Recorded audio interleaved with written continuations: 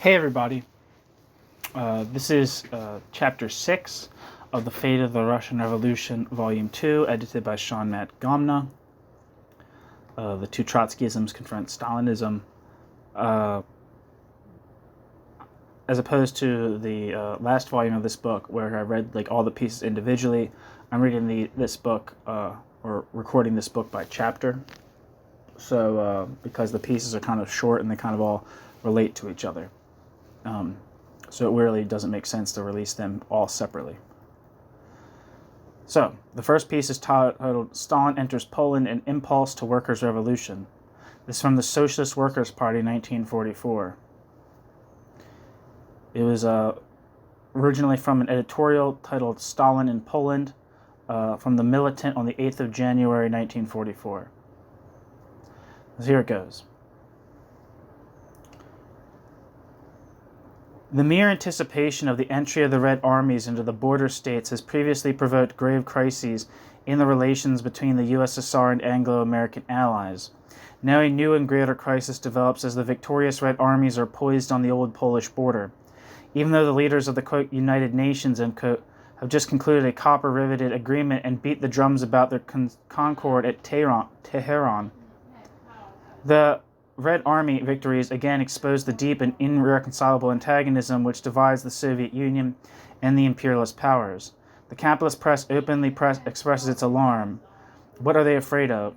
If no more is involved in the successful Red Army offensive than the temporary strengthening of another state power, Roosevelt and Churchill could manage to reconcile themselves to the inevitable and arrive at a compromise agreement regarding territorial limits, spheres of influence, etc. But the conflict between Stalin and Stalin's capitalist allies arises out of the class opposition between Soviet and capitalist property relations. Anglo-American big business and its representatives remember what happened when the Red Armies marched into eastern Poland in 1939. How the poor peasants drove out the landlords and nobles and seized the land, how the workers took control of industry, how the ruling caste, the bankers, industrialists, landed proprietors fled in terror before the approaching Soviet forces. They also know what is going on in Yugoslavia, where the insurgent workers and peasants, inspired by the ideas of the October 1917 revolution, and the heroic stand of the Red Armies, have been fighting against the Nazis, monarchists, landlords, and capitalists for their own workers' and peasants' republic.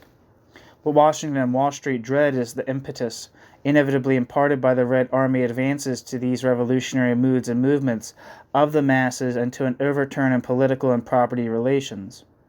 Nothing less is at stake than the fate of capitalism. That is why the papers have hoisted alarm slogans. The New York Times warns Roosevelt editorially on the 30th of December that, quote, unless there is a settlement in detail of the Polish-Russian problem before the swiftly moving Russian armies across the old border into pre-war Poland, end quote, quote, there are Republican politicians who may find it profitable for purely partisan reasons to champion the cause of Poland against Russia in the next election, end quote. W.M. Philip Sims in the New York World Telegram, January 4th, banner bearer of the Scripps-Howard chain, cries out, quote, what happens when the Red Army crosses into Poland will have epochal importance, will make or mar the chances of a lasting peace, end quote.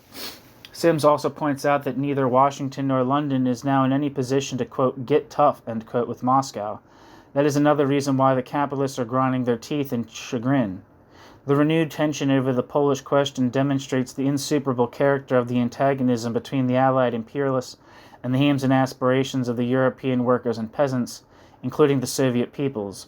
This antagonism will prove more decisive in the final analysis for the fate of the Soviet Union than any understandings arrived at by Stalin with Roosevelt and Churchill. The revolutionary impulses animating the European masses are breaking through all barriers erected against them and will eventually accumulate explosive power, enough to blow to bits the counter-revolutionary schemes of Roosevelt, Churchill, and Stalin. Again, this is from a piece titled Stalin in Poland, an editorial from the Militant, 8th of January, 1944. The next piece is labeled Stalinist, quote, liberation, end quote, of Poland is an imperialist grab. This is by Max Shachtman, 1944. This was originally published in Labor Action, 24th of January, 1944.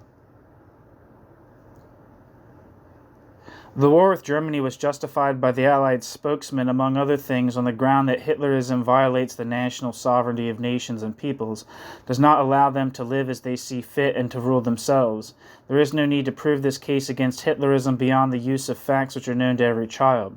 Now the Allies are beginning to speak of an early victory over Germany. The question rises, what is to become of the countries overrun by the Nazis once the Nazis have been put to the sword? Is their national sovereignty to be restored, at least to the extent that they enjoyed it before the war began? If we are to judge by the fight developing over Poland, there is no reason to believe that the Allies hold out any such hope. The fight over Poland is not just a battle over the eastern territories of the former Polish Empire. The fight over Poland is a fight for that part of Europe which is unmistakably and unchallengedly Polish by tradition, common language and culture, and all the other recognizable traits of a nation. So far as the eastern territories are concerned, the claims of the Polish and government in exile in London and are notoriously fraudulent as they are old. They are today's remnants of the old dream of a greater Polish empire, quote, from sea to sea, end quote, from the Baltic to the Black, inhabited principally by non-Polish peoples, White Russians, Ukrainians, and Jews, who have neither culture, linguistic, nor even religious characteristics in common with the Poles. They only claim that the Polish, quote, pans, end quote, lords, end and their colonels ever had to rule over them was the need to sate an imperialist greed. The persecutions these people underwent from the day the Versailles mapmakers concocted a, quote, independent Poland, constitute one of the cruelest and bloodiest chapters in the annals of modern oppression. Nobody can say exactly how many of the people in these lands were murdered, how many sent to rot in prison. What can be said, because it is common knowledge, is that the cultural aspirations of these peoples were trampled underfoot with the same cynicism and the same methods employed in the days of the Romanovs. Their religious feelings and institutions were systematically offended. The anti-Semitic outrages of the Polish ruling class preceded Hitler's. Their political rights were never taken off paper, and above all, their economic status was kept at the lowest possible level.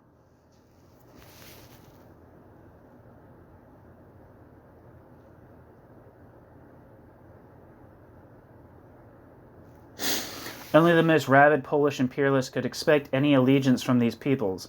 The blusterings and stutterings of the government in exile, a gang of authentic reactionaries and pupils of the colonels, plus a handful of social democratic house pets, will be pointed out to future generations as typical of imperialist effrontery and hypocrisy. It does not follow in any way from this that the territories properly belong in what is sardonically known as the, quote, Soviet, end quote, Union. By virtue of what right? The fact that these territories once formed part of the Tsarist Empire, or the fact that they were once part of the Soviet republics, without quotation marks, and were wrested from the worker state by the superior force which Pilsudski's armies imposed upon the weak and exhausted Red Army, Pilsudski was the Polish military leader in 1920 during the war which followed the 1917 revolution, end bracket. Such a right would exist and be valid provided the incorporation of these territories into the Union meant the liberation from oppression, or the beginning of such a liberation, or the people inhabiting them. That would have been the case in 1920. It is in no sense the case today. The torments suffered by these people under Polish despotism are so widely known that even the bourgeois press refers to them, however discreetly. But they pale beside the organized, systematic, centralized, totalitarian terror against the, quote, blood brothers, end quote, of these peoples who have lived for the past decade and more under the rule of the Stalinist autocracy. The Ukrainian and White Russian, quote, Soviet republics, end quote, are nothing but national fiefs of the Kremlin bureaucracy. They have neither independence in the, quote, union nor autonomy. The rulers are picked and unpicked by this bureaucracy, whom they serve in the same capacity and with the same rights and privileges as the Tsar's governor-generals. Their economic strength has been sapped so that the bureaucracy might batten on it. Their economic position has been reduced to the status of serfs of the regime.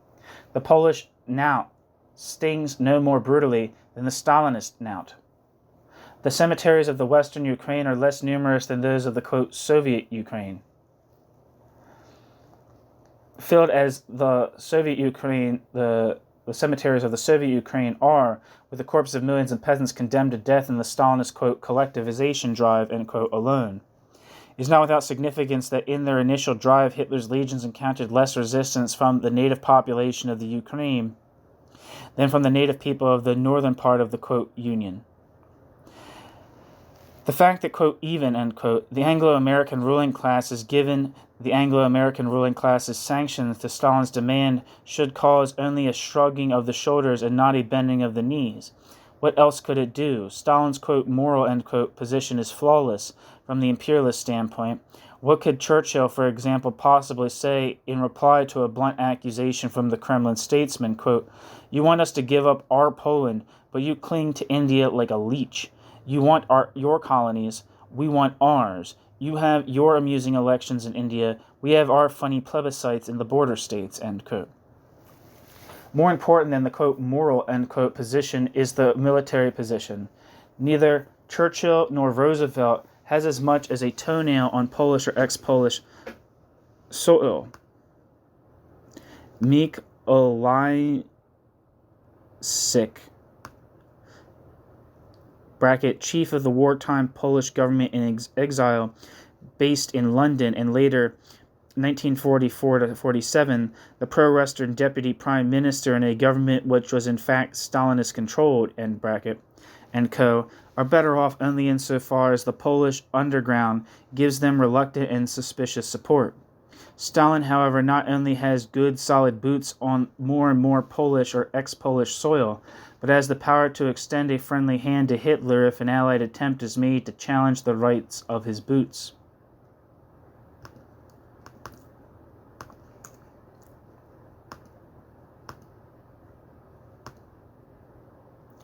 Stalin is not, however, interested in Western White Russia and the Western Ukraine alone. Those territories are taken for granted, and he leaves it to Eden and Hull to find a convenient formula. Diplomatic archives are filled with all kinds of them, like the, quote, Kurzon line, end quote, which can be tapped for each particular occasion to justify his seizures and to make Mikołajczyk's toe the mark or else. Stalin wants Poland as well. If Stalin can, directly. If Stalin cannot, then indirectly. If Stalin gets... I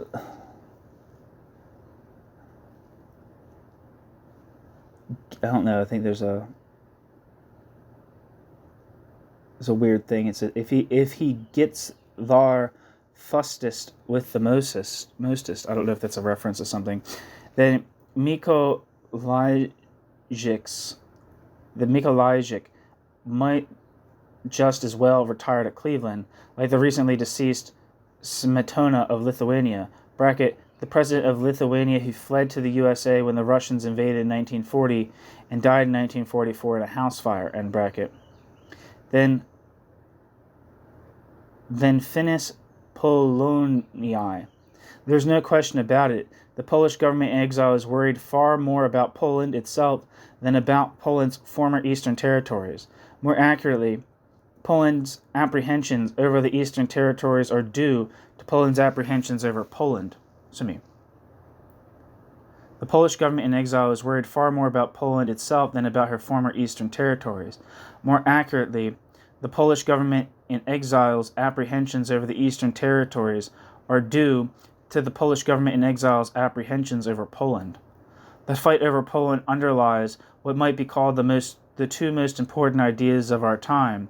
1. The struggle for national independence and freedom cannot be conducted in a progressive spirit with consistency and honesty except by the proletariat and the proletariat's peasant allies. The others are interested in anything but national freedom for all peoples. Conducted by the proletariat, the fight for national freedom must be linked with the fight for social freedom, in which it would find its highest realization.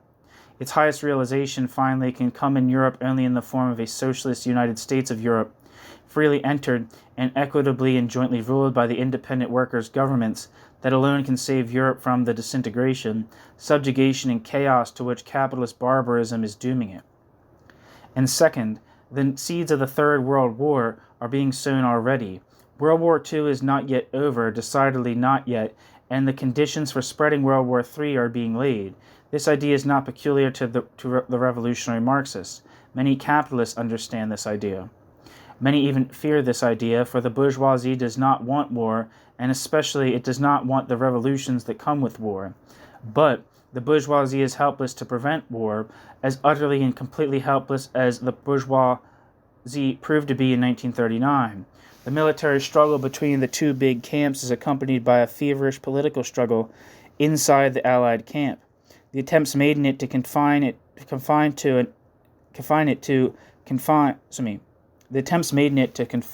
an agreement on the division of the spoils are condemned in advance to the failure which the essentially temporary character of any imperialist agreement bears from the moment it is adopted. They agreed before, once, twice, and 10 times. The very agreements contain the germ of conflict. The agreement over Poland simply injects one of the many germs of tomorrow's conflict. The two most important ideas of our time are simply the reverse of each other. The continuation of capitalism means war and barbarism. The struggle of the working class consistently developed means peace and socialism. The time for the choice was long ago, but even now it is not too late. Again, this is Max Shachtman, Labor Action, 24th of January, 1944.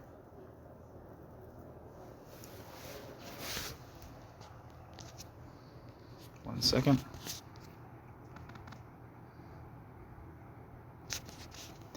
The next piece is from La Vérité, 1944, and is labeled, "The flags of the Red Army will combine with our own red flags." La Vérité was like a Trotskyist newspaper in France. And it says, this is an unsigned lead article in the French Trotskyist newspaper La Vérité on the 10th of February 1944.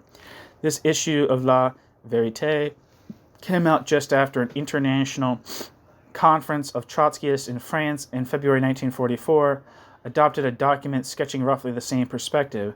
The conference was attended by representatives from the POI-PCI, France, the Revolutionary Communist Party of Belgium, the Internationalist Communist Party of Greece, and the Lenin and Trotsky group of Spain, and a group of German Trotskyists living in France. The Red Army is advancing towards Romania. The Red Army is attacking in force towards Lithuania. The Red Army threatens to cut the force of the Reich into two sections. The Red Army is in Poland! This is good news for the workers of the whole world, and in particular for the oppressed people of, quote, Fortress Europe, end quote. In the bourgeois camps, however, great anxiety reigns. Goebbels makes call after call to the German people for resistance, and the White Terror intensifies in all the occupied countries. In France, the killer Darnan, leader of the Pétain regime's militia, is striving to galvanize a police force which is decaying. The anxiety is no less in the bourgeois camp in England and the United States. The Red Army is moving a bit too fast for high finance.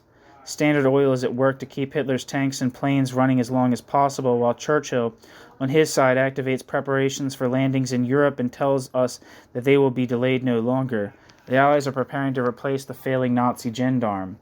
This capitalist world is trembling, and reaction is feverishly preparing to face the rising revolution. Stalin has given plenty of pledges to the Allies. Stalin has repudiated the ideas of Lenin, and the bureaucracy is a parasite on the back of the proletariat. Despite that, the USSR is a workers' state where the means of production are socialized. Every victory of the Red Army is a defeat for the international bourgeoisie. Each meter of terrain conquered by the Red Army is a meter removed from capitalist exploitation, and above all, each success of the Soviet soldiers is an encouragement for the workers of the whole world. Resistance becomes more active, repression more sloppy. Here strikes break out, there production falls. Elsewhere, clandestine workers' groups develop from day to day. Everywhere the working class is raising its head, and all across Europe the bourgeois exploiters of France, of Spain, of Belgium, of Holland, etc. turn their gaze from Berlin towards New York and London, who they hope will be better able to protect their privileges. For their part, the transatlantic magnates, they gear themselves up, while the transatlantic magnates produce 10 times more planes that would be needed for 2 Wehrmachts, look to Stalin and expect Stalin to kill the coming revolution. Stalin well knows that the revolution is coming. Stalin knows that with the advance of the Soviet army, a general uprising may explode in Europe. Tomorrow, 10,000 factory Soviets may cover Europe. Stalin knows also that it is far from certain that these worker and peasant Soviets born in the advanced countries of Europe will passively obey the parasitic Moscow bureaucracy. Stalin is not unaware that he cannot be sure of his army for the task of bringing to heel the revolutionary workers of Europe. The USSR's army will not crush the Soviets of Berlin, of Budapest, and of Paris. On the contrary, those Soviets will make the Russian army remember that it is a Soviet army. The communist revolution in Europe will be the end of exploitative capitalism and also the end of the parasitic bureaucracy. The Moscow usurpers know that ... but the Red Army is advancing. All those who want to block the revolution are now resorting to one last trick. Those who want to block the revolution sing the praises of the Red Army. Quote, "Wait for it to come and deliver us," end quote, they say to the workers. Quote, "Meanwhile, all you can do is help it militarily by a few small-scale actions," end quote. But the conscious workers will not be caught in that trap. They know that the best way to help the Red Army is to work to overthrow capitalism. They also know that the Red Army cannot, quote, "liberate," end quote, the working class of other countries unless the working class itself takes its own affairs in hand and the working class itself prepares the revolution against the working class's own bourgeoisie. By violence from outside, one can bring the whip and the terror to a people, not socialist liberation. That is why as the Red Army advances, the workers become more sure of themselves and enter greater struggles all across Europe. Tomorrow, Europe will flare up in revolutionary conflagration, and soldiers will fraternize with the populations of the occupied countries. The flags of the Red Army will combine with ours. In London and Paris and Budapest and Berlin, take power, form workers' battalions. Again, this is a piece labeled "The Flags of the Red Army will combine with our own red flags," published by La Vérité, anonymously or unsigned, 1944.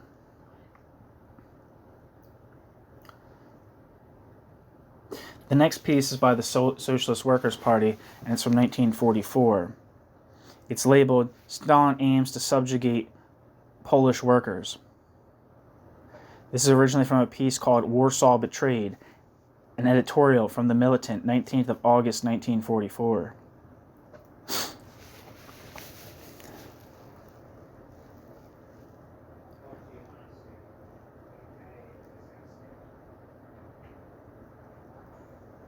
No sooner did the Red Army approach the outskirts of Warsaw than the Western Warsaw proletariat rose up, arms in hand, launched a full-scale battle to drive out the Nazi oppressors. The Warsaw proletariat, rich in socialist traditions and revolutionary training, has thereby served notice that 5 years of Nazi butchery have not tamed its fighting spirit nor destroyed its fighting powers. Undoubtedly, the Warsaw proletariat expected that the Red Army would hasten its assault on the city, and thus, through their joint efforts, from within and without, the Nazi tyrants would be driven out and destroyed. But instead of launching more energetically the military onslaught and redoubling their efforts, the Red Army attack was brought to a sudden standstill by order of Stalin's generals. Just as Badoglio, general who became head of Italian government after Mussolini was ousted in 1943, had turned the Italian proletariat of the north over to the Nazi invaders a year ago, so Stalin determined to permit the Nazis to crush the uprising of the Warsaw proletariat in blood. Stalin is thus pounding home the lesson, that advanced workers learned long ago, to the whole Warsaw proletariat, that his aims are counter-revolutionary, that he intends not to liberate the Polish people, but to subjugate them again under the yoke of the capitalist landlords and Polish, quote, colonels, end quote. After first denying the very existence of the Warsaw Revolt, TASS, the Stalinist news agency, now seeks to justify Stalin's latest betrayal by issuing a press release that the Polish government in exile in London is alone responsible for the cruel isolation of the embattled Warsaw proletariat. Of course, the government in exile, representative of the Polish capitalist landlords and militarists, undoubtedly seeks to use the insurgent movement of the masses for its own reactionary ends. Of course, only treachery and reaction can be expected from that quarter, but Stalin cannot hide his crime against the Warsaw proletariat by retreating behind the skirts of the reactionary Polish capitalist landlord clique in London. The Warsaw proletariat must draw the lessons. The Warsaw proletariat must organize completely apart from and in opposition to the Stalinists. The Warsaw proletariat must mercilessly drive out of their ranks all Stalinist agents, as they would plague carriers. They must depend only upon themselves, their independent organizations, and their independent revolutionary actions. Only in their own revolutionary actions lies the guarantee for protection of the Polish Revolution from the Stalinist hangmen. Only through their independent revolutionary actions will they be able to organize fraternization with the Red Army soldiers and help the Soviet masses to settle accounts with the bloody Bonapartist dictatorship of Stalin. Again, this is the Socialist Workers' Party article labeled Stalin's aims to subjugate Polish workers. Labeled Stalin aims to subjugate Polish workers, and it's from Warsaw Betrayed, an editorial from the Militant, 19th of August, 1944.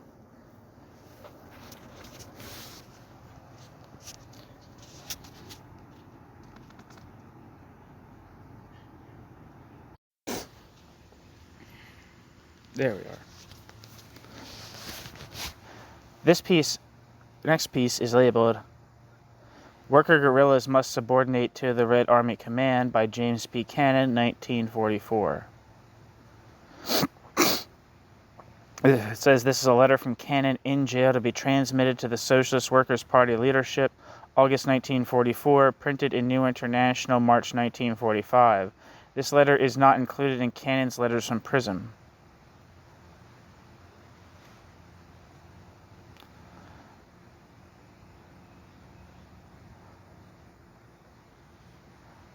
The August 19th militant editorial, Warsaw Betrayed, goes even further afield than the previous editorial we wrote about in muddling up our line of, quote, unconditional defense of the Soviet Union, end quote, in the struggle against the Nazi imperialist invaders.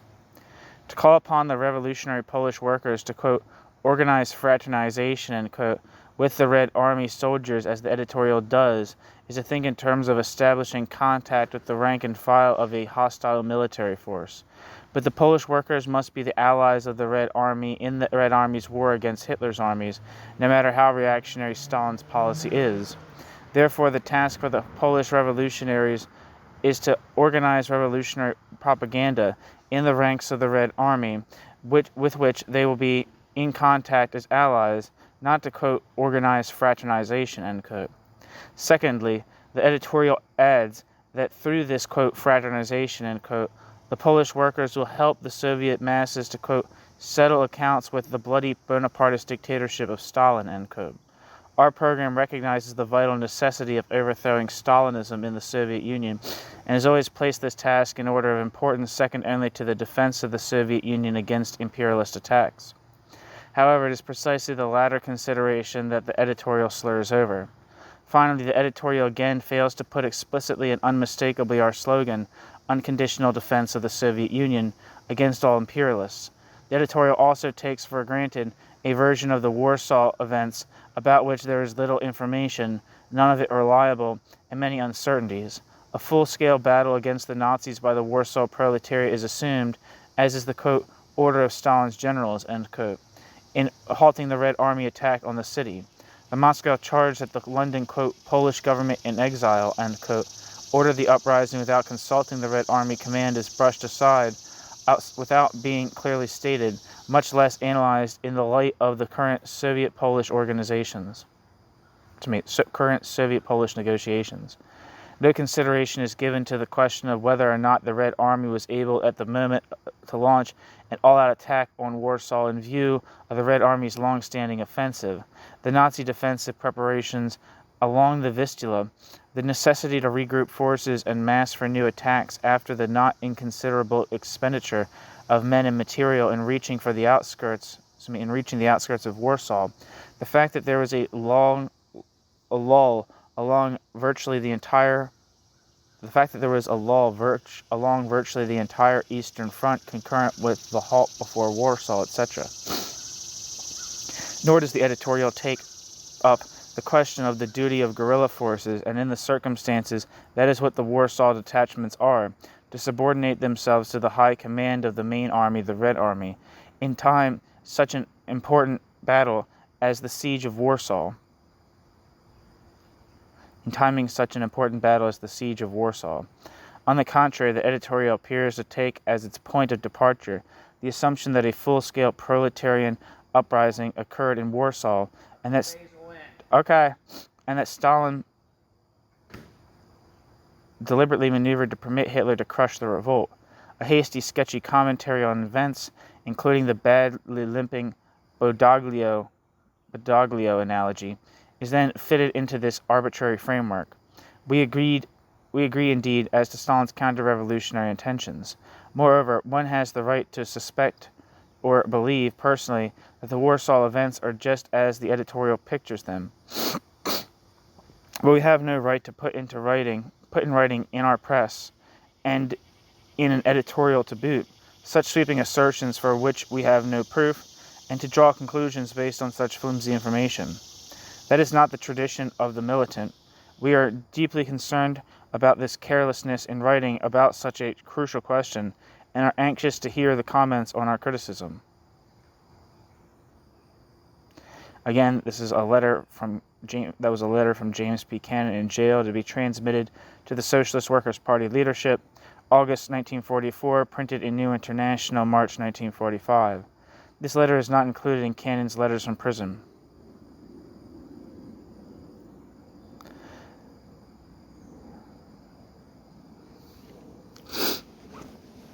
The next piece is titled, Stalin Seeks to Make Trotsky's Red Army Gendarme of Capitalism in Romania. This is by James Cowan, Cowan, and is from 1944. It was originally from a piece titled, Landlord Capitalist Rule in Romania Preserved by Stalin. This was published in the Militant, 15th of July, 1944, and here is abridged.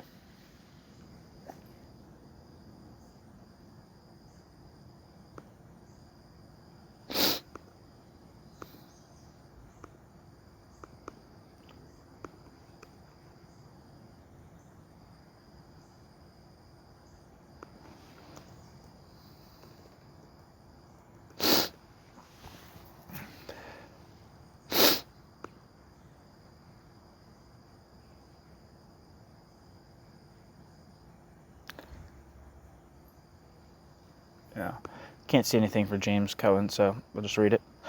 The role of the Kremlin in the affairs of the European continent is being revealed with complete clarity in the case of Romania, where Stalin's henchmen have appeared on the scene as the saviors and supporters of the rotted system of capitalist landlord exploitation and its political regime of oppression and reaction. At the beginning of April 1944, the Red Army, pursuing retreating German and Romanian troops, crossed the river Pruth and entered Romania. This was its first incursion across the Soviet borders. The capitalist world was manifestly nervous and apprehensive. Molotov, Stalin's foreign commissar, hastened to allay all suspicions and apprehensions with a statement, quote, the Soviet government declares it does not pursue the aim of acquiring Romanian territory or of altering the existing social structure of Romania.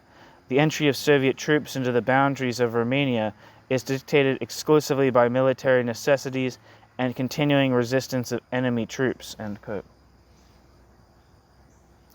Last week, foreign correspondents were taken to the northern corner of Romania, where the Red Army has now been in occupation for 3 months, and permitted to cable out their findings. What did they discover? Associated Press correspondent Henry C. Cassidy says, quote, it was the unanimous opinion of American, British, and Chinese observers that the Russians are not interfering in any way with the political, economic, or social life of Romania, end quote.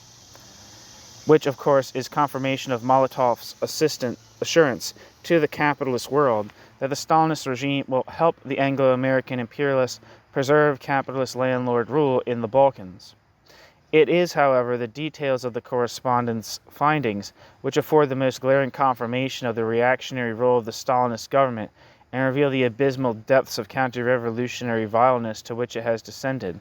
Wrote Cassidy, quote, "The Russian occupation is administered by military commandants whose sole preoccupation is the maintenance of order. ... The local officials, including mayors of the towns and prefects of the regions, are left to carry on their usual functions." End quote. Thus all the old reactionary officials, notorious oppressors of the masses, have been confirmed in their offices, and, quote, "order is being maintained in the interest of the capitalists and landlords for whom they rule. Stalin seeks to give to the Red Army, the great liberating army of socialism founded by Lenin and Trotsky, the ignominious role of gendarme of capitalist property. But this is not the worst of the ignominy. Quote, local laws, Cassidy tells us, quote, including those with anti-Semitic provisions, are left unchanged, pending later change by the people themselves. This attitude is applied even in the Romanian Act outlawing the Communist Party, which remains on the books." End quote. The Stalinist ruling clique in this instance goes even further than the Allied imperialists. In an effort to keep up the pretense that this is a war of, quote, liberation, end quote, one of the first acts of the Allied military government in Italy was to declare null and void the anti-Semitic laws imposed on the country by Mussolini's fascist regime. Stalin, however, preserves all the totalitarian filth of the old semi-fascist Romanian regime. In espousing the cause of reaction in Romania and other nearby countries and throwing the weight of the Soviet Union to the side of the capitalists and landlords, Stalin is pursuing a twofold purpose. On the one hand, Stalin seeks to hold back the mounting tide of socialist revolution. Such a revolution anywhere, but especially one in a neighboring country, would threaten destruction to Stalin's regime by inspiring the Soviet workers to struggle against it. On the other hand, Stalin's hopes that capitalist states like Romania will become, quote, friendly to the Soviet Union because of the support given by his regime to the ruling classes. In this way, he expects to build a counterweight to the great Anglo-American imperialist coalition, which, when Germany has been defeated, will be in a position to exercise enormous pressure on the Soviet Union. This plan is both utopian and reactionary. It is utopian because it ignores the fundamental antagonism between the Soviet Union and the entire capitalist world, which springs from continuing social ownership of all property in the Soviet Union. Eddie.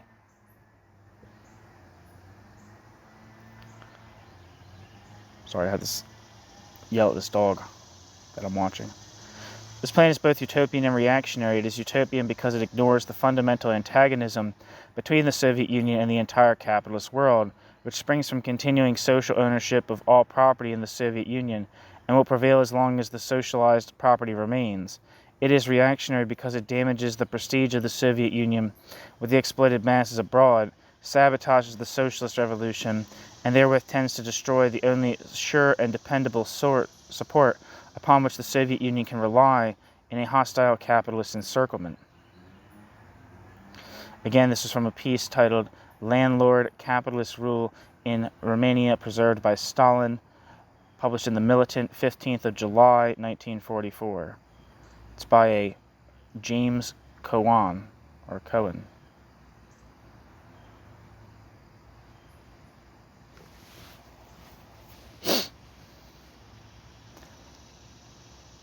The next piece is labeled Socialist Workers' Party Gives Stalin Free Help. This is from Labor Action, an unsigned article in Labor Action from the 24th of July, 1944, originally titled Stalinism Gets Free Help, the Militant is at it again.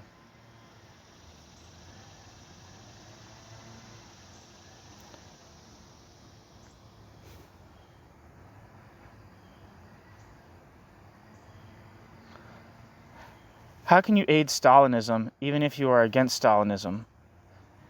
How can you spread the worst lies and deceptions of Stalinism while calling yourself a, quote, Trotskyist? The militant spokesman of the Socialist Workers' Party gives the answer. Speaking of Romania and Russia in its July 15th issue, it writes, quote, Stalin seeks to give to the Red Army, the great liberating army of socialism founded by Lenin and Trotsky, the ignominious role of gendarme of capitalist property, end quote. You see, Stalin only, quote, seeks to give the, quote, Red Army an ignominious role.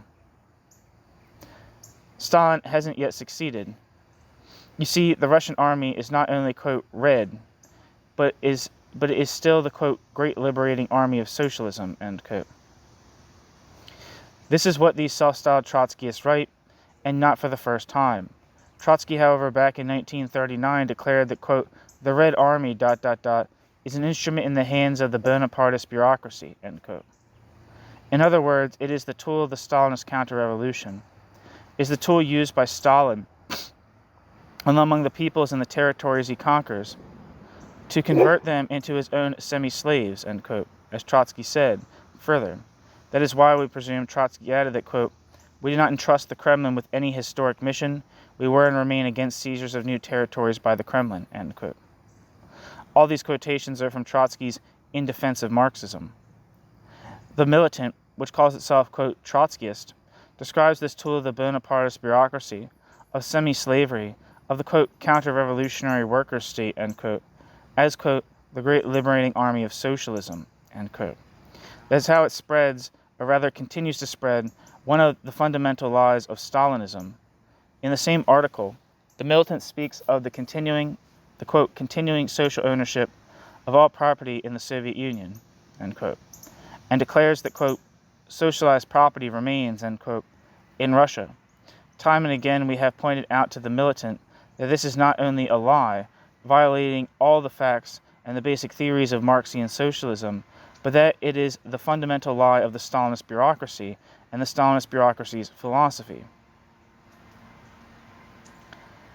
In his book, The Revolution Betrayed, Leon Trotsky wrote, as early as 1936, quote, the new Stalinist constitution, wholly founded, as we shall see, upon an identification of the bureaucracy with the state with the people, says, quote, the state property, that is, the possession of the whole people, end quote.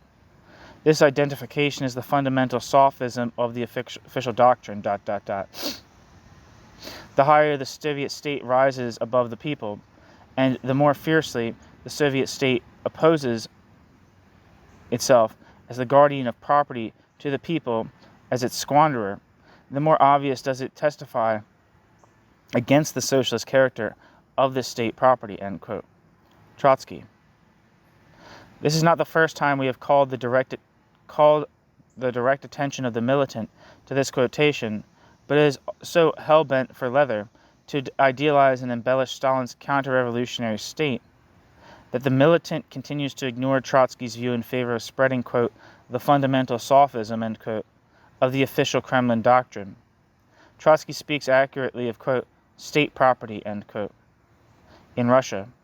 The Militant, following the Stalinists, keeps speaking of, quote, socialized property, end quote, and the, quote, social ownership of property, end quote, in Russia. Again, this is from a piece titled Stalin Gets Free Help. The Militant is at it again. Unsigned article from Labor Action, 24th of July, 1944.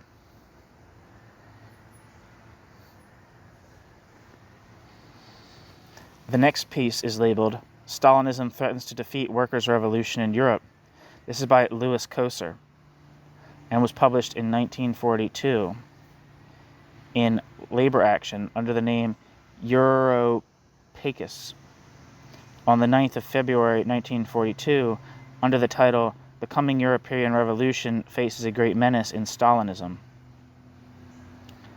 The recent success of the Red Army draws our attention to a most vital problem of the coming European Revolution, the danger of a, quote, new Spain, the danger of a defeat of this revolution not by the onslaught of the capitalist enemy, but by forces functioning within the working class itself.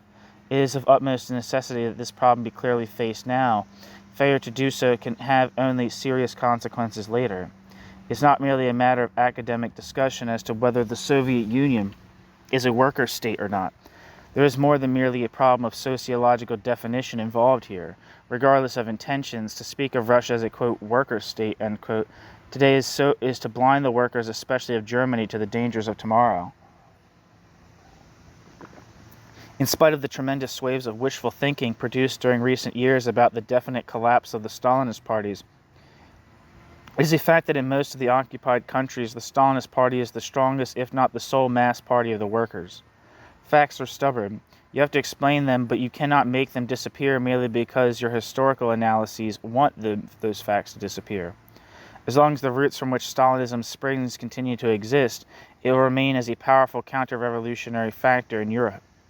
The reasons for this surprising vitality of Stalinism in Europe are many and complex. The two most important, almost as powerful today as 10 years ago, are 1. The widespread traditional linking of revolutionary action with Moscow, the capital of the first successful working-class revolutionary country. The sentiment that, after all, many tactics may be incomprehensible, but still, quote, they know how to do the job, end quote. For many years, the communist parties had been the gathering place of the revolutionary elite. For many years, all those workers who were opposed to opportunism and reformism had been almost automatically drawn to the Stalinists. Every attempt to build a revolutionary mass party outside the Communist Party ranks failed largely because of this attraction. The whole pattern of working-class ideas was completely linked with the Soviet Union, even after Stalin had usurped power. 2.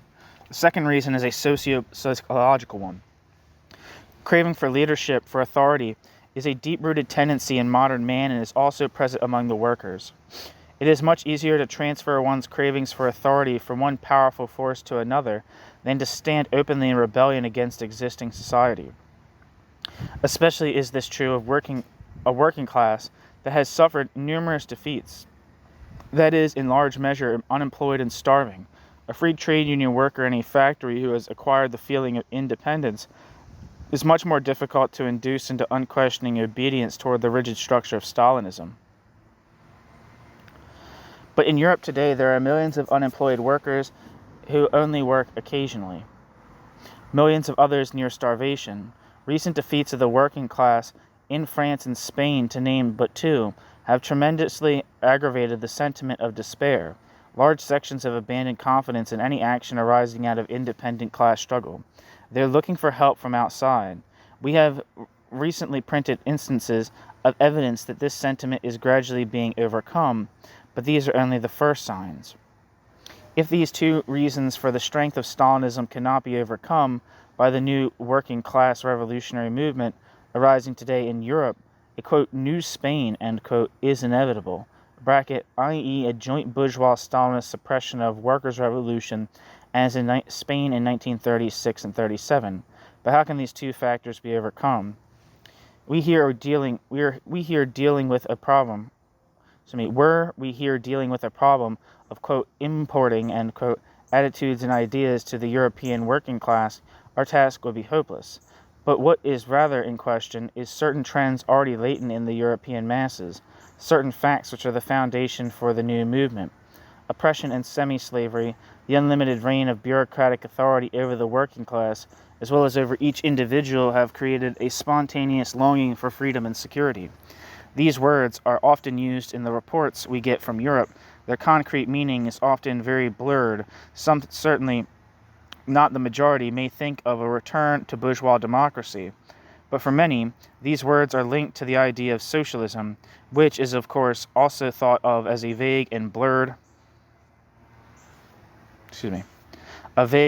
conception. This is where the tasks of the new movement appear. It is the job of the revolutionary groups in Europe to clarify and define these ideas. Here also is the basis upon which Stalinism can most effectively be attacked. It is necessary to point out to the masses that Stalinism, even though Stalinism functions on the basis of what can be the form of economic organization of socialism, is not socialism, but rather a totalitarian regime of the most brutal sort. Socialism, it must be pointed out, is conceivable only on the basis of economic planning and nationalized industry, plus democracy, self-determination, and initiative from below. Soviet democracy, in this sense, must be the great idea animating the revolutionary socialists of Europe. Only on this basis is it possible to effectively smash once and for all the virus of Stalinism. class democracy as against bureaucratic authoritarianism, which takes its most vicious form in Stalinism, must become a prime issue of all the political thinking and agenda of, prime issue of all the political thinking and propaganda of European socialists. Propaganda alone cannot, of course, change history. Theories can only be fertilized in the soil of action. The feeling of powerlessness and the fatal lack of self-reliance, which at present characterizes so large a section of the European working class, can only be overcome by the independent action of the class itself. Independent class action and the concept of democratic revolutionary socialism are the poles around which the new movement will have to revolve. Without them, any hope of overcoming either capitalism or Stalinism is vain. Again, this is a piece by Louis Kosar, labeled here as Stalinism Threatens to Defeat Workers' Revolution in Europe, but was originally published under the title The Coming European Revolution Faces a Great Menace in Stalinism, and was published under the pen name Europacus, Labor Action, 9th of February 1942.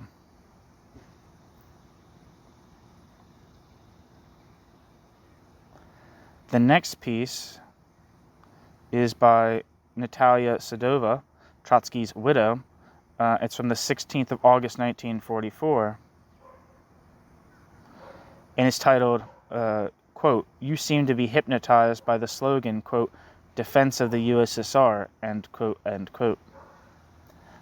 This one doesn't appear to have any name that would be different from what it's labeled as here, so let's go.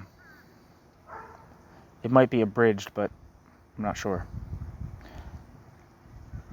So, Natalia Sadova, Trotsky, 16th of August, 1944. I do not consider myself competent in political questions to the extent of condemning this or that line of your conduct, but in the given instance, your mistaken course is all too clear to me. Permit me a few words in this connection. You seem to be hypnotized by the slogan of the, quote, defense of the USSR, end quote, and in the meantime, profound changes, political as well as moral psychological, have taken place in its social structure. In his articles, especially the last ones, LD, bracket, Trotsky, end bracket, wrote of the USSR as a degenerating worker state, and in view of this outlined two possible paths of further social evolution of the first worker state, revolutionary or reactionary. The last 4 years have shown us that the reactionary landslide has assumed monstrous proportions within the USSR. I shall not recount the facts. The facts are known to you. They bespeak of the complete moving away of the USSR from the principles of October. Soviet literature for the war years, Moscow magazines which I am receiving, confirm these facts. In current Moscow literature, there is not the slightest echo of socialistic ideology. Dominant in it are petty bourgeois middle-class tendencies, the call to the family and the family's welfare. The Red Army, at the basis of whose organization were lodged the principles of the October Revolution, and whose, the Red Army's, goal was the struggle for the world revolution, has become transformed into a nationalist patriotic organization, defending the fatherland, and not against its bureaucratic regime, but together with this bureaucratic regime, as it has taken shape in the last decade. Do you recall the answer of Leon Trotsky, LD, to the question put to him in the Politburo of 1927, whether the opposition would defend the USSR in the case of war? Quote, the socialist fatherland, yes. Stalin's regime, no. End quote. The quote, socialist, end quote, has fallen away. The quote, regime, end quote, has remained. A degenerating quote, worker state, end quote, presupposes that it is moving along the path of degeneration, still preserving that state's basic principle, the nationalization of private property. But just as it is impossible to build socialism in one country, so it is impossible to preserve inviolate this basic principle, if one pursues the reactionary road, destroying all the other conquests of 1917.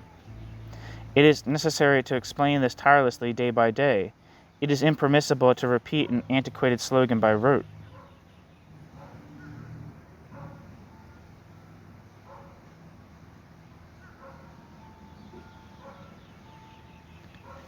At this present time, there is only one danger threatening the Soviet Union. That is the further development of black reaction, the further betrayal of the international proletariat. This is precisely the direction in which it is necessary to sound the alarm. To defend the Soviet Union against the regime of its, quote, master, end quote, mercilessly laying bare the policy of the master who comes to the fore on the international arena in the capacity of a conciliator with bourgeois capitalism and a counter-revolutionist in the European countries liberated from Hitler. Parenthesis. As far back as 1937, LD, Trotsky, wrote to the Bulletin of the Russian Opposition that not a single serious person believes any longer in the revolutionary role of Stalin. End parenthesis. You're correctly criticizing the foreign policy of the Marshal, but after all, foreign policy is the continuation of the domestic policy. It is impermissible to separate the one from the other. In your position, there is a crying contradiction. It is necessary to hammer away at one point, to warn against the consequences of Russian victories, to warn, to sound the alarm on the basis of the elements that have already been disclosed with complete clarity, as well as to lay bare those elements which are about to be disclosed, and at the same time to point the way out.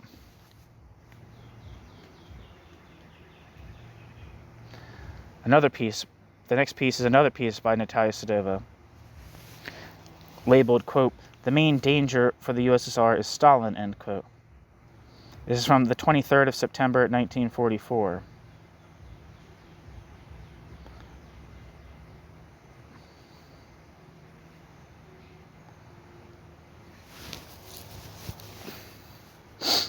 From your reply, I conclude that my letter was written far too generally. I shall try to concretize it. I do not propose that we take off the slogan of defense of the USSR, but I find that it must be pushed back to the second or third rank. In the process of war, and especially of victories, its content has sharply altered. It is necessary to lay this bare tirelessly. The slogan of the defense of the USSR comprised in it a twofold aim: A, the struggle with the internal enemy, Stalin's regime, and B, the struggle against foreign intervention. The final goal of the defense of the USSR is the world revolution. Quote, I consider that the main source of the dangers for the USSR in the present international situation is Stalin and the oligarchy headed by Stalin. The struggle against them in the eyes of public opinion is indivisibly connected for me with the defense of the USSR, end quote. LD's article on Stalin after the Finnish experience. The unconditional defense of the USSR was always for us a factor of merciless struggle against Bonapartist bureaucracy, right up to its overthrow and reestablishment, and the reestablishment of Soviet democracy. The military triumph has strengthened the position of the Soviet bureaucracy, the internal enemy, reaction is growing. From this it is necessary to draw the conclusion with regard to the slogan of the defense of the USSR. You write that it is necessary to take our starting point from that which is base ourselves on facts. Absolutely correct. You write that it is necessary to take our starting point from that which is, base ourselves on facts. Absolutely correct. But after all, this means that the slogan of the military defense of the USSR withdraws to the background in the face of new events. The Soviet land stands on the threshold of revolution or counter-revolution. To carry through the counter-revolution under the conditions of encirclement by the revolutionary ferment in Europe is as difficult as to entrench the basic conquest of the October Revolution in the reactionary encirclement of the Stalinist regime. When you underscore in your letter the meaning of that which is and the facts on which one must base oneself in his judgment, you apparently have in mind the still unliquidated nationalized sector of property and planned economy. But after all, it is impermissible to analyze the most important fact outside of the general present Soviet conditions, which could not have failed to find their reflection also in this fact. The nationalization which was carried out in the epoch of revolution had as its goal the equality and raising of the living standards of the masses. In the conditions of advancing reaction and in the hands of the Bonapartist bureaucracy, it has still been preserved but has moved away from its initial task, as has the Red Army. The Bonapartist bureaucracy has used the greatest conquests of the revolution for the Bonapartist bureaucracy's own personal interests. In addition to facts, it is necessary to take into account the tendency of the development of this or that political phenomenon. Without such an accounting, it is impossible to lead, or to prepare, or to carry on propaganda, or to sketch out perspectives, etc., etc. In the pre-October epoch, the Mensheviks, basing the Menshevik selves on facts, predicted the crushing of the October Revolution, assigning to the October Revolution a 2-week period of existence. The Bolsheviks, basing themselves on facts, conducted a confident agitation for the overturn. How is it then? The evolution of the tendencies of political events must take into account, analyze, discuss from different standpoints, right up to sharp polemics, right up to differences of opinion. In this consists the living creative work of the organization, its preparation for the impending events, otherwise it is doomed to inaction. The Soviet bureaucracy, the most reactionary in the world, is pushing planned economy not in the direction of socialism but of capitalism. With the termination of the war, the question of planned economy will be posed in the question of planned economies, in all the question of planned economy's sharpness. There is ripening a clash of planned economy with the Bonapartist bureaucracy, which has strengthened its position by the victories. The contradictions may become unbearable, and the break with planned economy can confront the bureaucracy as a vital necessity: socialism or the restoration of capitalism. This most important problem of the USSR must be put in the center of our attention. A mortal danger is threatening the Soviet land, and the source of this danger is the Soviet bureaucracy, the internal enemy, end parenthesis. The war is not ended. The external enemy still exists. But at the beginning of the war, we viewed it as the most dangerous one, and the struggle against the bureaucratic regime ceded its place to the military struggle. At the present time, matters must be put just the other way. It is necessary to explain this to the Soviet workers as well as to the workers of the whole world. We must, with all the necessary clarity, warn them about the threatening danger to the first worker state.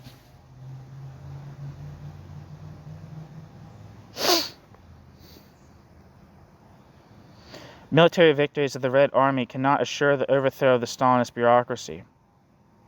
Military defense does not lead to the revolutionary struggle against the Stalinist regime. The military defense of the USSR in the present world situation has become transformed into the problem of struggle against Stalinism. A few words about Soviet literature. In your opinion, it does not reflect Soviet reality. This is correct, but not entirely, not wholly, but only to a certain degree, and this certain degree must be taken into account. Huh? Can I let her back out? Yeah. I think she misses her brother. Okay. He's like hovering around the back door. It's fine. Alright, be good. Go ahead. Go. Land right there. A few words about Soviet literature. In your opinion, Soviet literature does not reflect Soviet reality. But this is correct, but not entirely, not wholly, but only to a certain degree, and this certain degree must be taken into account. The war propaganda could not have failed to have its effect on the Soviet masses. The war, what was lived through, not only the sufferings but also the experience, has taught Soviet citizens a great deal. They are feeling more confident of themselves, more independent, more demanding, and this has already found its expression in the local correspondence in Izvestia and Pravda, despite the bureaucratic vice and, quote, command. But this is not all. In the same papers also is reflected the watchfulness and alarm of the bureaucracy in this connection, and it is already issuing out calls for the restoration of order. The next piece is titled, "Natalia is Right!" exclamation point. This is by James P. Cannon from the 26th of September, 28th of September, and 1st of October 1944. It doesn't say that it doesn't have any kind of like footnote saying where this is from, but that the first part gives us something to work with.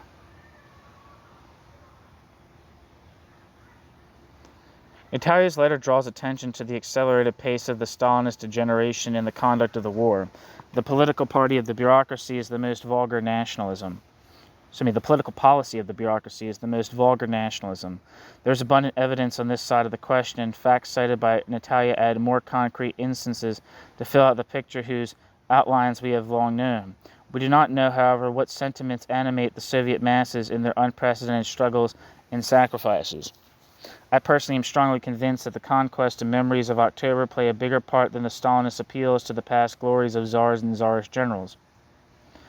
And I do not for a minute forget that the objective logic of the Red Army achievements in the war against the Nazis, regardless of the official declared aims, is profoundly revolutionary. And I do not for a minute forget that the objective logic of the Red Army achievements in the war against the Nazis, regardless of the officially declared aims, is profoundly revolutionary.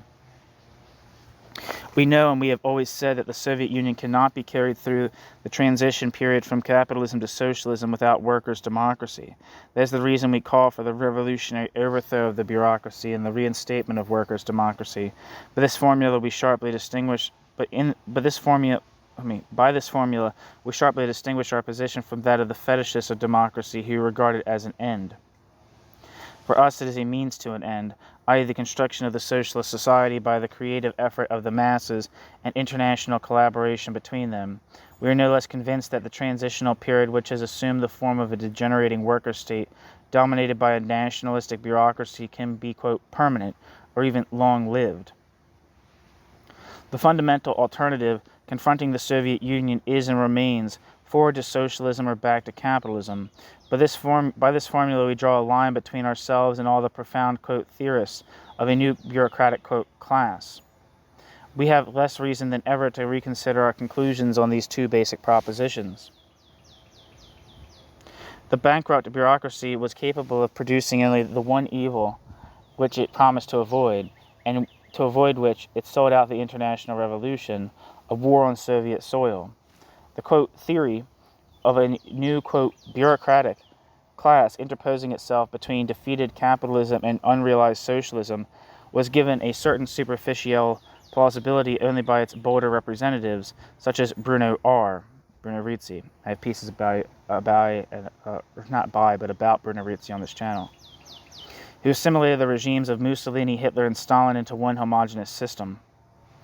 The sorry fate of Italian and German fascism, after a brief rule of 20 years in one case and 10 years in the other, seems to me to have knocked the props out from under Bruno R's, quote, theory of the bureaucratization of the world.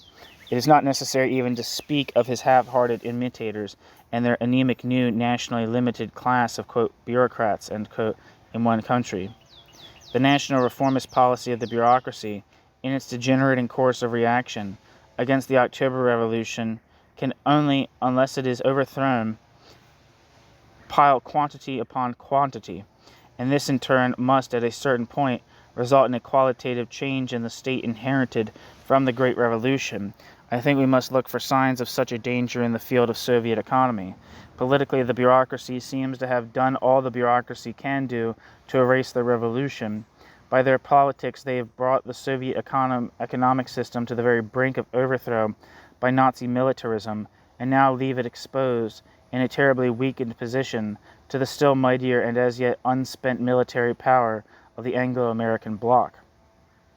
The same type of superficial thinking, characterized by the attempt to form political conclusions without reference to economics, the type of thinking which determined an attitude toward the Soviet Union in war without any prior estimation of its class character, which in another version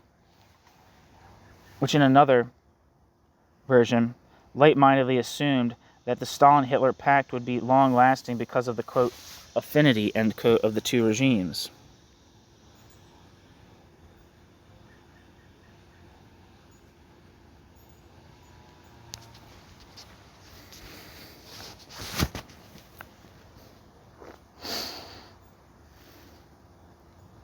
Where the hell am I? Sorry.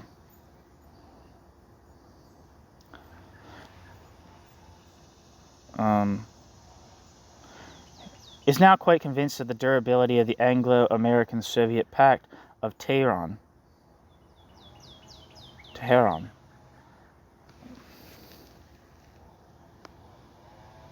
1 second.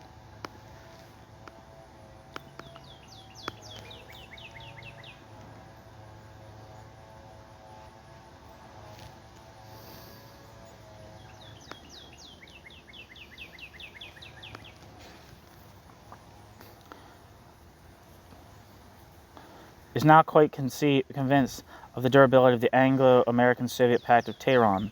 In reality, the irreconcilable conflict of economic systems completely excludes the possibility of an Anglo-American toleration of the Soviet economic system over 1/6 of the earth any longer than it is compulsory by reason of necessity, i.e. the relation of forces and the disunity in the imperialist camp. If we leave aside the prospect of workers' revolutions in the capitalist states, or such a state of unrest and insurgence as that which followed the First World War, and it is just these details that are omitted in all varieties of literary politics, then there is no room to doubt that an economic and, if necessary, a military offensive of the Allies against the Soviet Union is predetermined as soon as accounts are finally settled with the Nazis and the Japanese, perhaps even before. Of course, there are all kinds of difficulties and complications, but again, if we eliminate the detail of workers' revolution, the only serious question is whether the required economic concessions opening up the Russian market. Basil! Sorry, I had to yell for the dog. Of course, there are all kinds of difficulties and complications, but again, if we eliminate the detail of workers' revolution, the only serious question is whether the required economic concessions opening up the Russian market to Anglo-American exploitation, and thereby the overthrow of the Soviet economic system, is to be accomplished by war or by economic pressure and threats of war. Have such fatal concessions already been tentatively agreed upon? What was the real meaning of Eric Johnston's visit to the Soviet Union? Eric Johnston was a U.S. businessman who visited the USSR for a month in 1944 on Stalin's invitation and with Roosevelt approved. And with Roosevelt's approval, end bracket. Hi, Basil. There is ample ground for the deepest suspicion flowing from the inexorable logic of the situation, even if we disregard such surface indications.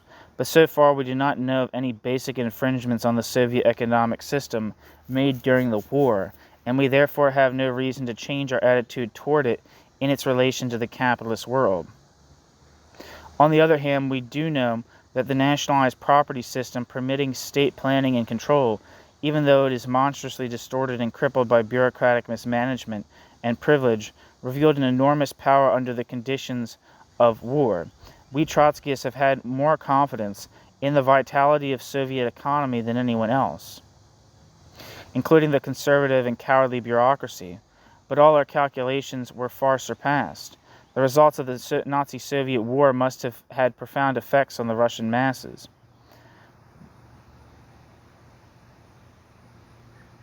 We are shut off from the very scrap of authentic information on this score, but how can anyone doubt that their self-confidence has been raised and that the returning soldiers will demand something from their victories bought at such a heavy price? What will they do when the bureaucracy offers them nothing but a still more odious oppression and an even sharper division between the privileged caste and the mass of the people? We had better not assume prematurely that the Russian workers have said their last word.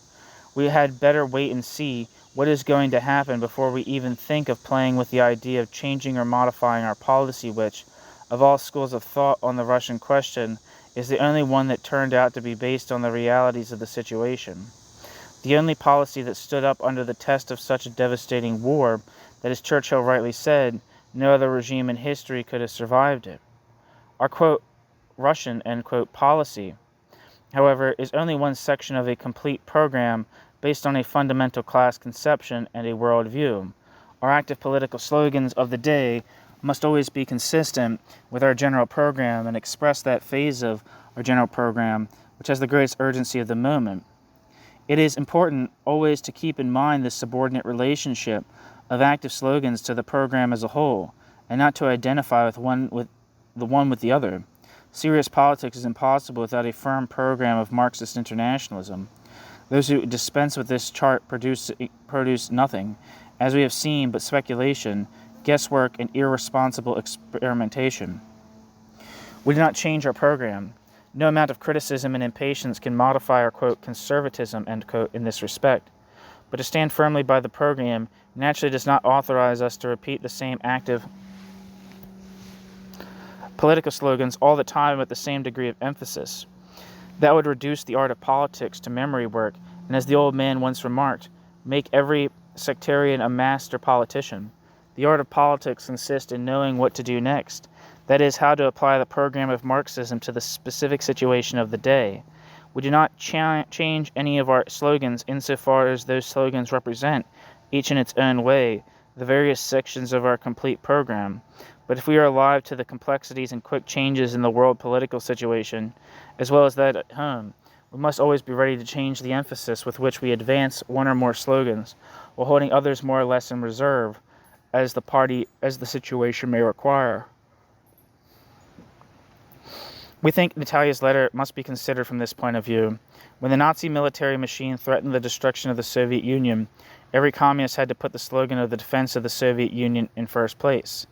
Those who denied this defense were then no longer comrades having a different opinion on a theoretical question, as Morrison still wants to treat them, as if nothing had happened, but people on the other side of the barricade with whom comrade the arguments were out of season. But this fight for the defense of the Soviet Union against Nazi militarism has been decisively won. The problem will most probably arise again with another power in place of the Nazis, but that will take some time. The political reality of the present day is the military, economic, and moral collapse of the Hitler, quote, new order in Europe, end quote, which some people even in our own ranks took far too seriously. The military occupation of the continent by Anglo-American and Soviet troops, the indicated beginning of a workers' revolutionary movement, and the conspiracy of the imperialists to crush it with the active aid of the Stalinists. Our active slogans, the slogans which we put in the first place and emphasize in all our agitation, must correspond with this political reality. In our opinion, there can be no question of abandoning the slogan of the defense of the Soviet Union. In principle, the slogan of the defense of the Soviet Union retains all its validity and will most likely acquire burning urgency again at a later state of events. But to continue to shout this slogan in the present situation would be the greatest political ineptitude, putting us out of tune with events. All our emphasis now must be placed on the defense of the European Revolution against the conspirators. Our program gives us all the guidance we need, first to evaluate the problem theoretically, and on that basis to deduce the appropriate active political slogans of the day.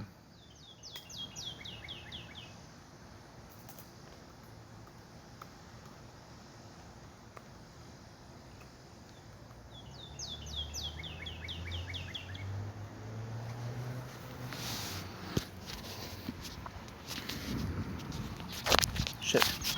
Sorry, that probably sounded bad. I almost dropped my phone.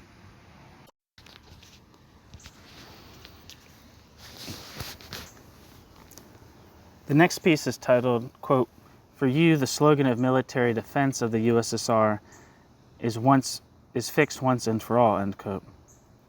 This is from Natalia Sedova from the 6th of November, 1944.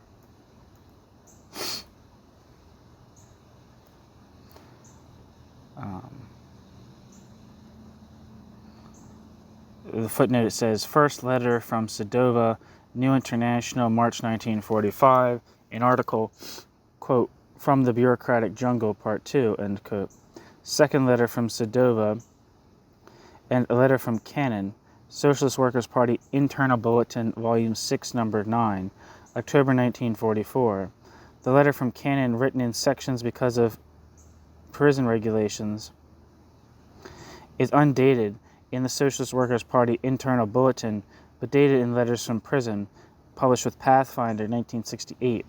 Third letter from Sedova, Socialist Workers' Party Internal Bulletin, Volume 6, Number 13, December 1944. So I guess this is like the notes for all of the preceding pieces that didn't have titles under them. I don't know. Here we go, though. I shall not dwell on the section of your letter, bracket, a letter from the Socialist Workers' Party office, not the previous letter from Cannon, end bracket, which contains information, limiting myself to a grateful acknowledgement. I must tell you, however, that it supplied me with hardly anything new. The tireless work of our friends and its successes are a guarantee of its viability, and we have all the grounds for a fearless review of our slogans. I must come to the defense of those friends whom you condemn in connection with differences of views, for having altered the character of the mutual personal relations, coloring them with sharpness, hostility, and impoliteness. This is quite human. We are united by unity of ideas. Whenever this is disrupted, the internal interrelations, and together with them also their external forms, become altered. After an exposition contained in the informational section in your letter, you pass on to the controversial question of the defense of the USSR, and you begin with a declaration of your complete agreement with me in the evaluation of the Soviet bureaucracy. I never entertained the slightest doubts about it.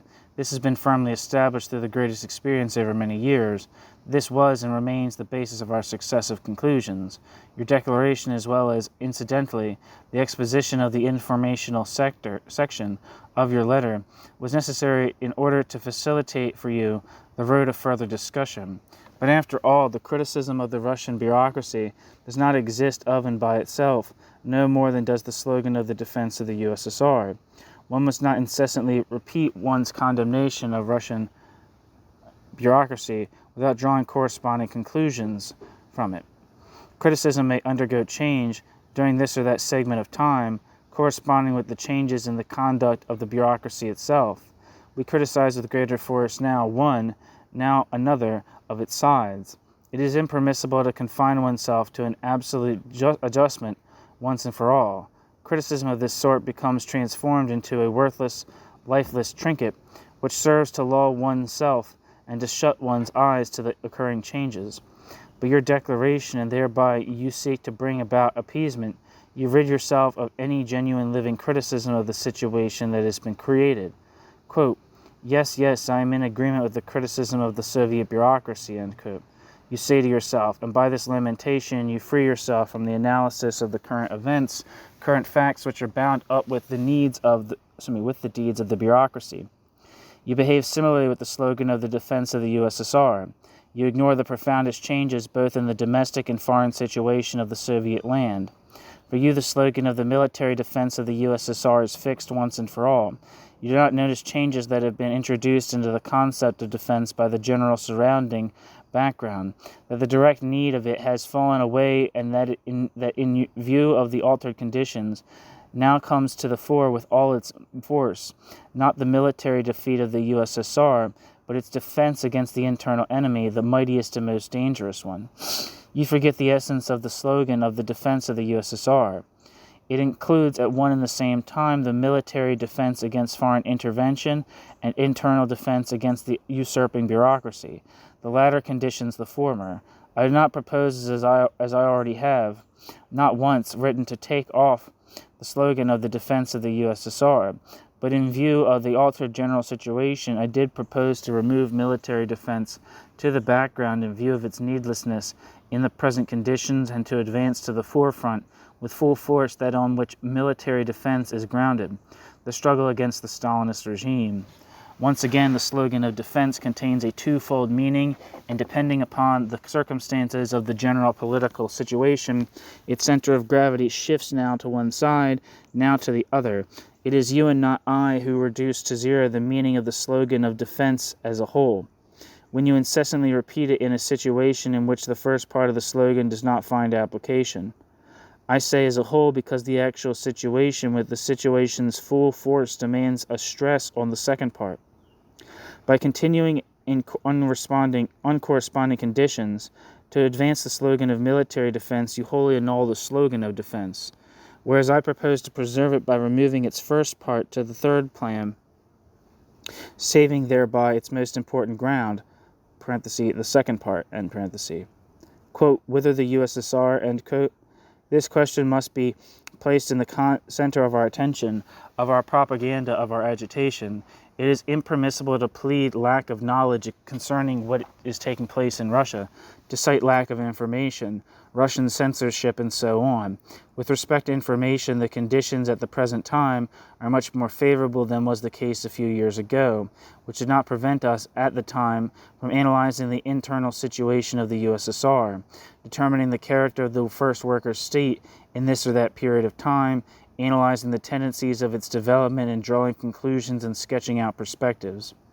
Recall the numerous articles of Leon Trotsky on this subject, articles elucidatory, persuasive, and outlining the possible perspectives.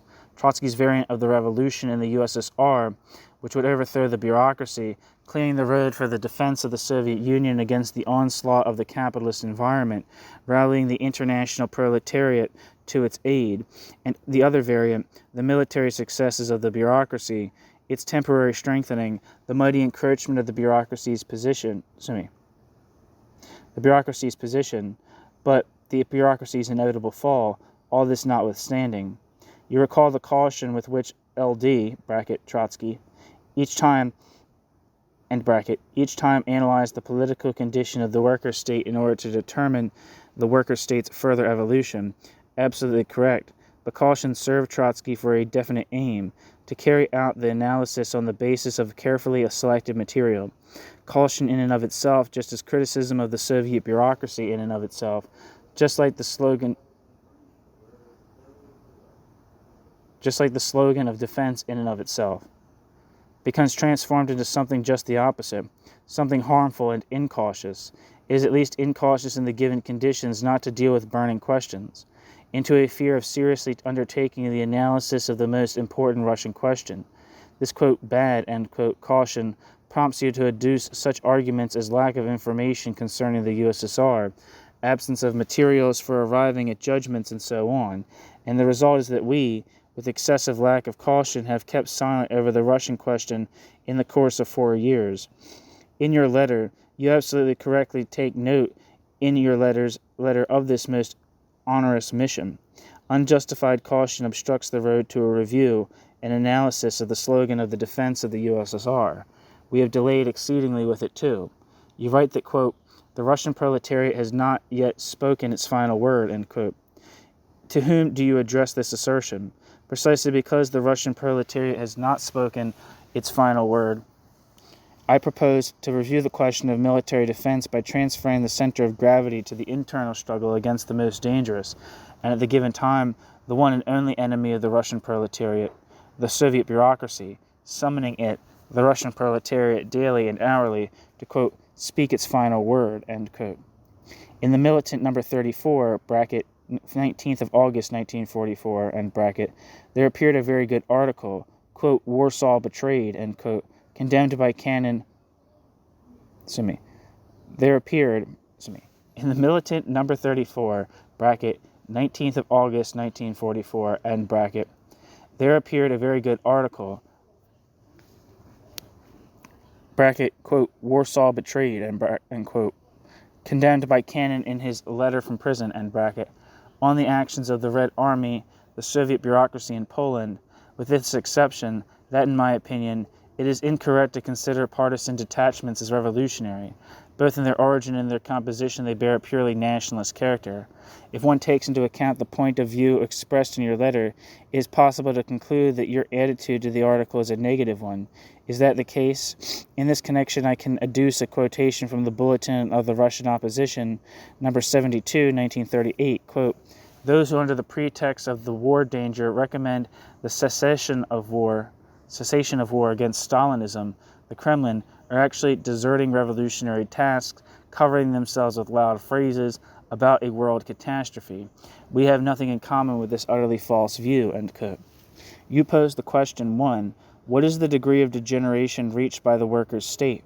2. How long can the period of degeneration endure? 3. What form can it take? The first 2 questions are scholastic.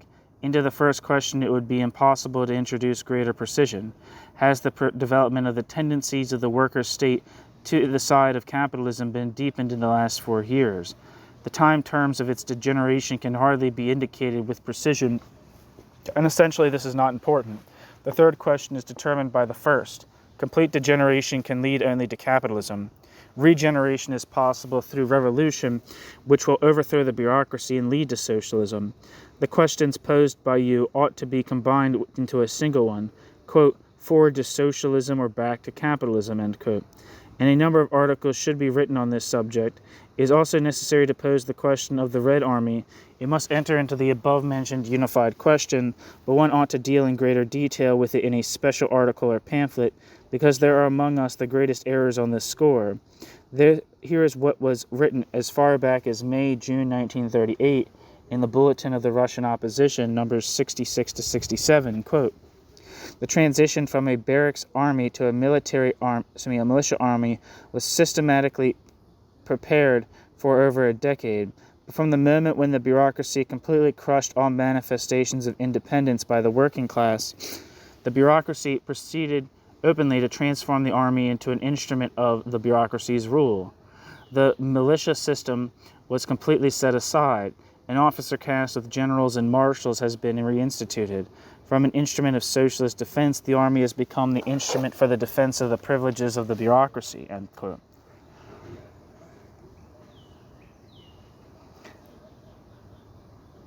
This was written, as I have already said, in 1938, but what has happened since then? You are acquainted with it. The example of Bulgaria, which you adduced in your letter, undoubtedly indicates the revolutionary spirit of the Bulgarian masses seeking the Red Banner, but not the revolutionary spirit of the Red Army. To all your questions, you can already now receive answers from the articles in the bulletins of the Russian opposition. They wholly retain their actuality.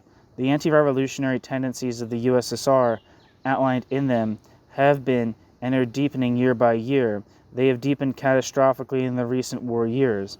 I cite still another quotation from the same source.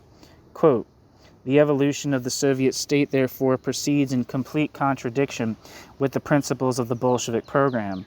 The reason for it is that society, as has already been said, is evolving not towards socialism, but towards social contradictions. If in the future the process continues along the same road, and it is proceeding along this road,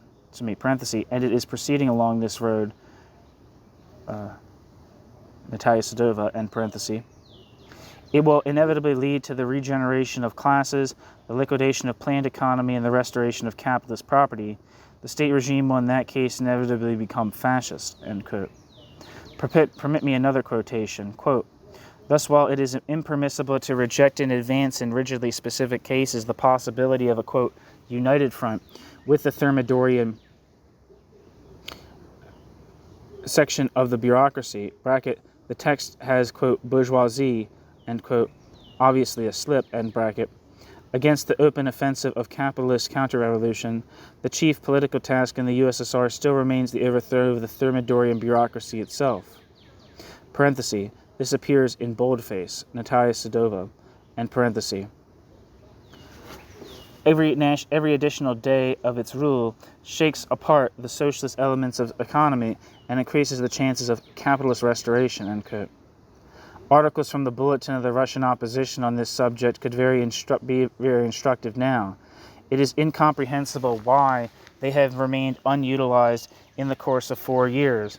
Not only were they not read in their entirety, but they were never quoted, not referred to. This is very indicative. Only our Spanish friends have occupied themselves with this question. While the articles are being written on the subject treated by us, whither the USSR, I would propose that a number of articles from the Bulletin of the Russian Opposition be translated both for the magazine and for the paper, and that they be carried from issue to issue. One could begin to say with the article, "Does the Soviet government still continue to follow the principles adopted 20 years ago?"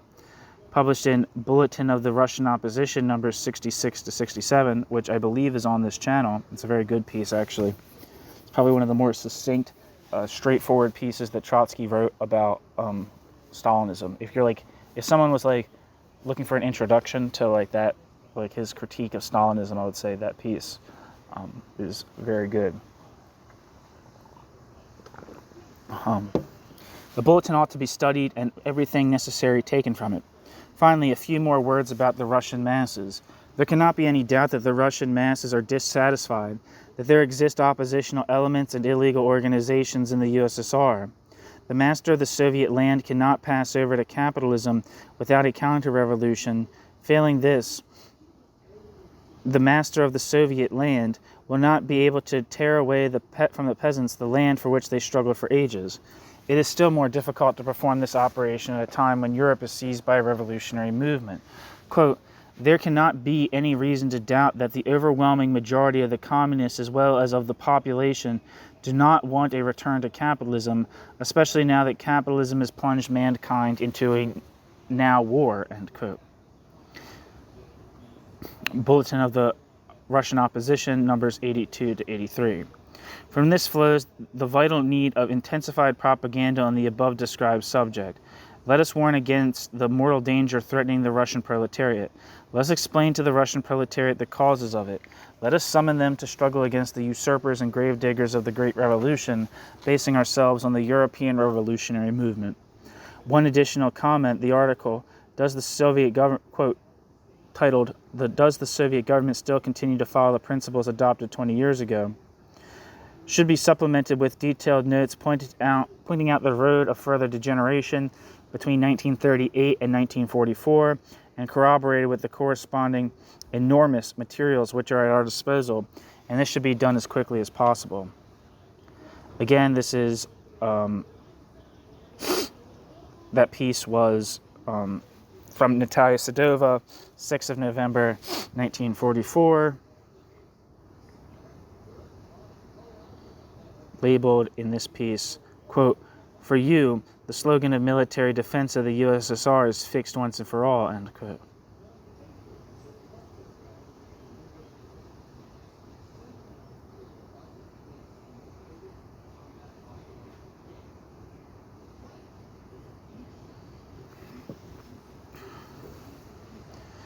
The next piece is titled, quote, revolutionary, end quote, Stalinism, end quote, Trotsky's Red Army, end quote. That's how it's labeled. It's by Louis Jacobs, 1944. And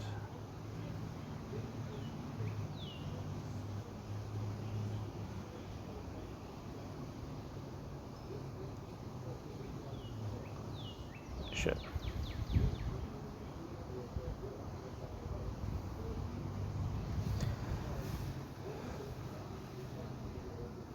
Christ, I'm looking for the end. This is a very long piece. Come on.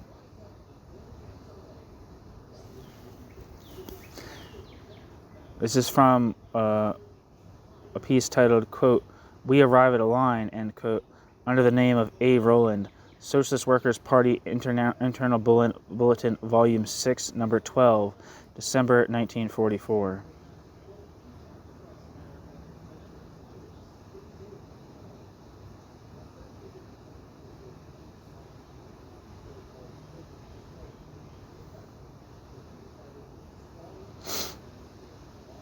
Sorry, I have to scroll back to the beginning.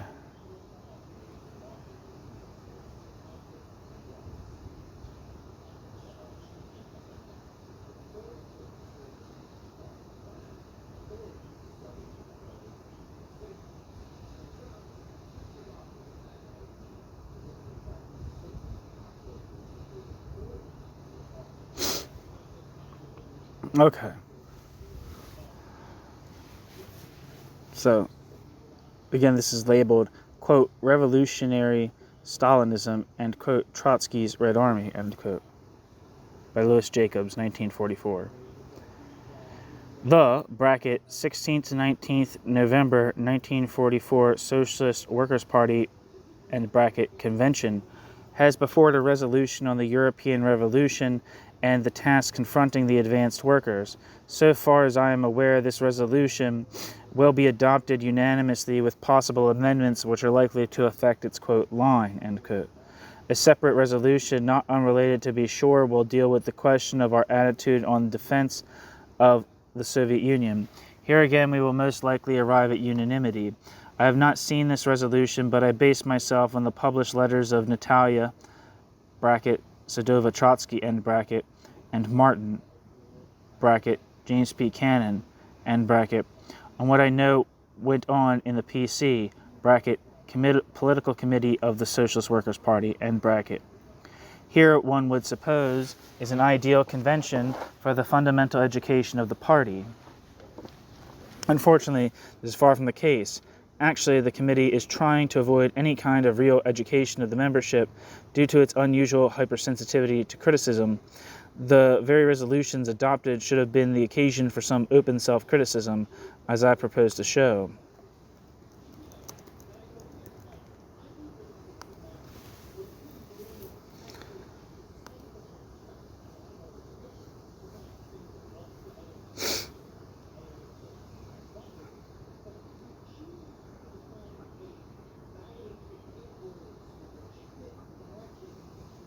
One second.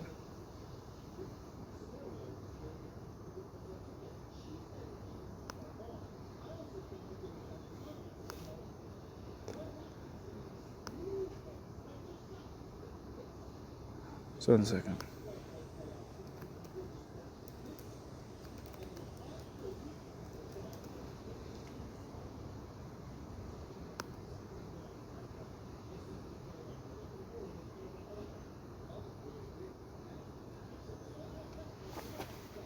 Okay, sorry about that. I was just seeing if I was looking up to see if there's anything on Louis Jacobs, and I can't find anything.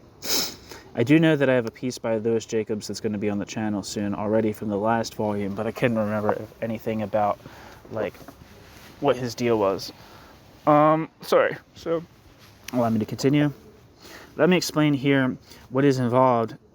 That what is involved is not at all mere polemics that went on inside the precincts of the political committee.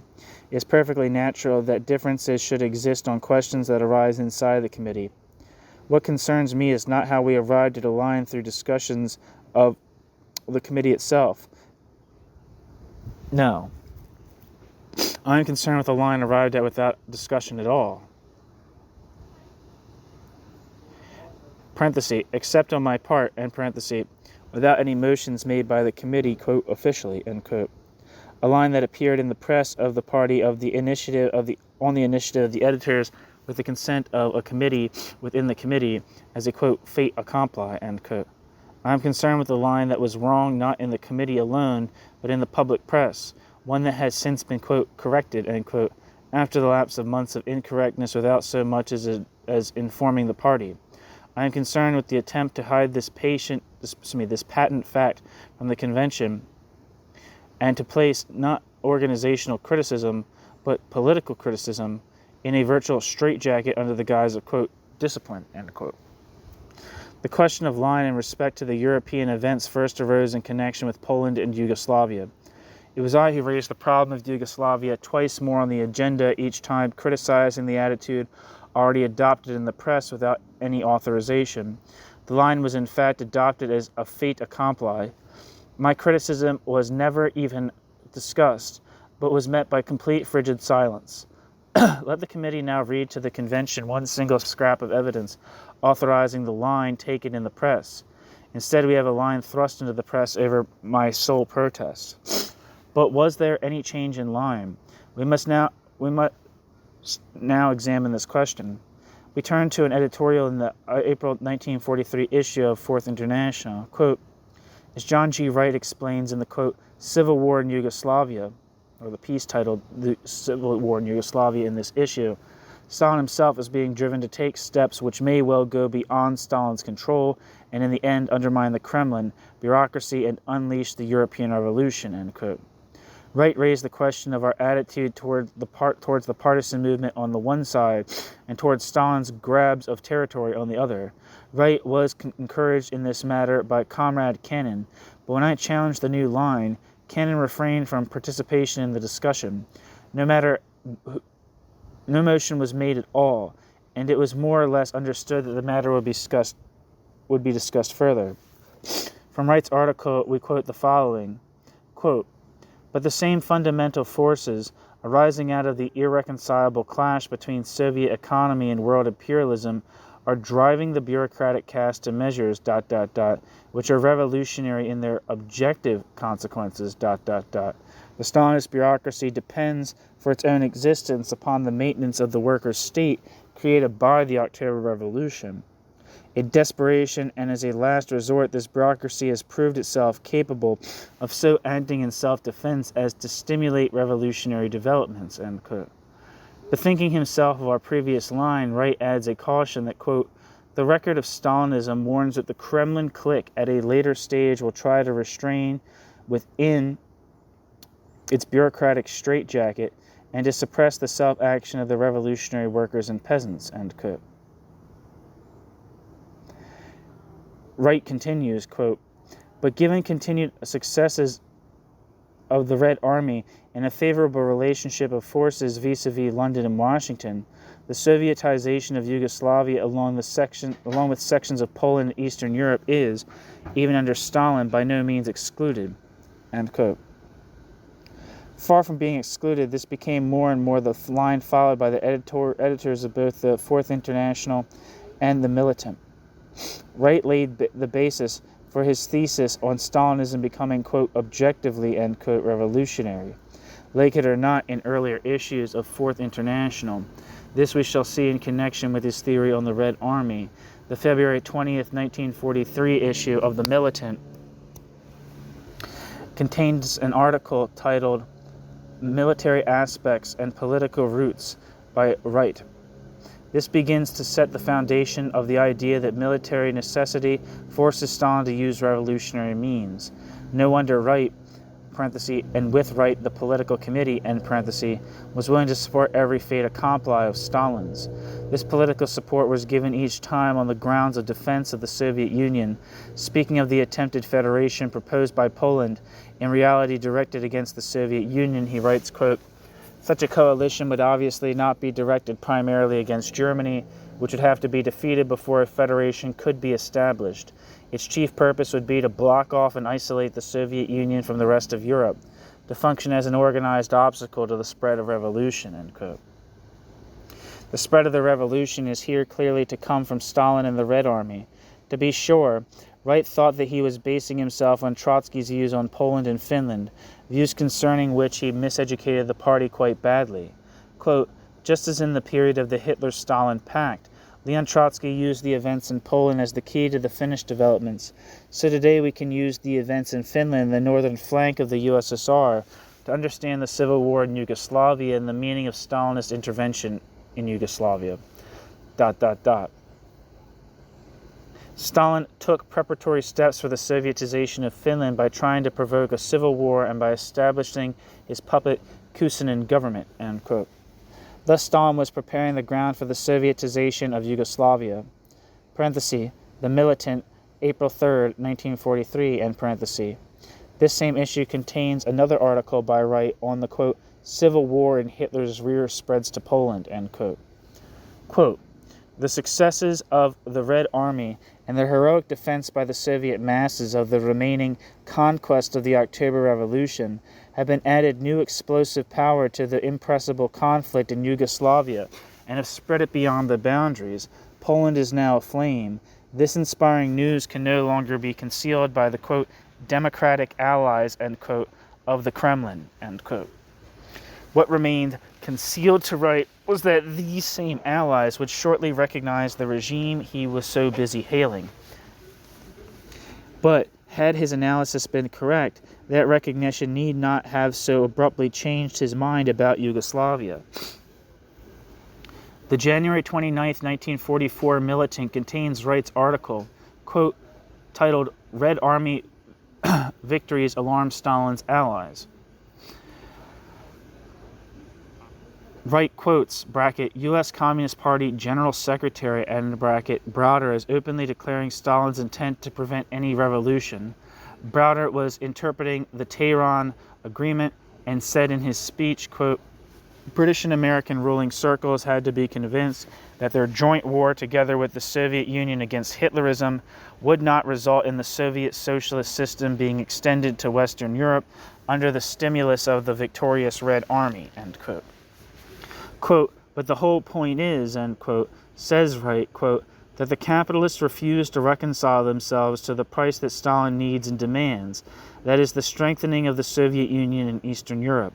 Stabilization of capitalism in Europe is impossible without a capitalist Poland as a, quote, buffer, in order to keep the Soviet system isolated in preparation for the Soviet system's eventual destruction. Churchill and Roosevelt know this and are working to this end, ... Furthermore, implicit in the Kremlin's territorial demands is the extension of Soviet property forms to the whole of Poland. That this threat is not distant is borne out by the latest pronouncement by Stalin's Union of Polish Patriots, calling not only for the inclusion of Silesia, Pomerania, East Prussia, and Danzig in a new, quote, new Poland, but also for the seizure of Polish landed estates, their division among the peasants, and the nationalization of industries and mines taken from the Germans. You can let Eddie out if you want to. There was just the dog outside earlier, so if he's in there and wants to come out, he can.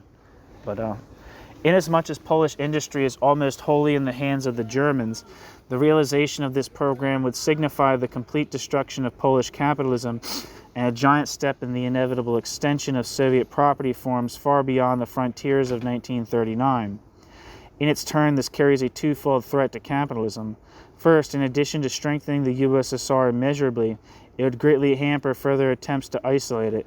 Second, the revolutionary wave in Europe, especially in Germany, would receive so mighty an impulsion from such developments in the territories of former Poland, let alone Silesia, East Prussia, etc., that the attempt to drown the coming European revolution in blood would be rendered well nigh impossible. End quote. How did this line prepare the party for later events? How did this line prepare for our present received Trotskyist line on the role of Stalinism? Where was Cannon with his warning against speculation? The line of right, quite different indeed from that of Trotsky, was filled with illusions, could lead only to surprises, gave credit to the Stalinists, quote, despite themselves, end quote, as pursuing policies which would, quote, immeasurably strengthen, end quote, the USSR, and would practically automatically, through the victories of the Red Army, spread the revolution throughout Europe. This line was in complete contradiction to all the warnings of the old man. It gave first importance to the, quote, nationalized property, end quote, under Stalinism, treating this nationalized property as a fetish. Trotsky said, quote, the primary political criterion for us is not the transformation of property relations in this or another area, however important these may be in themselves, but rather the change in the consciousness and organization of the world proletariat, the raising of their capacity to defend former conquests and accomplish new ones. From this one and the only decisive standpoint, the politics of Moscow, taken as a whole, completely retains its reactionary character and remains the chief obstacle on the road to the world revolution, end quote. Trotsky warned again and again that extension of territory dominated by the bureaucracy, even when, quote, cloaked, end quote, by socialist measures, might augment the prestige of the Kremlin and, quote, engender illusions concerning the possibility of replacing the proletarian revolution by bureaucratic maneuvers, end quote. Right, and not right alone, tended to engender precisely all the illusions that Trotsky tried so unremittingly to dispel. Said Trotsky, quote, we do not entrust the Kremlin with any historic mission. We were and remain against seizures of new territories by the Kremlin, end quote. But that is hardly the only sphere in which illusions were created. I must be pardoned for going back to the Fourth International for 1941, because the formulations there, he's referring to Fourth International, the periodical, are completely in line with what Wright had to say later concerning the Red Army. At the time, it appeared as exuberant exaggeration. The August 1941 issue contains Wright's article, Soviet Union at War. Here we have the beginnings of a, quote, a very, quote, special theory concerning the place and role of the Red Army. To make perfectly clear the offense in attitude revealed on the part of Wright and his collaborators, it is only necessary to see what Trotsky wrote as far back as 1936 in The Revolution Betrayed. The section on the Red Army shows how the degeneration of the Soviet Union is most clearly of all indicated in the changes in the Red Army. Theoretically, this would naturally be so. Practically, it is indubitable. Trotsky says, quote, the army is a copy of society and suffers from all of society's diseases, usually at a higher temperature, end quote. Further, in discussing the restoration of caste and rank worship, Trotsky says, quote, no army, however, can be more democratic than the regime which nourishes that army. The source of bureaucratism, with its routine and swank, is not the special needs of military affairs, but the political needs of the ruling stratum. In the army, these needs only receive their most finished expression. The restoration of officers' caste 18 years after the officers' caste revolutionary abolition testifies equally to the gulf which already separates the rulers from the ruled, to the loss of the Soviet army of the chief qualities which gave the Soviet army the name of, quote, Red, and to the cynicism with which the bureaucracy erects these consequences of degeneration into law, end quote. This was in 1936-7, when the purges took place in this very army to bend it completely to Stalin's will. Now Wright in 1941 carried quite away by his, quote, Soviet patriotism, end quote. Quote, it is not Stalin's Red Army that has successfully resisted the first two Nazi offensives. It is the Red Army of the October Revolution. It is Trotsky's Red Army, which was built in the fire of the Civil War, built not from the wreckage of the old Tsarist armies, but completely anew, unlike any other army in history, end quote. One must believe in ghosts to write this after all that had happened. By October, Wright had hypnotized himself completely with his words. His article on, quote, Trotsky and the Red Army, his article titled Trotsky and the Red Army, performed what might be termed a mighty service for Stalin. Degeneration hasn't gone so far after all. The Stalinists were saying that the purges had actually strengthened the Red Army. Victories, it seemed, went to Wright's head like wine.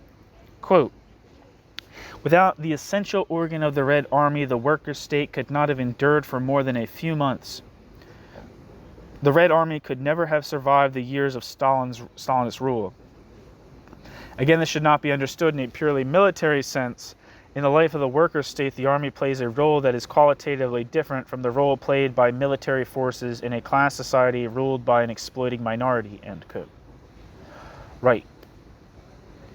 Is there perhaps hidden in those words the idea that the Red Army, despite Stalin, fights for the international working class? Quote, the Kremlin is of course trying to usurp credit for the heroic resistance of the Red Army, but Stalin will not succeed in this. We Trotskyists link up the present heroic resistance of the Red soldiers directly. We Trotskyists link up the present heroic resistance of the Red soldiers directly, parenthesis, exclamation point, end parenthesis, with the Russian October and the Civil War. Whoever is astonished by the power of Soviet resistance is unaware that only the revolution unleashes forces capable of overcoming insuperable obstacles. This is being demonstrated in the battlefields today. Quote, this was most graphically illustrated in 1918 in the organization of the First Victorious Army of the Proletarian Revolution, ...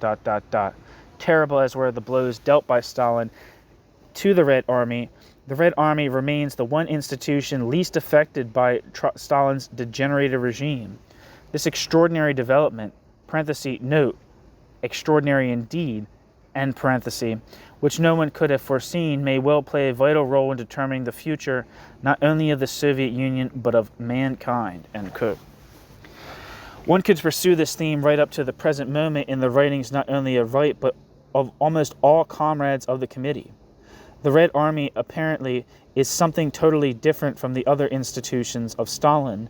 Yes, our resolution now, quote, corrects, end quote, this view somewhat by magisterially laying down that the Red Army is just another instrument of Stalinist policy. Stalin does really control the army and runs the army on nationalist lines. But where is the criticism of the policy of, quote, Soviet patriotism, end quote, that engenders illusions concerning this instrument of Stalinist policy? Trotsky taught that there were no guarantees concerning the use of the Red Army. Trotsky refused to guarantee that the Red Army would never be used for reactionary purposes. Wright gave somewhat of a guarantee by declaring that the institution most affected by degeneration was least affected. Wright helped create an illusion that when it came to a final showdown and the Red Army might be ordered to drown a workers' revolution, parenthesis, say the German workers, end parenthesis, in blood, the Red Army would refuse and would turn its arms against the Stalinist bureaucracy. There can be no guarantee at all on this score, one way or the other. We can only watch to judge tendencies and evaluate events. But certainly one can say that if at some stage the Red Army should reach the stage of disobedience of reactionary orders, parenthesis, so far it has carried out completely the will of Stalin, end parenthesis, then this will be no simple process in which the Red Army itself remains intact. A vast section of the officers' caste will undoubtedly be found on the side of the bureaucracy. A political revolution is no palace affair. A political revolution will mean civil war with every institution involved, not at all excluding the Red Army by some magic of rights. Our party had the most consistent and correct regarding phenomena connected with the USSR. We prided ourselves on our ability to grasp every nuance of Stalinist degeneration and expose it to the working class. How does it come, then, that we have now to devote such length in our resolution to variations on the theme of the reactionary role of Stalinism? That very fact shows that we consider this, certainly no new line, essential at this time. It is essential because it is a necessary corrective of a false line that was pursued in our press. But the resolution tries to hide this fact. It contains criticism in a completely hidden form, known only to the initiate at the top. Let us for a moment look at the one paragraph that indulges in such, quote, distant, end quote, criticism. It is contained in what was paragraph 51 in the first draft. Quote, all those who are propagating the idea that the Kremlin bureaucracy intends to, quote, Sovietize, end quote, Europe under Stalin's Bonapartist dictatorship misunderstand both the class nature of the Soviet Union and the meaning of Stalinist foreign policy. Their theory, which can only disorient the European proletariat and divert the European proletariat from the European proletariat's necessary tasks, represents in essence a theoretical, quote, justification for their own abject surrender to Allied imperialism. The European revolution cannot be harnessed by any bureaucracy, end quote. When I inquired into the committee as to whom this was directed, at, a not altogether naive question on my part, I was informed that it was meant for the Social Democrats who were warning the, quote, democracies, end quote, against Stalinism because it had this aim. But I had taken it up in the committee some time before the common attitude expressed by Wright and by Dan, the Menshevik. Both were in favor of the grabs of territory by Stalin on the ground that they served to spread the proletarian revolution over Europe. Dan and Wright had in common the views that Stalin, despite Stalin's self, would be forced to resort to revolutionary measures to save himself. I had brought in quotations from Dan's magazine, Novi Put, which could not have been in any way distinguished from Wright's line, except that Dan thought it possible to reform Stalinism.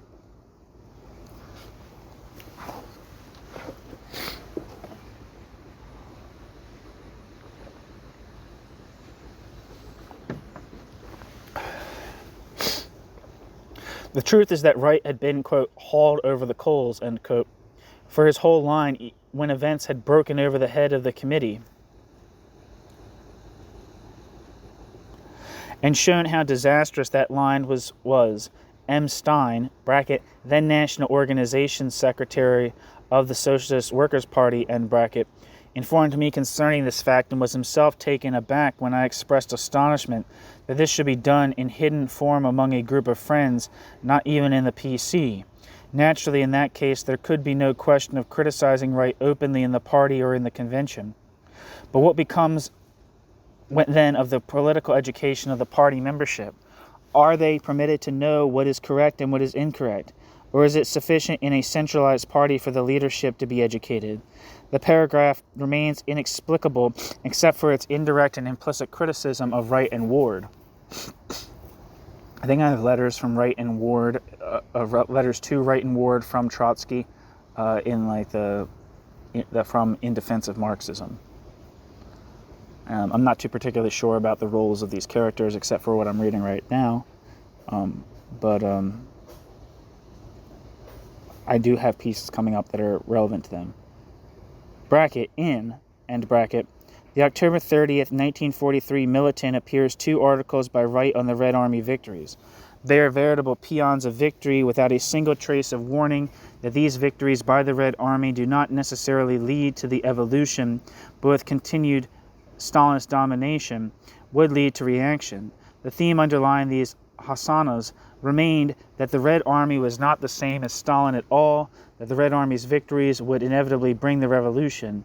In fact, the very advances of the Red Army were part of the revolution, Wright says. Quote, quote, militarily, the Soviet Union is beginning to assert the Soviet Union self as a dominant power. The revolutionary forces in Europe threaten to explode with unprecedented force. Under the impact of the war, the masses who suffered one defeat after another for more than 2 decades are clearly preparing to re-enter the political arena. The altered relationship of forces greatly narrows down Stalin's field for diplomatic maneuvers and agreements. The more this relationship of forces alters in favor of the USSR, all the more decisively must the laws of the class struggle assert themselves, bringing to the forefront what has temporarily been submerged. That is, the fundamental antagonism of our epoch between the decayed system of capitalism and the new social order which the Soviet Union still represents, despite the Soviet Union's degeneration under Stalin. ... Stalin and Stalin's allies are seeking a common solution for problems which can be resolved in life only through mortal struggle. End quote. Right. The very next issue of the Militant, alas, had to devote itself to an explanation of the Moscow deal, bracket, the agreement reached on the 18th of October to the 11th of November, US-UK-USSR conference, end bracket. The victories, in short, gave Stalin more scope than ever before for agreements on Stalin's own terms. The prestige of the Kremlin, we must reluctantly admit, grew among the workers also. Instead of warning against the effects of this growing prestige, Wright was lulling the workers with soporifics? The hell does that mean?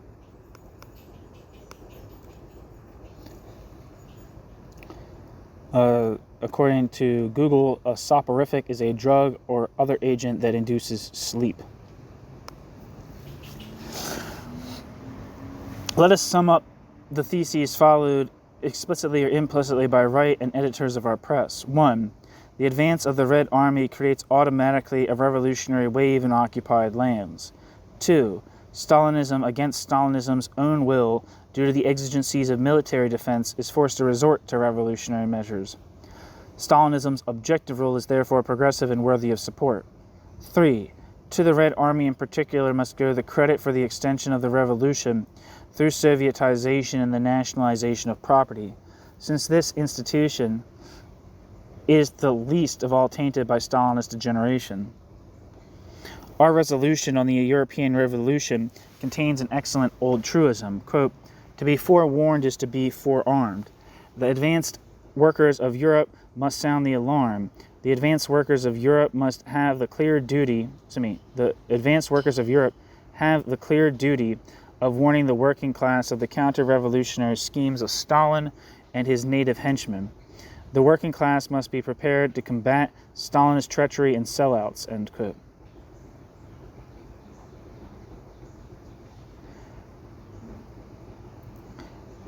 How could our editors forewarn, or our committee? In fact, how did they act when a forewarning was attempted, parenthesis, by myself, end parenthesis? Let us see. The name Tito Broz was given wide publicity from the very first in connection with the partisan movement.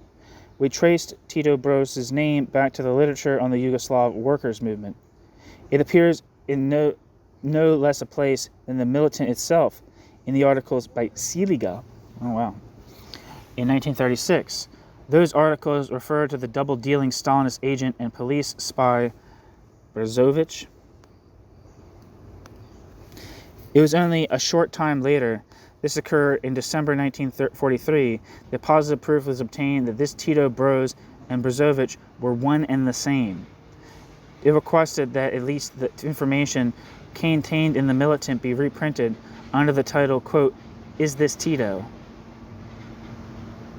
Later in the early part of January 1944, an article presented exposing Tito completely as a GPU agent of Stalin.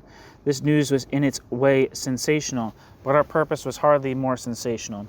To us, it was self-understood that a GPU agent could only act to betray the movement led by him in the interest of his boss in the Kremlin. The manner in which this material was handled was shameful. The editors took literally months to verify what was stated. The editors took literally months to quote, verify, end quote, what was stated. A motion was finally adopted to publish the material, but Martin (Cannon) wrote that, quote, "We are not social democrats," end quote, meaning I presume that it is not germane or material that the head of a movement we were supporting in our press was a GPU agent, in parentheses.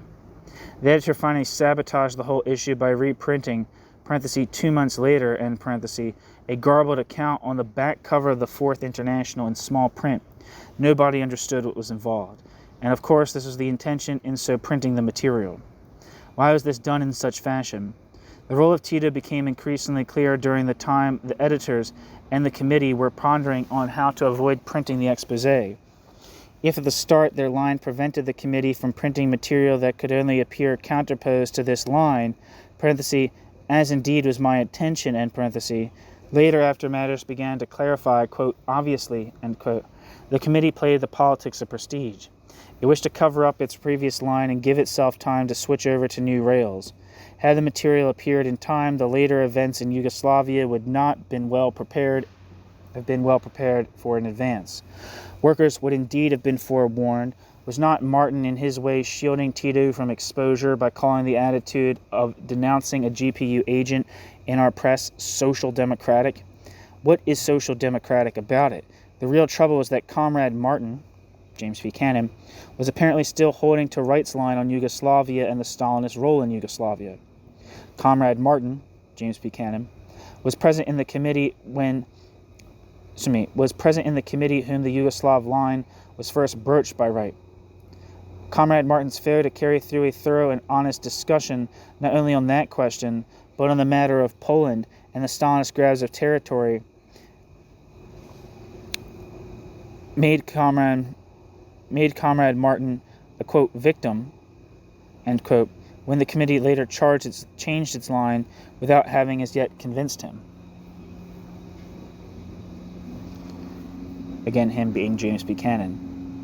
We are far from having exhausted the Yugoslav issue. There's no worse politics than that which gives its support to a movement, in this case the partisans, which later turns out to be reactionary due to its leadership, without having warned in time against that leadership. Tito duped the workers and peasants. Wright gave approval, unwittingly, during the process. To yell, quote, betrayal, end quote, afterwards against the betrayers hardly puts one in a position to give advice to the masses. Quote, to support the hangman in every action directed against the workers is a crime, if not treachery, end quote. The attempt to cover up the line later without criticism and discussion not only does not educate anybody, it miseducates, but only leads to the same or to new errors. Ward, in the process of correcting the line of uncritical support to Tito's movement, repeats the very error which caused the trouble in the first instance. Ward wishes us to understand that the partisan movement was a real mass movement. Wright and Ward are virtually hypnotized when it comes to mass movements. The question is, what kind of mass movement? What program does that mass movement follow? Who leads that mass movement? Our theoretical stand on the problem of national liberation, combined with the Spanish experience, and above all our knowledge that the Stalinists were in control of the movement, these should have made interpretation of Yugoslav events relatively easy.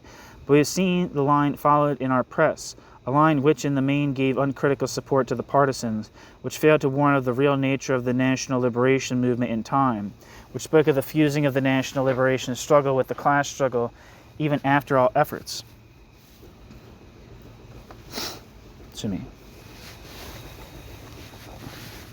Even after all efforts in the direction of class struggle had been suppressed, which failed to expose Tito and Tito's real aims, so that his later openly reactionary steps came as a surprise. It was a line whose tendency was to keep the workers and peasants enslaved rather than to help free them. 1 second.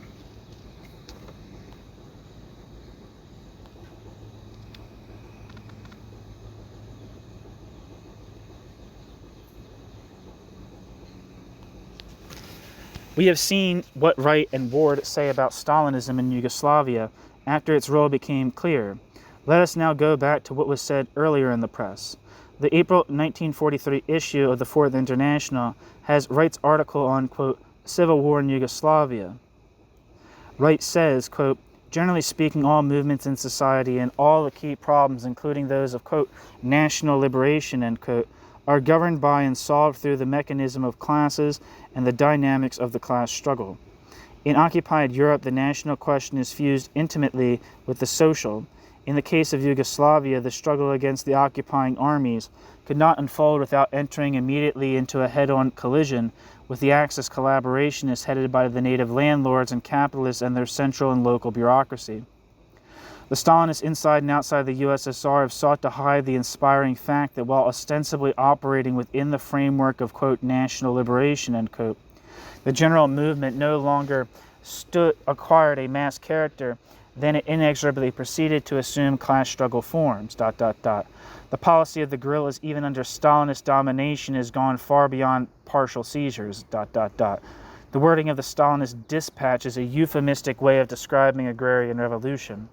The Yugoslav peasantry, land-hungry for centuries, have seized the opportunity to divide the landlords' estates, ... It is a fact that the Stalinist-controlled leadership of the partisans has tried, if not to foster, then at least to supply a legal cover for some of these land seizures, end quote.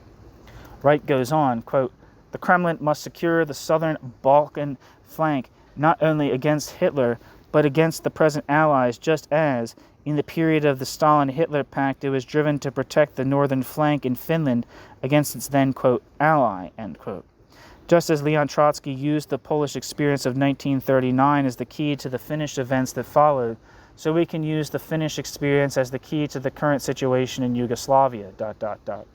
The Kremlin is seeking to exploit the civil war in Yugoslavia, where the Communist Party still retains a mass following, through the establishment of a central government with a program which virtually duplicates that of Kusinin's puppet government, end quote.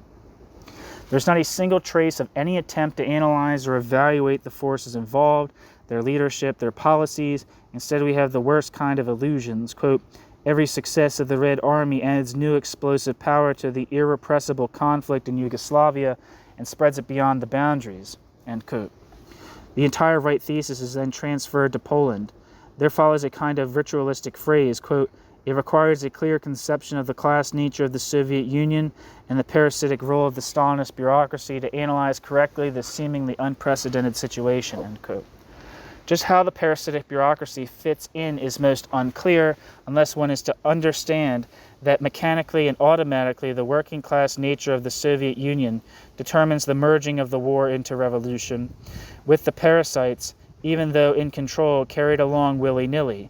And in fact, this distorted concept is precisely the one held, quote, but the same fundamental forces arising out of the irreconcilable clash between Soviet economy and world imperialism are driving the bureaucratic caste to measures which are revolutionary in those measures' objective consequences, ... The Stalinist bureaucracy depends, for the Stalinist bureaucracy's own existence, upon the maintenance of the worker state created by the October Revolution. In desperation, and as a last resort, this bureaucracy has proved this bureaucracy is self-capable of acting in self-defense so as to stimulate revolutionary developments, end quote.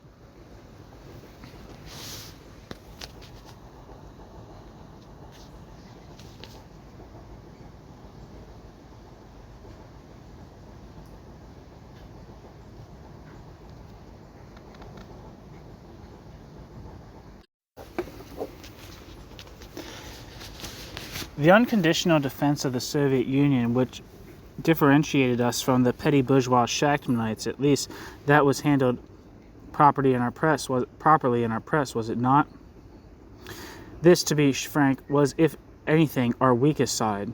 You will find in the case of Leon Trotsky's answer to a question on this score, quote, Trotsky, it is a very complicated question. I believe that during the war, Allies can impose on the Soviet Union such concessions, social and economic concessions, that the Soviet Union can become a bourgeois state. It is in connection with bourgeois states alone. At the end of the war, it is possible we will have a capitalist Soviet Union. If the Soviet Union will oppose the pressure of the Soviet Union's allies, then I believe the allies will come together with its enemies to stifle the Soviet Union at the end of the war, ... But in the Soviet Union, I would support the Soviet Union, the Red Army, the Soviet state against all its enemies, ... because, Quote, and then Finnerty says, this is from like an interview with Trotsky, I guess. Finnerty says, one way you would try to sustain or support the Soviet Union would be by fomenting revolutions in Germany and Japan. And Trotsky says, by both means, in the Soviet Union I would try to be a good soldier, win the sympathy of the soldiers and fight well. Then at a good moment when victory is assured, I would say, now we must finish with the bureaucracy. End quote. Trotsky later makes the same analogy between the situation and the Kerensky period of the revolution. Our press up to May 1944 did not follow this line at all. We had always interpreted the unconditional defense as meaning that while the Soviet Union was in immediate danger, we would not demand as a condition for our support the removal of Stalin. Yet in the militant you will find things quite in reverse. During this period of defeats, we demanded the removal of Stalin. Without the removal, the Soviet Union was bound to be defeated. Then when Stalin began to be victorious, we hailed the victory as no end, and forgetting completely that we were for a political revolution against Stalin, spoke in the most glowing terms of the wonderful unity of the Russian people. Trotsky had explained so many times that our defeat of the Soviet Union had nothing in common with the politics of the totalitarian regime. That our defense of the Soviet Union had nothing in common with the politics of the totalitarian regime. That, quote, while armies in hand, they deal blows to Hitler, the Bolshevik-Leninists will at the same time conduct revolutionary propaganda against Stalin, preparing Stalin's overthrow at the next and perhaps very near stage, end quote. Did Frank make a political concession to Stalinism or not when he wrote on December 4th, 1943, in the piece titled Labor's Socialist Perspectives in the Tasks of the Revolutionary Struggle in Europe? Quote, the next great event in the course of this world war, which has affected the whole course of the military struggle and altered the whole relationship of forces, is the amazing and unprecedented victories of the Red Army, ... How is anybody going to explain today that amazing unity of Soviet peoples, that unprecedented vitality and morale which exists throughout the Red Army and the peoples of the Soviet Union, except by the theory that the October Revolution, though stifled and degraded, still lives, ... The contradiction is there, and at a subsequent stage, it must again break into the open, and unless the European Revolution intervenes, must essentially lead to armed conflict between the USSR and Anglo-American capitalism, end quote.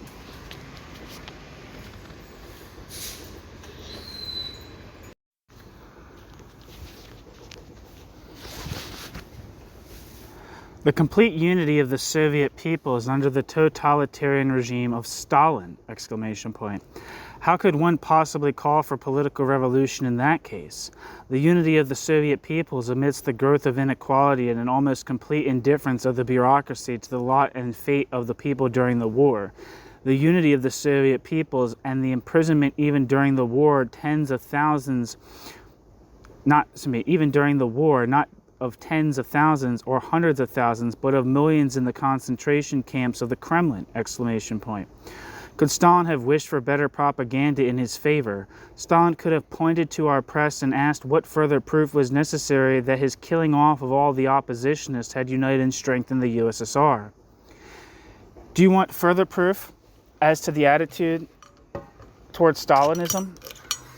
Martin, James Buchanan, remarks in his letter, on which more anon, quote, the results of the Soviet Nazi war must have had profound effects on the Russian masses. We are shut off from every scrap of authentic information on this score, end quote. By chance, Stanley, I don't know who Stanley is, happens to obtain the report of a doctor who had escaped into Russia from Poland when the Nazis invaded his country. He traveled to the far north, to Moscow, to Siberia. He saw in particular the life of the refugees and of the working masses. This report was made available to the militant editors in the form of an article reporting verbatim questions and answers. Invaluable material. It was refused publication. On what ground, you will ask in utter astonishment? Were the facts questioned? No. Ward and Frank, the same Frank who had written on Russian unity at exactly the same time the article was submitted, did not question the article at all. They agreed as to its complete authenticity, but it painted too black a picture. Too black a picture for whom, may one inquire? for the workers who believed that everything was hunky-dory in the Soviet Union, for the editors who were painting up the revolutionary consequences of the Red Army victories. This reason was later modified. You will hardly believe it. The second reason was that the article was not political enough. It would serve to discourage workers. Today the article of the doctor would be printed. The false line which virtually forced the editors to exclude them has been modified enough to permit this. The article would have shown the utter emptiness of speaking of the, quote, unity of the masses of Russia suffering under the whiplash of a criminally hardened, utterly indifferent bureaucracy, a gang interested solely in its own future, its own power, its own privileges. How can we speak of having in our press laid the basis when it became clear that the USSR would be victorious for the overthrow of Stalinism? What understanding did the committee show on the entire meeting of our defense of the Soviet Union? The touchstone of this question came with the events in Poland, particularly in Warsaw. The line followed in our press on the entire question of Stalin's grab of the eastern part of Poland was one of support, political support on the ground that this would mean the nationalizing of more property and thereby the strengthening of the USSR. Read, if you please, the editorial on Stalin and Poland in February 8th, 1944, the February 8th, 1944 issue of The Militant. I've already quoted Wright's article in the January 29th, 1944 issue on Red Army victories alarmed Stalin's allies. These articles violated the clearly stated programmatic line of Trotsky that we take no political responsibility for Stalin's grabs of territory, that the bureaucratic extension of nationalized property to this or that bit of land is secondary to us, the primary thing being the world revolution to which the defense of the Soviet Union is subordinated. The Moscow and Tehran agreements had, however, already raised many misgivings in the committee. It is this that explains how my article got into the press as an editorial in the February 5th, 1944 issue of The Militant. This, quote, program for Poland, end quote, was intended as a corrective of the line previously followed on Poland. It places reliance not on Stalinism, not on any automatic or bureaucratic spread of the revolution, but rather on the independent action of the Polish workers and peasants. The role of Stalinism was being demonstrated in event after event that shattered the line the press had previously pursued. You would look in vain for any open correction there, or even any educational discussion in the party. The February 12th, 1944 issue contains the editorial, quote, Stalinism and the Danger to Europe's Coming Revolution. Here, after discussion in the committee, we find, quote, it is this haunting fear of the European Revolution, it is their common determination to crush it that brought the Anglo-American imperialists together with Stalin, first at Moscow, then at Tehran.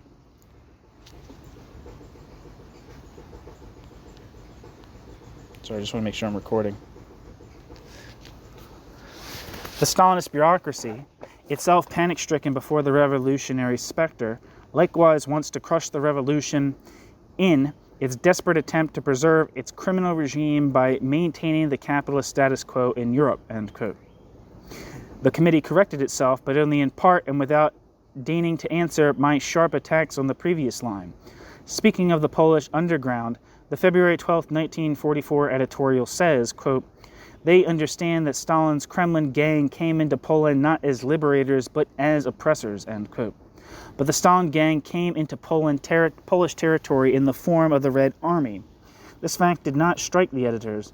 Later, they would have to say that the Red Army is but the instrument of Stalinist policy. The May Day manifesto turns to a correct line without, however, understanding its full import. Quote, inseparable from the real defense of the Soviet Union is the irreconcilable fight against Stalinism, Stalinism's regime, and Stalinism's policies, end quote. It says this time quite correctly, quote, down with Stalinism, end quote. What was not understood was that this very call meant a change of emphasis on the slogan of unconditional defense of the Soviet Union. The USSR was clearly going to be victorious. Hence the danger had lessened. Our unconditional defense must begin to retire to the background. But by this time the committee was treating the formula of defense in purely fetishist fashion as something unchanging and irrevocable. The truly pathetic culmination on the question of defense and on the question of national liberation came in October 1944. The August 5th issue contained the editorial, quote, dangers and tasks facing the workers of Poland, end quote. This declares, quote, Moscow's declaration explicitly states the Soviet government declares that it does not pursue aims, of a change of social structure in Poland, end quote. What has happened to the theory that Stalinism must spread the revolution all over Europe despite himself? What has happened to the right ward theory concerning the Red Army? The editorial speaks of the Polish workers and says, quote, the Polish workers must seek to enlist in their common cause the rank-and-file soldiers of the Red Army and forge bonds of solidarity with the millions of Soviet workers who remain true to the internationalist ideas and revolutionary traditions of 1917. Through their independent struggle, the Polish workers will inspire the Soviet masses to settle accounts with the hated Stalinist bureaucracy, end quote. Let me get some water real quick.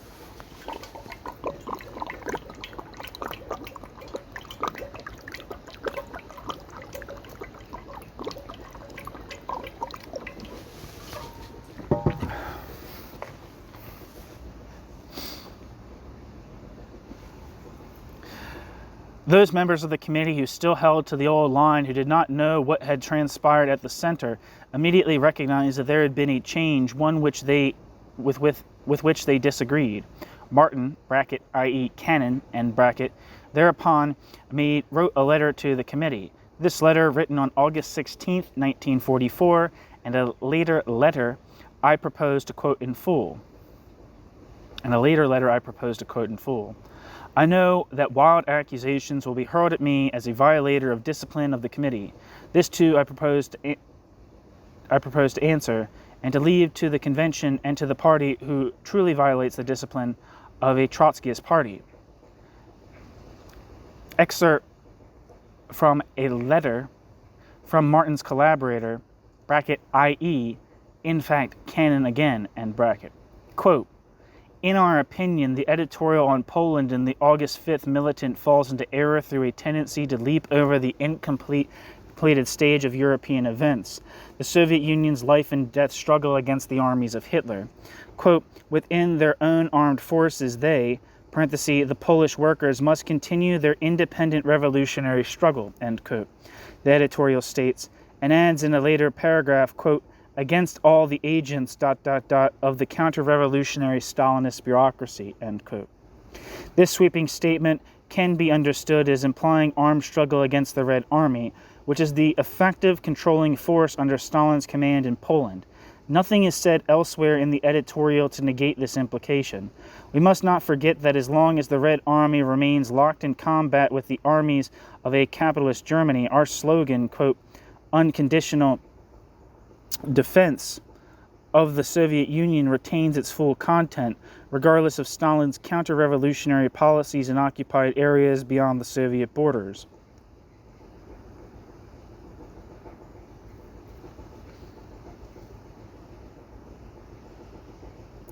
Furthermore, this slogan, this is still the quote, furthermore, this slogan must at all times be emphasized, especially in editorials such as the one on Poland, which should outline a revolutionary program for Poland, as the editorial does, but we must make it explicitly clear that in the struggle for this program there is to be no sabotaging of the Soviet Union war against Hitler.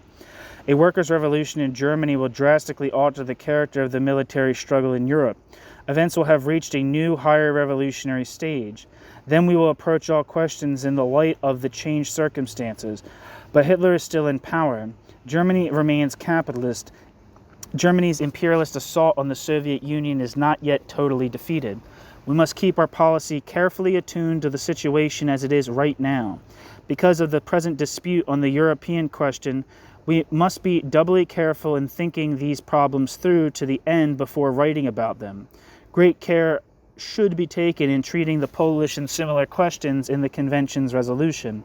We must never forget that our party's statements and editorials are now regarded as programmatic documents and taken with the greatest seriousness by the revolutionary workers of the entire world. This imposes upon us a stern responsibility to be careful what we say. This carefulness, this aversion to the practice of going off half-cocked, this habit of waiting to think things through before we speak has been dominated has been denominated, quote, conservatism, end quote, by light-minded feuilleton writers who imagine themselves to be master politicians, but it is this very, quote, conservatism, end quote,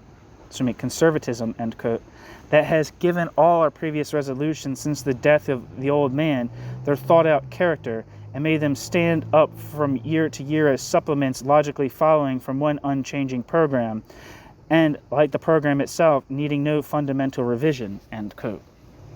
Bracket. Jacobs then cites Cannon's letter of the 23rd of August 1944, page 322 of this volume, and Natalia Sadova's letter of the 16th of August 1944, page 331 of this volume, end bracket.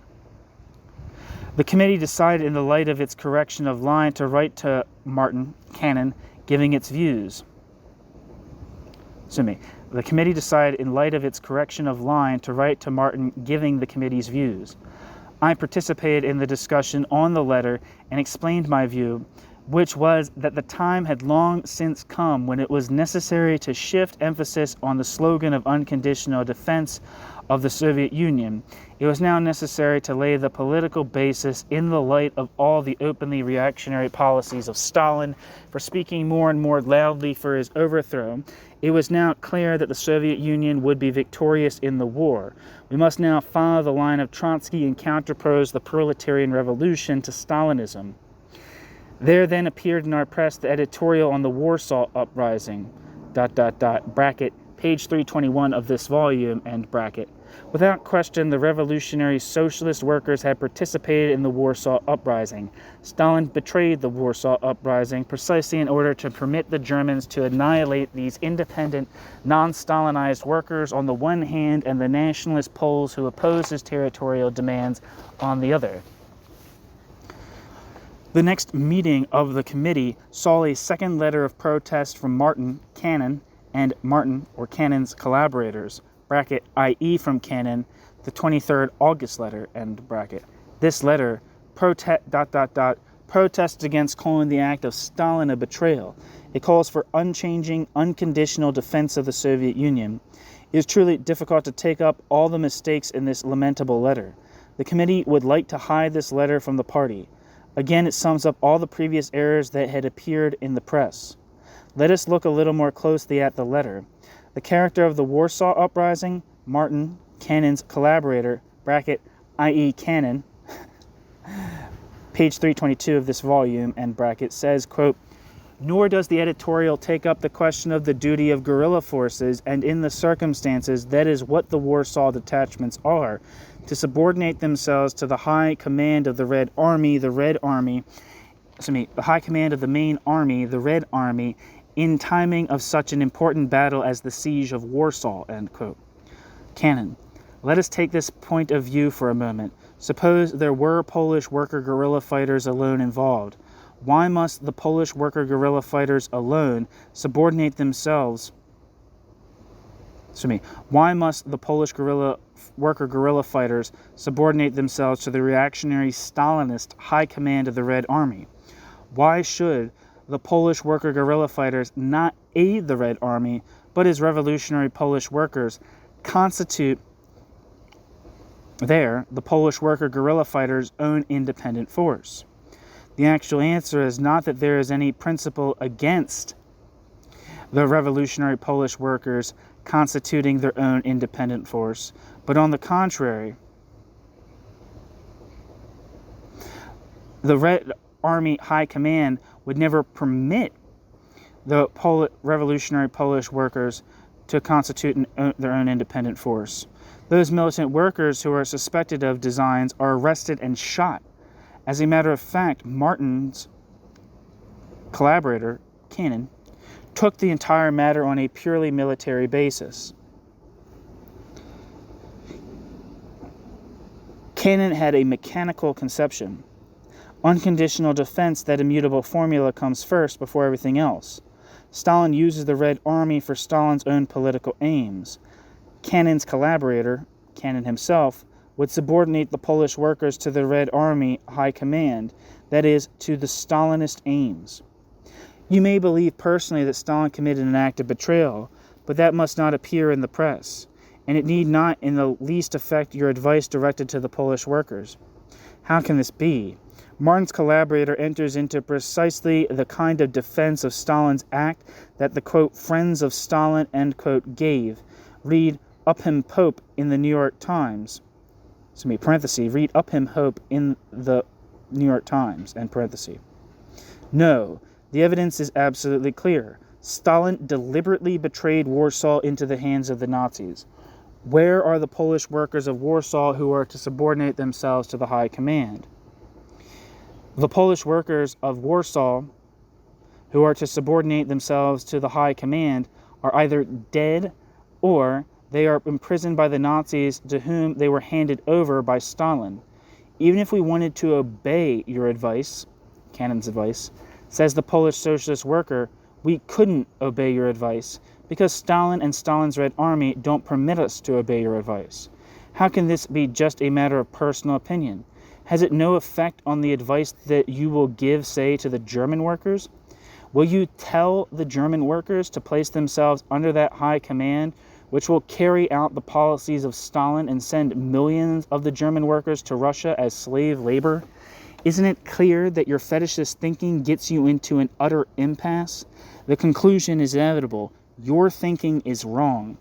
You say, quote, but the Polish workers must be allies of the Red Army in the Red Army's war against Hitler's army, no matter how reactionary Stalin's policy is, end quote. We understand that here you base yourself on a statement of the old man, Trotsky. Let us quote Trotsky to you on this score. Quote, it is one thing to solidarize with Stalin, defend Stalin's policy, assume responsibility for Stalin's policy, as does the Tripoli infamous Comintern. It is another thing to explain to the world working class that no matter what crimes Stalin may be guilty of, we cannot permit world imperialism to crush the Soviet Union, reestablish capitalism, and convert the land of the October Revolution into a colony. This explanation likewise furnishes the basis of our defense of the Soviet Union, end quote. All that you forgot was that this, quote, formula, end quote, applies when the menace of imperialism stands ready to crush the Soviet Union. When the menace recedes, we do not at all pursue the same policy. Our emphasis becomes different, and we cannot wait until the last gasp of the war to make our position clear to the working class. That would be fatal indeed. The greatest menace today is no longer defeat by imperialism of the Red Army. It is rather that if revolution does not appear in Europe, then the Stalinist bureaucracy will carry the downsliding of the October to completion and will yield to imperialist pressure to begin the restoration of capitalism in the USSR. That means that now the European Revolution assumes first place and the defense formula recedes to the background. Events may even cause it to disappear completely if reaction succeeds in its aims. We listened in the committee to Wright and Ward defending the unchanging formula of defense, now and forever, even after Natalia's first letter arrived at the same time as the second letter of Martin's collaborator, Cannon. Natalia's first letter was dated August 16th. The accents of those members, these editors, who thought they were defending Martin, Cannon's, point of view, were clearly the accents of sectarianism and fetishism. The first letter of Natalia, with whose views I was completely in accord, long before I saw Natalia's letter, contained one sentence of condemnation of the line that the committee had pursued. That sentence reads, quote, I do not consider myself competent in political questions to the extent of condemning this or that line of your conduct, but in the given instance your mistaken course is all too clear to me, end quote. The committee is determined, apparently, or was, to prevent the party from seeing this criticism.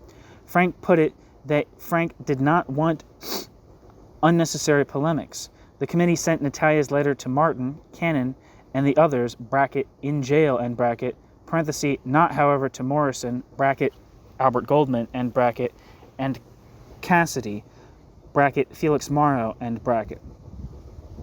It is here that was demonstrated the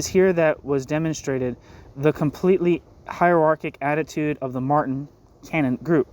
There was nothing new in this situation. The letter of Martin, Cannon's collaborator, Cannon, and that of Natalia's were dated the same day. The Martin-Cannon group changed its mind. Martin-Cannon then wrote a letter to the committee with Cannon's new point of view, without so much as taking the trouble to officially withdraw the letter of his collaborator. I propose that a new section be added to the resolution on the change in emphasis on defense of the Soviet Union. To motivate this, I propose to put in the internal bulletin both Natalia's two letters and those of Martin's collaborator. I explained that evidently the letter of Martin's collaborator had been withdrawn since these comrades had changed their point of view. This was certainly permissible, but on one condition, that we educate the party by a full criticism of the previous errors. The committee delayed acting on this motion and then finally decided to put over another accomplished fact. Without meeting so that I could be present, the second letter of Natalia's and Martin's letter were rushed into the bulletin by the committee. Let us see what purposes the committee is serving. Natalia's letters are not the private property of the political committee. Natalia's letters were written for the party and for the party's education. The committee, however, wanted to cover up its previous course and did not want Natalia's criticisms to appear. The committee adopted Natalia's political conclusions, but rejected Natalia's criticisms. After the receipt of Natalia's first letter, Wright wrote to Natalia asking for a further clarification of Natalia's point of view. Natalia then wrote the letter which appears in the bulletin. When I proposed that both letters appear, Stein advanced the specious argument that the first letter had been written hastily and that Stein wanted to save Natalia's prestige. Exclamation point. It might be necessary, Stein said, to secure Natalia's permission to print the first letter. I informed Stein that this was unprecedented and would no doubt astonish Natalia, but that I would certainly agree to have the committee write to, quote, request her permission, end quote. My agreement with this proposal disturbed the committee no end. The committee then proposed to keep the entire matter in abeyance, that is, to caucus on the situation after the meeting, exclamation point. Thereupon, for the first time in our movement, so far as I am aware, the committee acted in the manner of the old Communist Party when it used to send telegrams to Moscow with the object of, quote, putting something over, end quote. Without informing me, they sent a telegram to Natalia asking Natalia whether her second letter did not express her views more clearly than her first.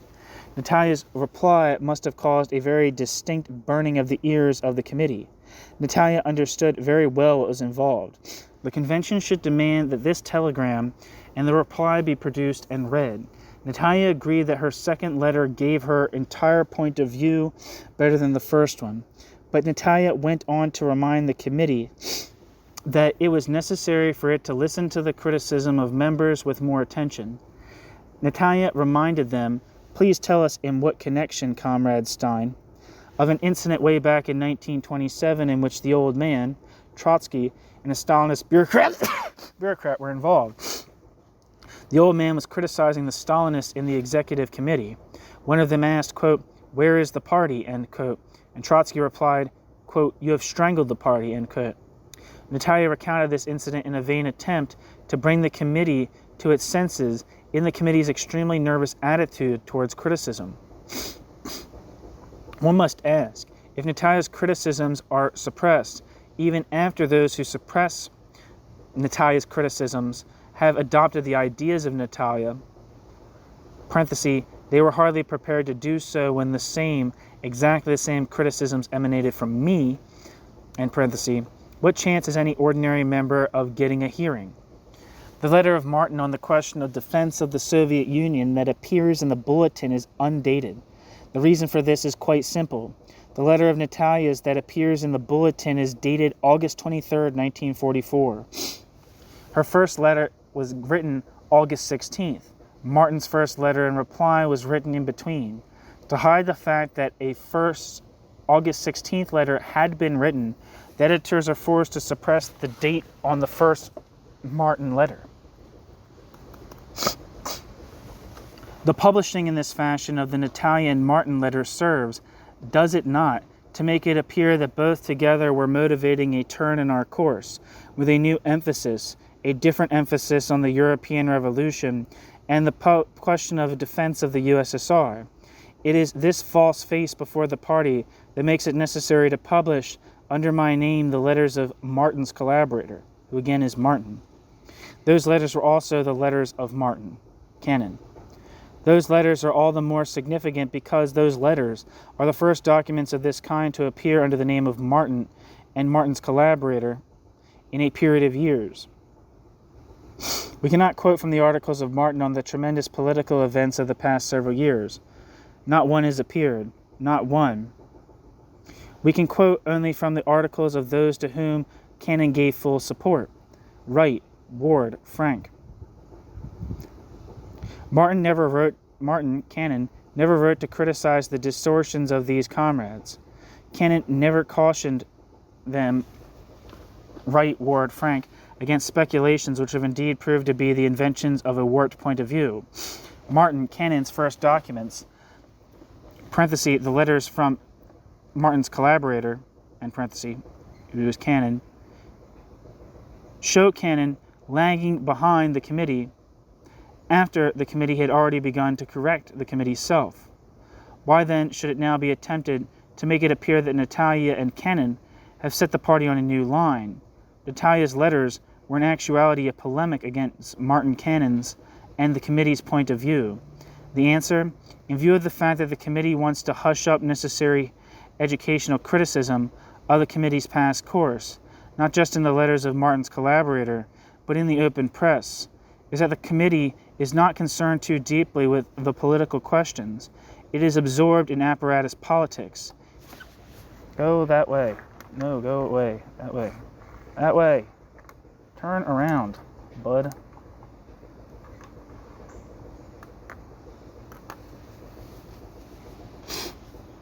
Sorry, there's a fucking toad or something, or a frog falling from a tree. I don't know, there's something, I don't know if there's a fucking nest up there or what, but Jesus Christ, they keep falling out of this umbrella I got.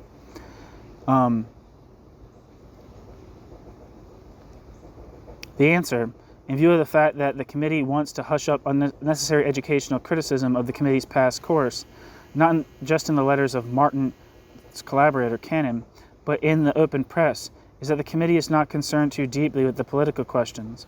The committee is absorbed in apparatus politics and votes that will determine the membership of the next committee.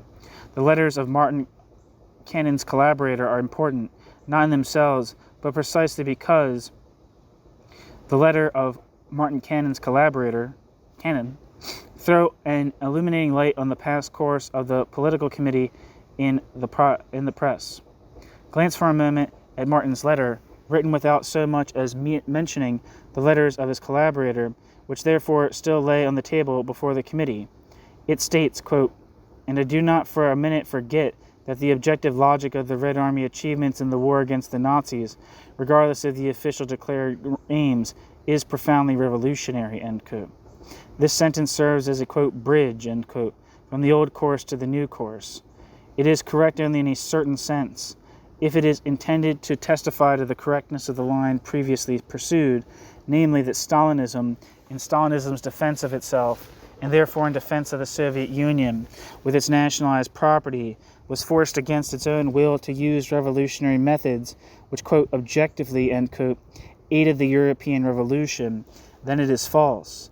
It is true in one sense only, namely that the success of the Red Army means the defeat of the Nazi and fascist armies, that this leaves a highly fluid situation in which the capitalist class has been critically weakened by the capitalist class's complete identification with fascism.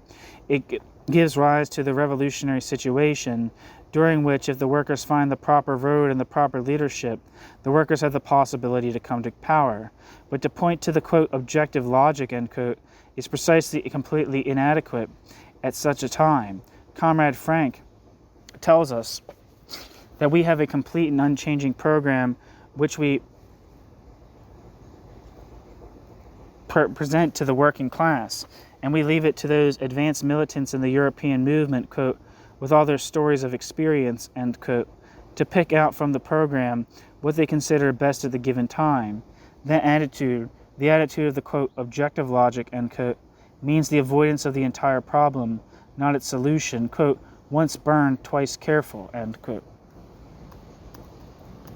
It is precisely in the pre-revolutionary and revolutionary situations that the subjective factors become far more important than the objective. Without the subjective factors, the objective situation can pass on without leading to anything.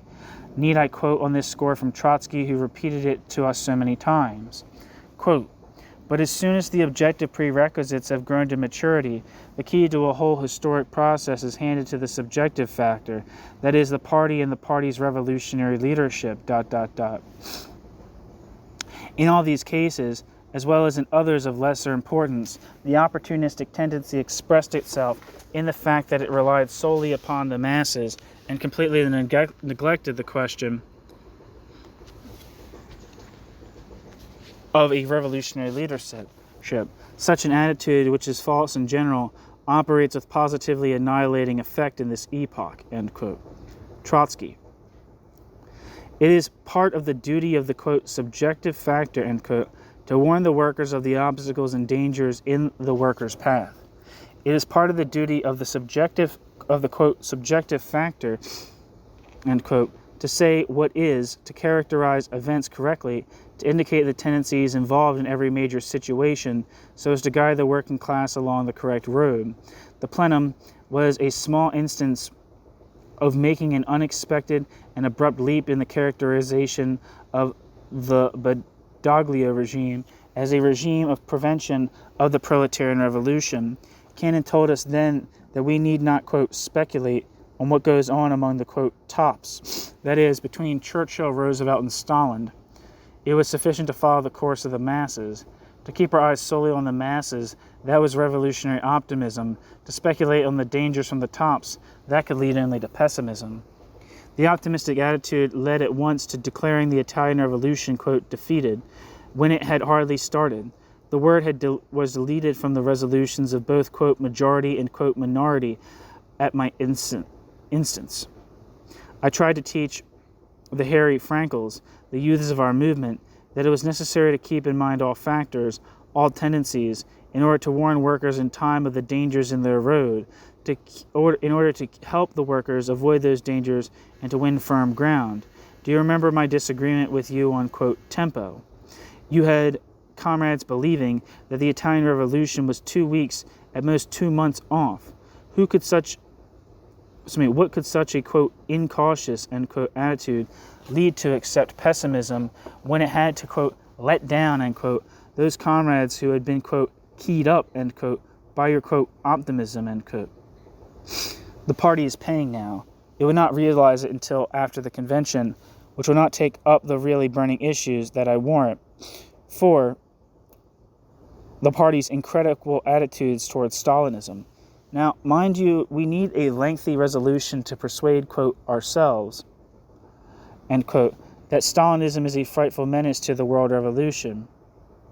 The, quote, subjective factor, end quote, is working at extremely slow tempo in a period when the subjective factor should be geared for the most flexible functioning. We are told that the party must, if anything, be more centralized. Why? In order that the committee may become even more separated from the membership than the committee is already. In order that the PC may make the PC's decisions, some of which we see here, completely behind the scenes, only to have them changed abruptly and then covered from the view of the party.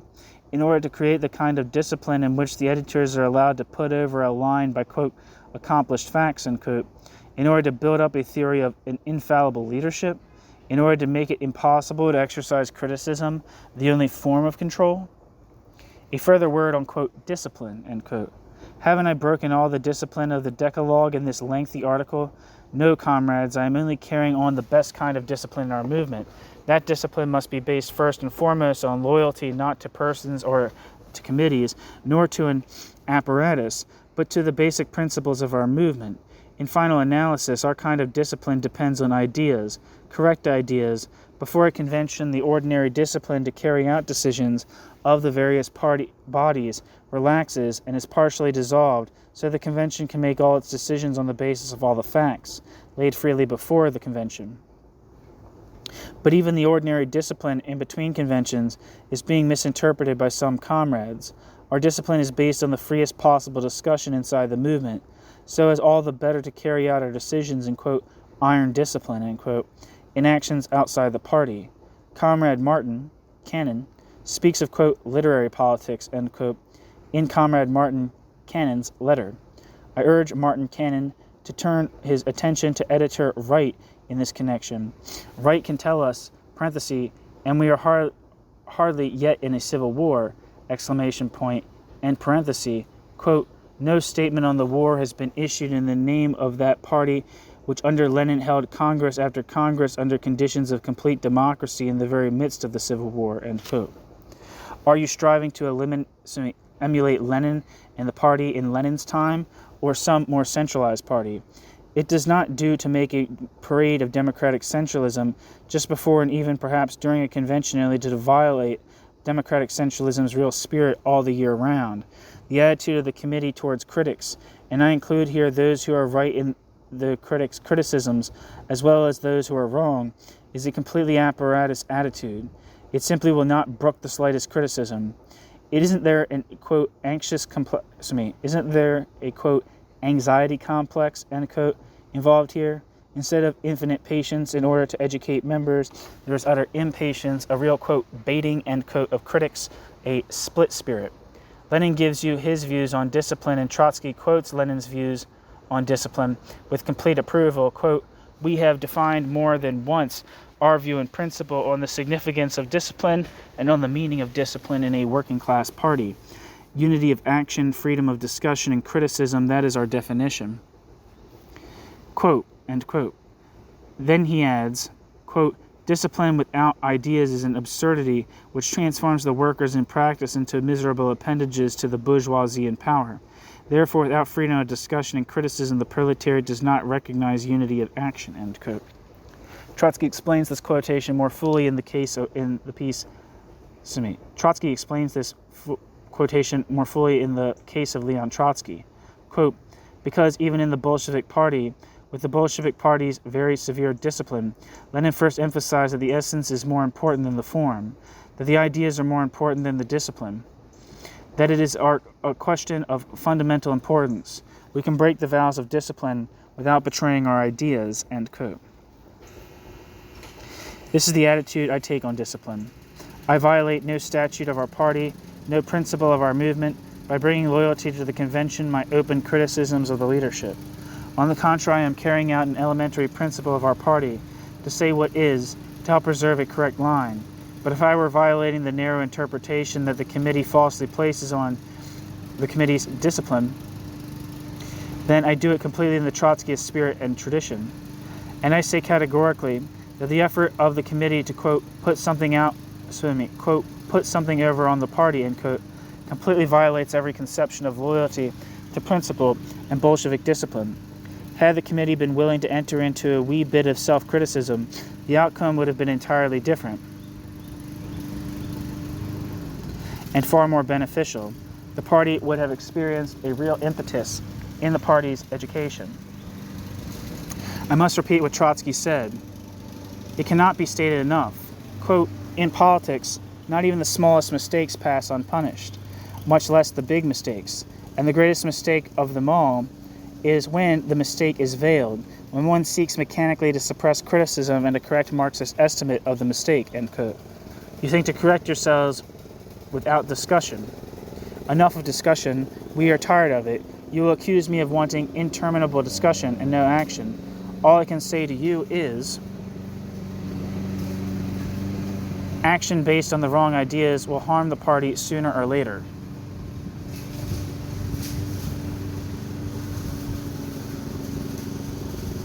The only way to assure correctness is to listen carefully to all points of view in discussion before arriving at decisions, not to precipitate ideas into the open press as accomplished facts.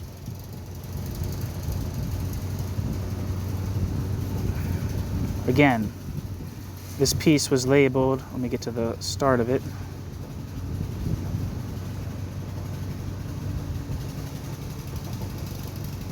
Come on.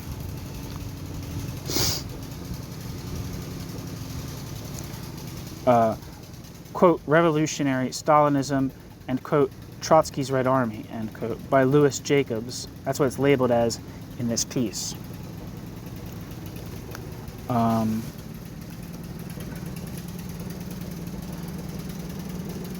And it was originally published in the Socialist Workers' Party Internal Bulletin, Volume 6, November 12, December 1944, as "We Arrive at a Line."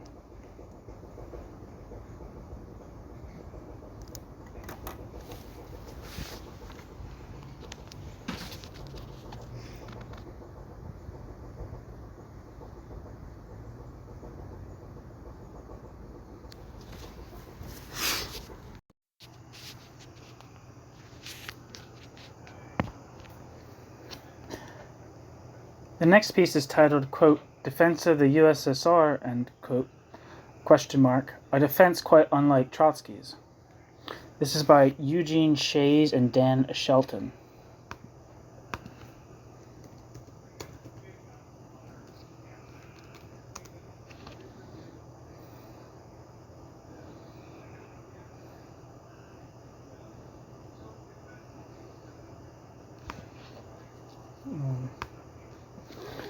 I'm just looking up to see if there's anything on any of these people. I'm not seeing anything really. Okay, so this was originally titled. Oh, this is a bit of a longer piece. Quote, "The Militant's Record on Stalinist Foreign Policy," end quote. Socialist Workers' Party Internal Bulletin, Volume 8, Number 11, October 1946.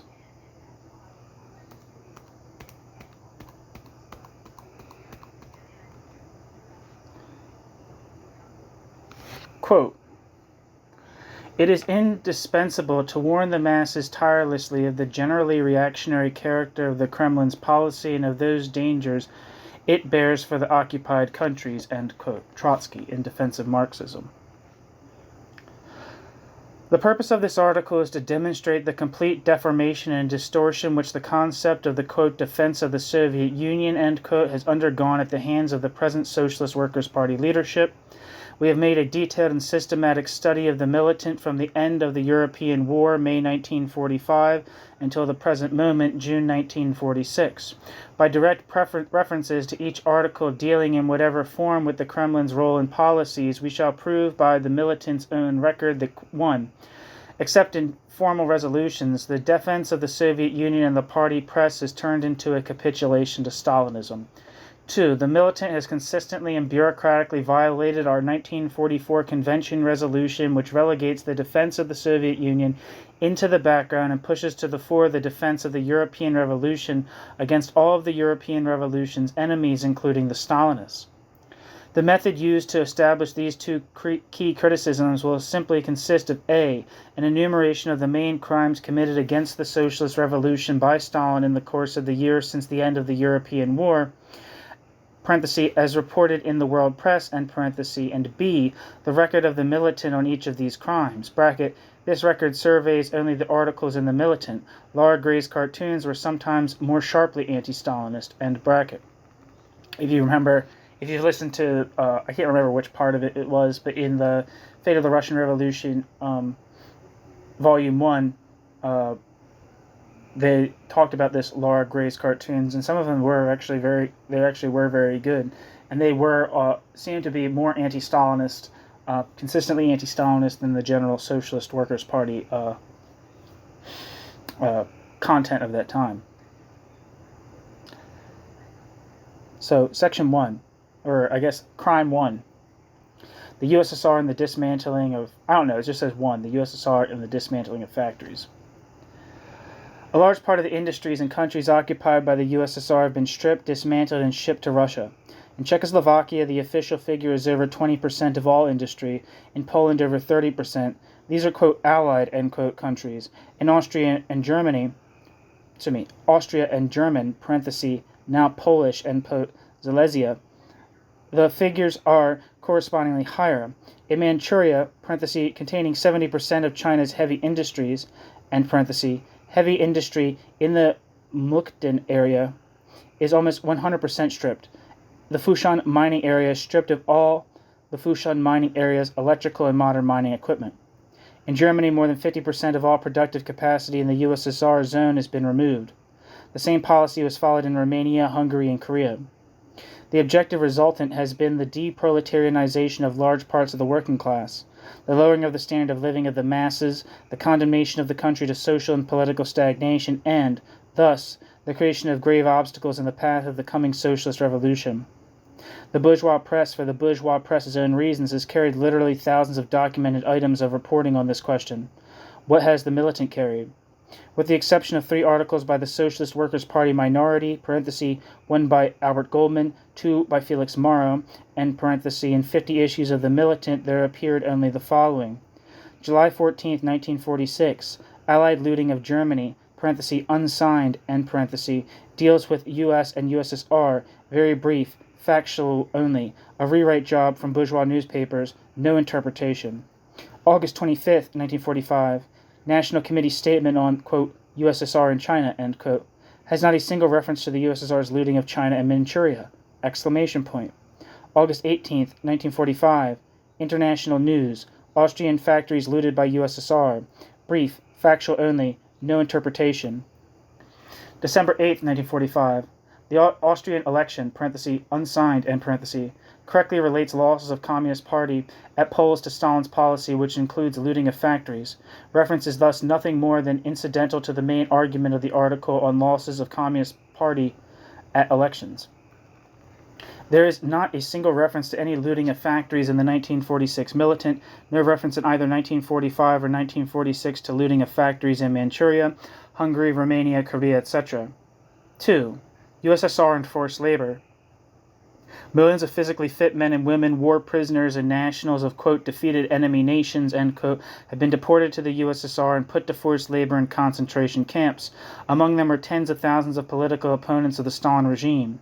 Inside the USSR, whole peoples have been declared, quote, collaborators, end quote, and shipped to Siberia. Tartars, Volga Germans, etc., torture and malnutrition has resulted in the deaths of literally hundreds of thousands of these modern slaves. In addition to impeding the revolutionary upsurge by removing, demoralizing, and killing off millions of workers and peasants and alienating the rest of the working class, this Stalinist crime must be opposed by socialists as the most cruel and brutalized form of human slavery yet perfected. The enslavement of man and socialism, the freeing of man, are mutually exclusive. In 56 issues of the Militant, except for the 2 of the above-mentioned articles by Goldman and Morrow, there's not a single reference to forced labor. There's no reference ever to forced labor of war prisoners and political opponents in all the countries occupied by the USSR. 3. USSR and the seizure of territory. The following countries were occupied and were incorporated into the USSR: Lithuania, Latvia, Estonia, Eastern Poland, Bessarabia, Bukovina, Moldavia, Carpatho, Ukraine, Eastern Prussia, Karelo, Finland, Petsamo, Tanotuva, Southern Sakhalin, and Kuerlies, Kuerlies. In addition, though through occupation troops and police rule, the following areas have been occupied: Romania, Hungary, parts of Austria and Germany, Czechoslovakia, Bulgaria, Yugoslavia, Poland, and half of Korea. As Marxists, we must oppose this violation of the right of self-determination of the countries involved. In 56 issues of the Militant, the following references appeared. June 2, 1945, Relations between U.S. and USSR. Li Fu Zhen, in passing, calls Stalin's aims, quote, counter-revolutionary, end quote, but there is no condemnation whatsoever of Stalin's seizure of territories. August 25, 1945, National Committee statement on USSR and China, quote, explains Stalin's, quote, defensive expansionism, end quote, exclamation point, opposes Stalin's, quote, defensive expansionism, end quote, only, exclamation point, because of, quote, bad results, end quote, exclamation point. September 1st, 1945, editorial condemnation of Stalin's seizures in the Far East, but the, quote, expansionism, end quote, is explained solely as a, quote, defensive, end quote, expansionism. May 11th, 1946, Karsten states that, quote, the extension of USSR domination prevents the stabilization of capitalist relations and powers, end quote. This unqualified statement leads the reader to think that these seizures are to be welcomed. Further, Stalin wants spheres of influence only as a defensive measure, but, according to Karsten, no effective defense can thus be built. Presumably this is Stalin's crime, a crime in military logistics. May 18, 1946, quote, Korean labor pleads for aid against brutal U.S. rule, end quote, unsigned, end parenthesis. But presumably not against brutal USSR rule, for the USSR is not even mentioned. Whoever relies exclusively on the militant for his news does not even know up to the present moment that the USSR occupied half of Korea. This is the entire record of the militant on Stalin's seizures of territory. 4. USSR and reparations. The USSR has demanded and was granted by the Allied imperialist reparations from Germany in the form of machinery. Entire industries have been made inoperative by the loss. The Soviet Union has demanded $100 million in reparations from Italy and has just been granted payments out of current Italian production. Crushing reparations have been imposed on Romania, Hungary, and Finland. Marxists are opposed to the very concept of reparations, which holds the people of the country responsible for the crimes of the capitalist class. Reparations are a bloat at internationalism. Our slogan must be the Bolshevik slogan of, quote, no annexations, no reparations, end quote. In 56 issues of The Militant, there has appeared nothing whatsoever on this question. 5. USSR and economic aggrandizement.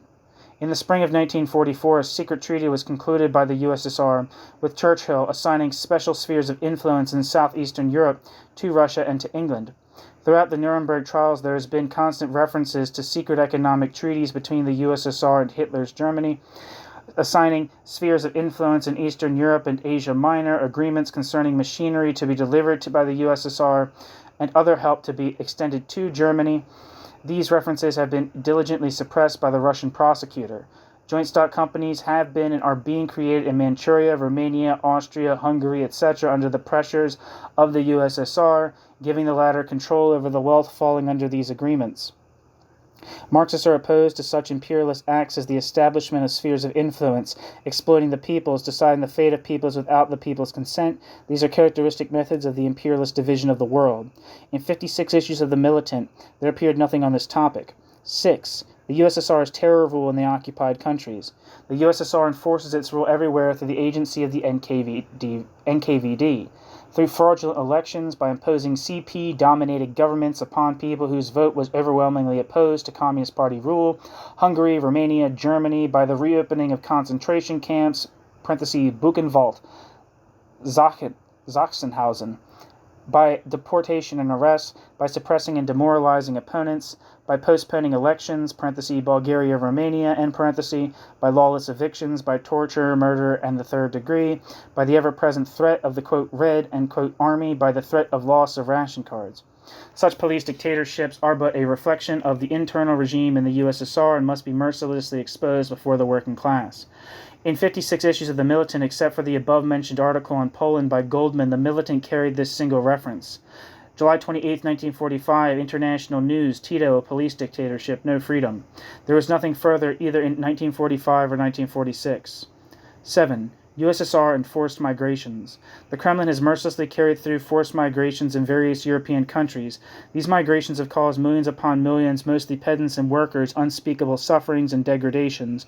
Involved were and are Germans who within 24 hours had to evacuate Poland, Poles who had to move into German territories annexed to Poland, Sudeten Germans who had to leave Bohemia, Hungarians who had to leave Czechoslovakia and Transylvania, peoples within the USSR, and innumerable, quote, minor, end quote, migrations involving other nationalities, especially those of the Baltic states.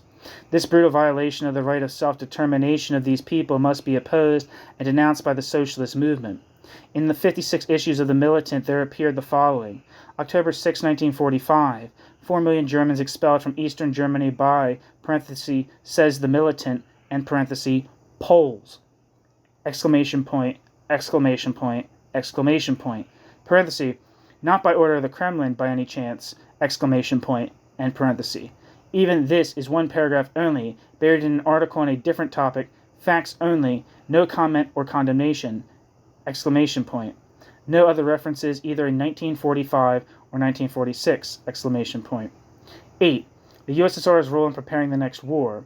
By its policy of armed aggression, intimidation, and supporting the suppression of small nations by the USSR's nationalist, chauvinistic terror rule in occupied countries by its police state methods and dictatorial acts in its vassal states and the labor movement, the Kremlin, as much as the imperialist, is laying the foundation for the next world war.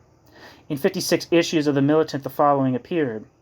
June 2nd, 1945, relations between the U.S. and USSR, parenthesis, Li Fujian, I don't know what the hell that means, and parenthesis, denounces U.S. at length, then makes passing reference to Stalin's, quote, counter-revolutionary, end quote, aims in Europe. December 15th, 1945, Senator Wheeler attacks the USSR, parenthesis, Hansen, and parenthesis, a rewrite job on Wheeler's speech, written to defend the USSR, not a single reference or mention of any of Stalin's crimes. March 19th, 1946, Hansen explains that A, workers must oppose U.S. imperialism, B, workers must oppose the Stalinists, quote, in the labor movement, end quote. C, the workers must defend the USSR in case of a war. A big subhead reads, quote, defend the USSR, end quote. Not a word of condemnation. March 16th, 1946, U.S. prepares war, parenthesis, Hansen, and parenthesis, correctly opposes U.S., then, quote, in the fact of this unbridled assault on the Soviet Union, the Kremlin is in an extreme disadvantage, end quote. Why? Because it always denied the danger of a third war, thereby disorienting the workers. Presumably Stalin's alarms have corrected this previous omission. March 23rd, 1946, quote, Wall Street hurls reactionary barrage at USSR, end quote, parenthesis, Karsten, end parenthesis. In a long and detailed article, there's a single paragraph on Stalin buried in the text. March 30th, 1946, preparations for anti-Soviet war, parenthesis, Karsten, end parenthesis, 25 paragraphs directed against the U.S., one paragraph against Stalin's, quote, brutal policy of aggression, end quote. Except for this generality, not a single detailed charge or condemnation is made. April 6, 1946, Iran used to further war, April 6, 1946, Iran used to further war on USSR, parenthesis, right, end parenthesis, first page, lead article, exposes U.S., Stalin not mentioned, except for his, quote, crime, end quote. What crime? Quote, painting up the United Nations as peace instrument, end parenthesis, nothing further. April 13th, 1946, long article on war danger, parenthesis, unsigned, end parenthesis, no reference to Stalin's role or crimes. April 20th, 1946, U.S. prepares war, parenthesis, Karsten, end parenthesis, not a single word on Stalin. May 4th, 1946, Karsten refers to U.S.'s building a ring of steel around the USSR. Exposes U.S., not a single word against Stalin. May 11th, 1946, Paris Foreign Minister Conference, parenthesis, Karsten, end parenthesis, subhead, quote, imperialists blame USSR, end quote. Quote, imperialists are attempting to lay the entire blame for deadlock on the USSR, end quote. No attempt made to show Kremlin shares the blame. May 18th, 1946, Karsten finds U.S., quote, blaming, end quote, USSR for breakdown of peace negotiations, except for one abstract statement, Stalin engaging in, quote, power politics, end quote. There's nothing else on Stalinist policy. In none of the articles mentioned is there so much as a hint that Stalin may carry at least part of the responsibility for bringing on the next war. On the contrary, the entire onus of World War III is placed on the imperialists. To clinch this charge, one need only mention Gray's cartoon, parenthesis, March 16, 1946, end parenthesis, on, quote, preparing for World War III, end quote, showing Truman, Churchill, and Bevin playing with the atom bomb. Stalin is absent. Apparently, Stalin is the innocent victim of that bomb.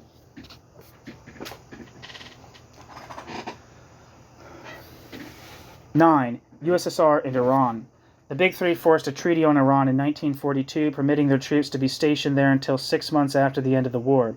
After this date, Russian troops remained, giving a vague pretext, quote, elucidation of the situation, end quote. They also charged that Iran was threatening war on the USSR, parenthesis, exclamation point, and parenthesis.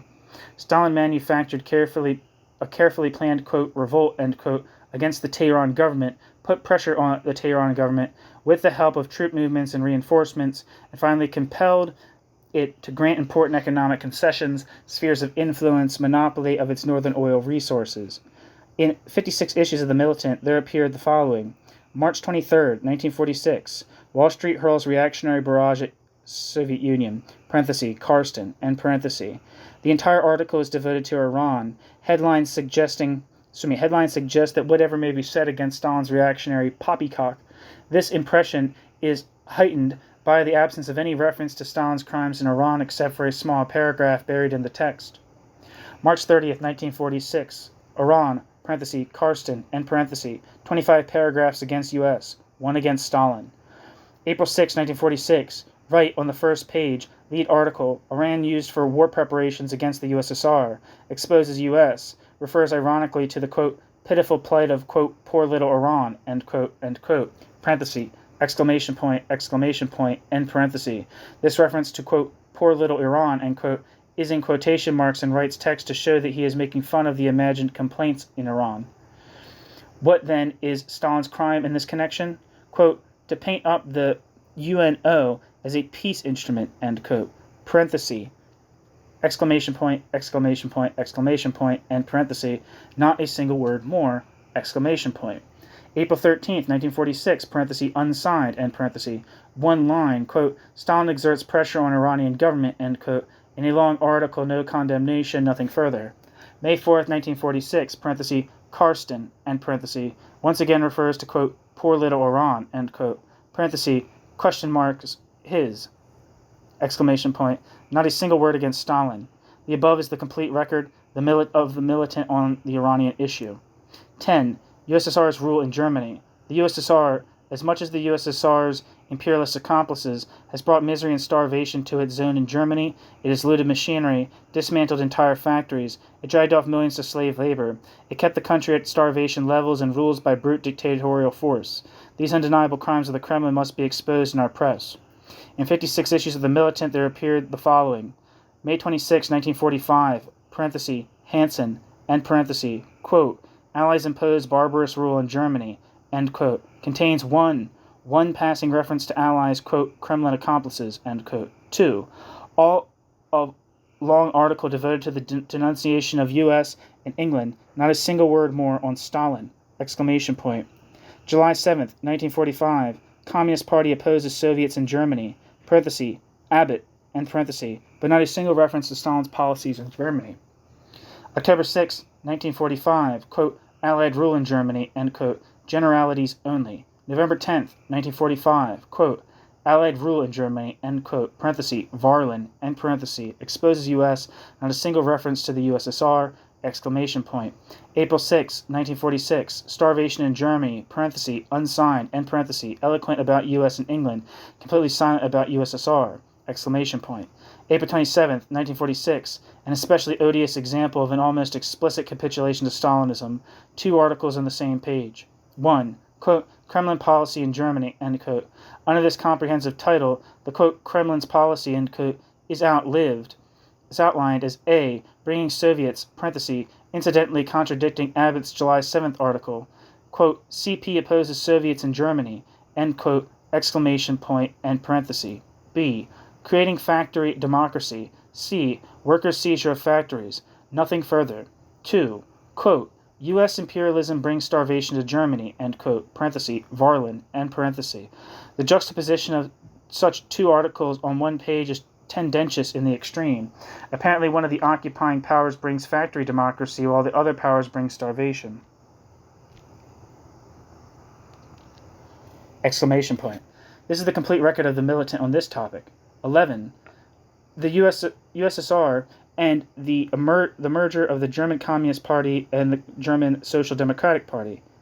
As in Eastern Europe and Korea, so in its zone in Germany, the Soviet Union has compelled the merger of the social democratic parties of the Communist Party, resulting in the dominance of the Communist Party. The merger in Germany was attended by an overwhelming vote of the SDP members against the merger, parenthesis, 7-1, end parenthesis, and by the last-minute prevention of the balloting in the Soviet sector of Berlin, in which half the Social Democratic Party members reside. It was further attended by the reactivation of the concentration camps of Buchenwald and Sachsenhausen, where actual and potential opponents of the merger were imprisoned, as well as by the terror of the NKVD and police. Imposed by brute force, the merger strengthens the hands of the Stalinists, puts a party based on totalitarian principles at the head of the masses, and thereby adds to the difficulty of the German workers in creating the preconditions for a struggle. We must oppose such a merger. In 56 issues of The Militant, there appeared nothing on this issue. 12. USSR and political asylum. The USSR has taken a definite stand against the granting of political asylum in the post-war period.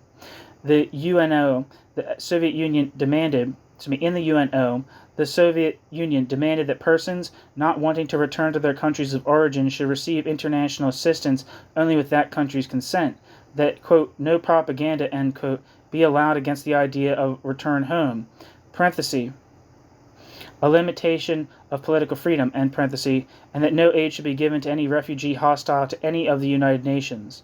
The Soviet Union has advocated forced repatriation of its political opponents who come from Eastern Europe.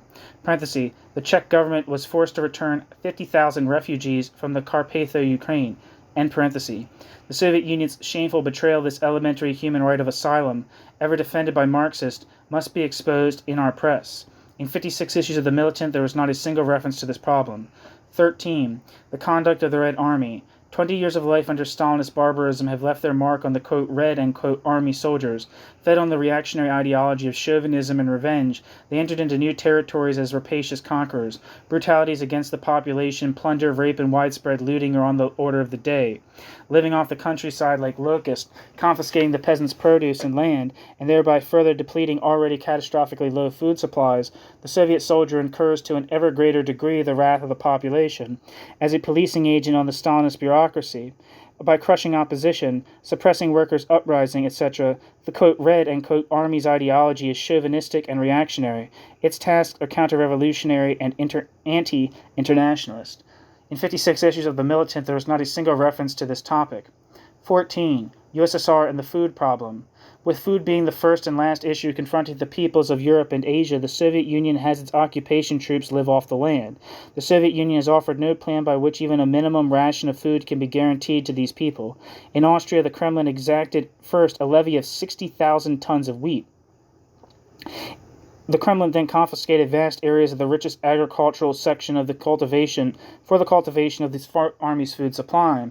While the masses in the Soviet Union and in all Soviet-occupied countries starve, the Soviet Union shipped cereals to France amidst great publicity to strengthen its agents there. It bribes potential political adherents with food and allows extra rations to Communist Party members.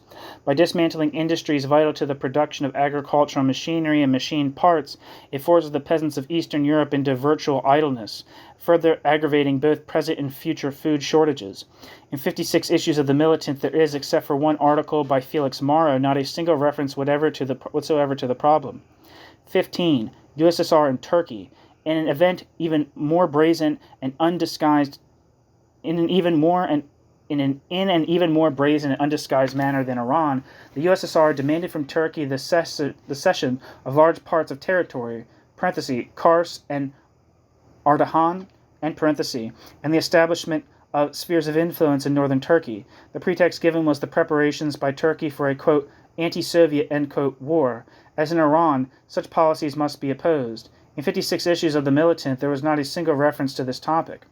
Conclusions. An objective pursuit of the above record of The Militant from May 1945 to June 1946 constitutes the most damning indictment of our party policy at the present moment. The Kremlin has entered upon the European scene as a ruthless conqueror, a bloody oppressor, a grandiose looter, and a robber par excellence. It rules by terror and assassination, by its criminal policies, its rapacious conduct, and its Genghis Khan-like demeanor.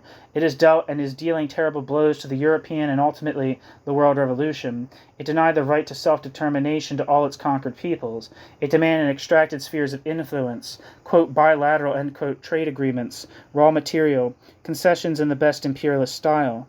It drowned the independent working class movement in blood and, quote, convinced, end quote, its political opponents by means of the NKVD and the hangman's noose. It added untold millions of war prisoners, workers, and peasants, political opponents of all nationalities, to its vast reservoir of forced labor. It looted the countryside, bringing starvation to the masses as much as it looted the factories in the cities, undermined the economic foundations of the very class destined to lead mankind out of chaos, the proletariat.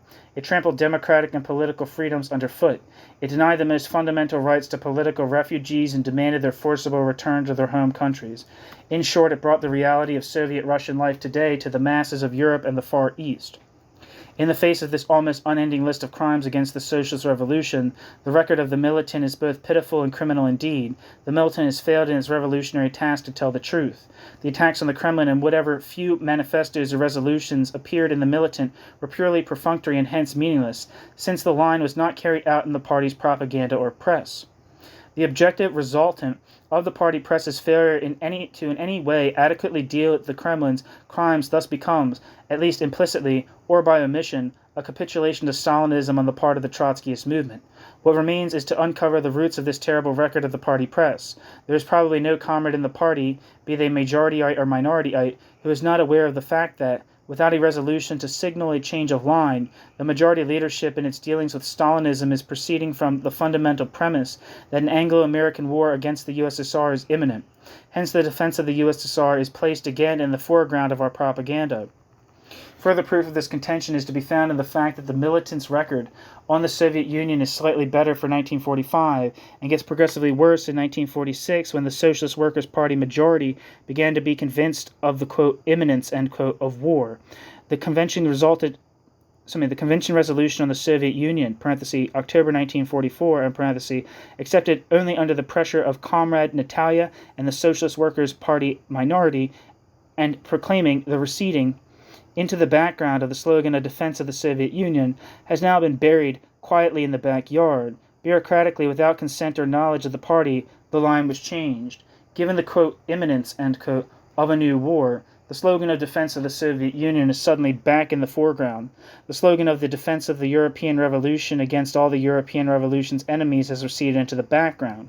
Presumably, as far as the majorityites are concerned, the European Revolution is off the agenda for the moment and is to be preceded by the war against the USSR. For if it was not, how could the, quote, imminence, end quote, of a war against a trustworthy accomplice in putting down the revolution be otherwise explained? We shall not enter into any discussion of the Socialist Workers' Party's majority's ludicrous position on the, quote, imminence, end quote, of war, for such discussion is irrelevant to the subject. Regardless of the majority's position on the present world situation, the majority's concept of defense of the Soviet Union still has nothing in common with Trotsky's concept of the defense of the Soviet Union. Let us recall certain formulations of his interpretation of defense of the Soviet Union and counterpose them to the militants' role during the past year. 1. However progressive the statification of industry in Soviet-occupied territory, quote, does not alter the reactionary character of the Kremlin's policy, end quote, which it is, quote, indispensable to tirelessly warn the masses against it, end quote, parenthesis, in defense of Marxism, end parenthesis. When has the militant ever, quote, tirelessly, end quote, pointed this out? 2, quote, the defense of the USSR coincides for us with the preparation of world revolution. Only those methods are permissible which do not conflict with the interests of the revolution. The defense of the USSR is related to the world socialist revolution as a tactical task to a strategic task. A tactic is subordinated to a strategic goal and in no case can be in contradiction to the strategic goal. End quote. Parenthesis, in defense of Marxism, end parenthesis.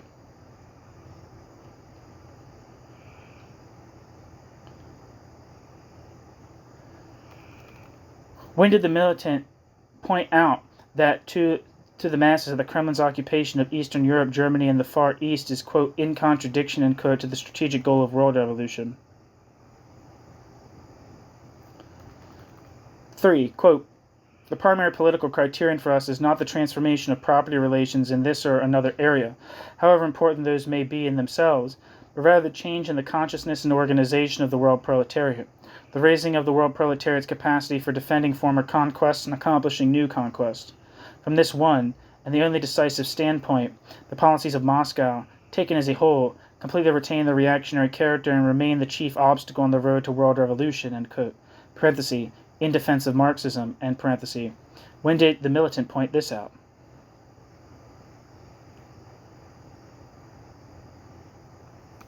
4, quote, the statification of the means of production is a progressive measure, but the statification of the means of production's progressiveness is relative.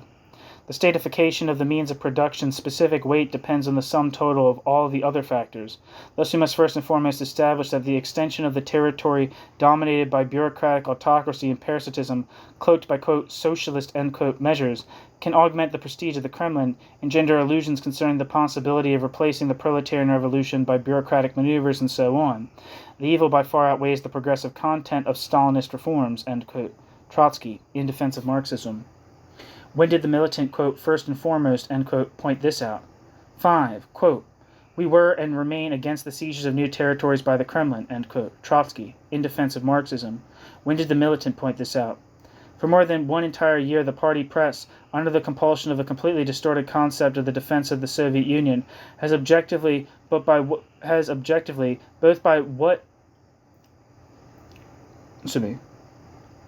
For more than an entire year, the party press, under the compulsion of a completely distorted concept of the defense of the USSR, has objectively, both by what the party press said and what the party press omitted, defended Russian foreign policy. The party presses defended Russian foreign policy, furthermore, in violation of the party's own 1944 resolution on the Soviet Union. It is high time that the party press began to espouse a Trotskyist interpretation of the USSR's role in Europe and the Far East instead of objectively capitulating to a Stalinist interpretation. Again, that's the end of the piece, and again, this is labeled, quote, defense of the USSR, end quote, question mark, a defense quite unlike Trotsky's. This is by Eugene Shays and Dan Shelton from 1946. And again, it was originally titled, quote, The Militant's Record on Stalinist Foreign Policy, end quote. And it's from the Socialist Workers' Party Internal Bulletin, Volume 8, Number 11, October 1946.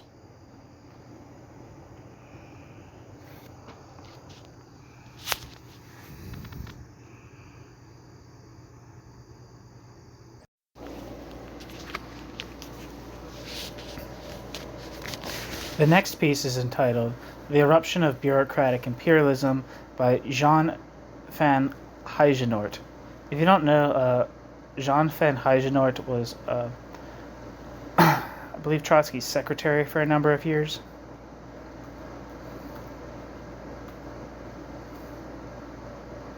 This piece is originally titled, quote, as The Eruption of Bureaucratic Imperialism, a Contribution to the Discussion on the Russian Question, written under the name Daniel Logan.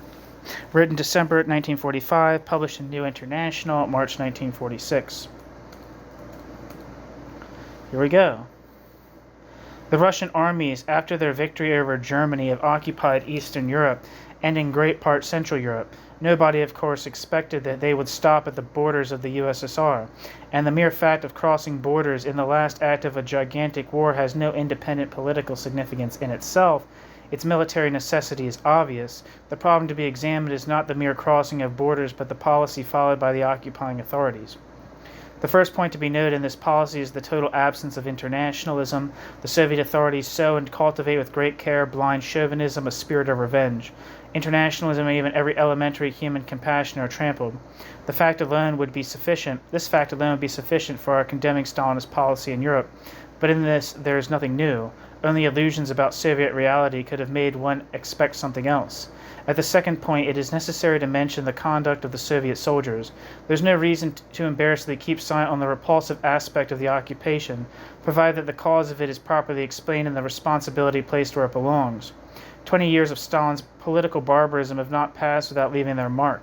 The Soviet soldier, constantly inoculated with strong doses of chauvinist hatred, treated as a cattle by his officers, compensates himself by brutalities against local population, by plunder and rape. Cars full of plundered goods are recently crossing Poland, according to an American journalist, decorated with the Soviet star, parenthesis, exclamation point, end parenthesis, and with inscriptions like this one, quote, "We belong to a nation of conquerors," end quote. This moral depravity is a direct product of the brutal regime of the bureaucracy. To keep silent on this aspect of the occupation is to keep silent on one of the most monstrous crimes of Stalin. However, when everything has been said about the reactionary chauvinist policy of this bureaucracy, about the corruption of the Soviet army, there remains a series of facts, such as the truly fantastic indemnities, the dismantling of factories, the forced labor on a grand scale, etc., that cannot be explained except by deeper economic and social causes. The dismantling of factories, systematically practiced from Austria to Korea, is not merely due to the depravity of some Soviet general or bureaucrat. We have a series of phenomena whose social and economic roots are to be looked for in the bureaucratic management of the Soviet economy. This last aspect of the occupation I propose to name imperialism, more precisely bureaucratic imperialism, for a series of reasons that I will try to present. Still more precisely, it is more correct to speak of elements of imperialism. We have observed these new phenomena only during a period that historically is still very brief. They have been until now explosions, violent indeed, but concentrated in an interval of time still very short. These elements of imperialism are playing in Soviet economy a role still secondary. They are still very far from having engendered a whole system, such as the British Empire. However, as elements, their existence is undeniable. The imperialism that now dominates the world is finance imperialism. Bureaucratic imperialism is obviously not finance imperialism, quite the contrary. Finance imperialism has its inner spirit in a superabundance of capital, previously accumulated in quest of investments. The distinctive feature of Soviet economy is still the low degree of industrialization, and the problem that confronts it does not at all resemble the one that confronts mature capitalism, but rather the one that nascent capitalism had to solve, namely the problem of primitive accumulation. The country that came first in capitalist development, England, solved the problem of primitive accumulation through barbaric methods which Marx has so vividly described in the next to last chapter of the first volume of Capital, the laws against paupers and vagrants, the kidnapping of children, etc. In the countries that followed England on the road of capitalism, the same methods were combined to various degrees with the investment of British capital previously accumulated, which permitted solving the task more easily. Soviet economy is still far from having realized an industrialization of the country comparable to that of the advanced capitalist countries. However, Stalinist bureaucracy manages Soviet economy in such a way that the yearly fund of accumulation is greatly reduced. Not only does the bureaucracy appropriate a disproportionate share of the national income, but also, and that is the more important point, by its method it retards the increase of the productivity of labor, multiplies losses, and in general increasingly hampers the development of the economy. Thus the bureaucracy finds itself forced, lest the rate of accumulation fall to a ridiculously low level, or even become negative, to plunder means of production and labor power everywhere it can in order to cover the cost that its management imposes on Soviet economy. The parasitic character of the bureaucracy maintains itself as soon as political conditions permit it through imperialist plundering. The policy of the Soviet bureaucracy outside the USSR is but the continuation of its policy inside. From this fact, incontestable in itself, some may conclude that the eruption of bureaucratic imperialism hardly deserves any special attention, and that it is merely a geographical extension of an already existing system, thereby nothing politically new. This means to simplify the problem too much, for the action of the bureaucracy inside and outside the USSR does not operate in the same milieu. Russian armies have occupied in Europe regions that are much more advanced than the USSR in the development of the productive forces and of technique, in the cultural level of the workers and of the working population in general. The extra cases are those of the industrial regions of Czechoslovakia, Germany, and Austria. The bureaucracy found its historical raison d'etre in the USSR in the barbaric condition of the country and the necessity of transplanting foreign technique. It fulfilled these tasks in its own way, that is very badly, and to the extent to which it partly fulfilled them, it became a greater and greater brake on the further development of industrialization, of technique, of culture. The extension of the power of the Kremlin bureaucracy to a backward country, such as Outer Mongolia, for instance, may still signify for such a country a quicker industrial development. Even in this case, one may now be skeptical after the dismantling of factories in Manchuria and in the part of Korea occupied by the Russian army.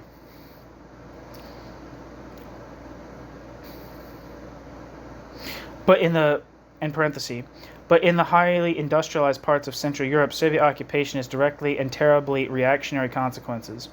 The, quote, abolition of the kulaks as a class, end quote, 15 years ago did not lack in horrors. According to a testimony cited by Trotsky, the troops of the GPU took away boots of young, quote, kulak, end quote, children. However, whatever may be our indignation at such methods, the expropriation helped fulfill the first 5-year plan. Yeah, that kind of... that's the kind of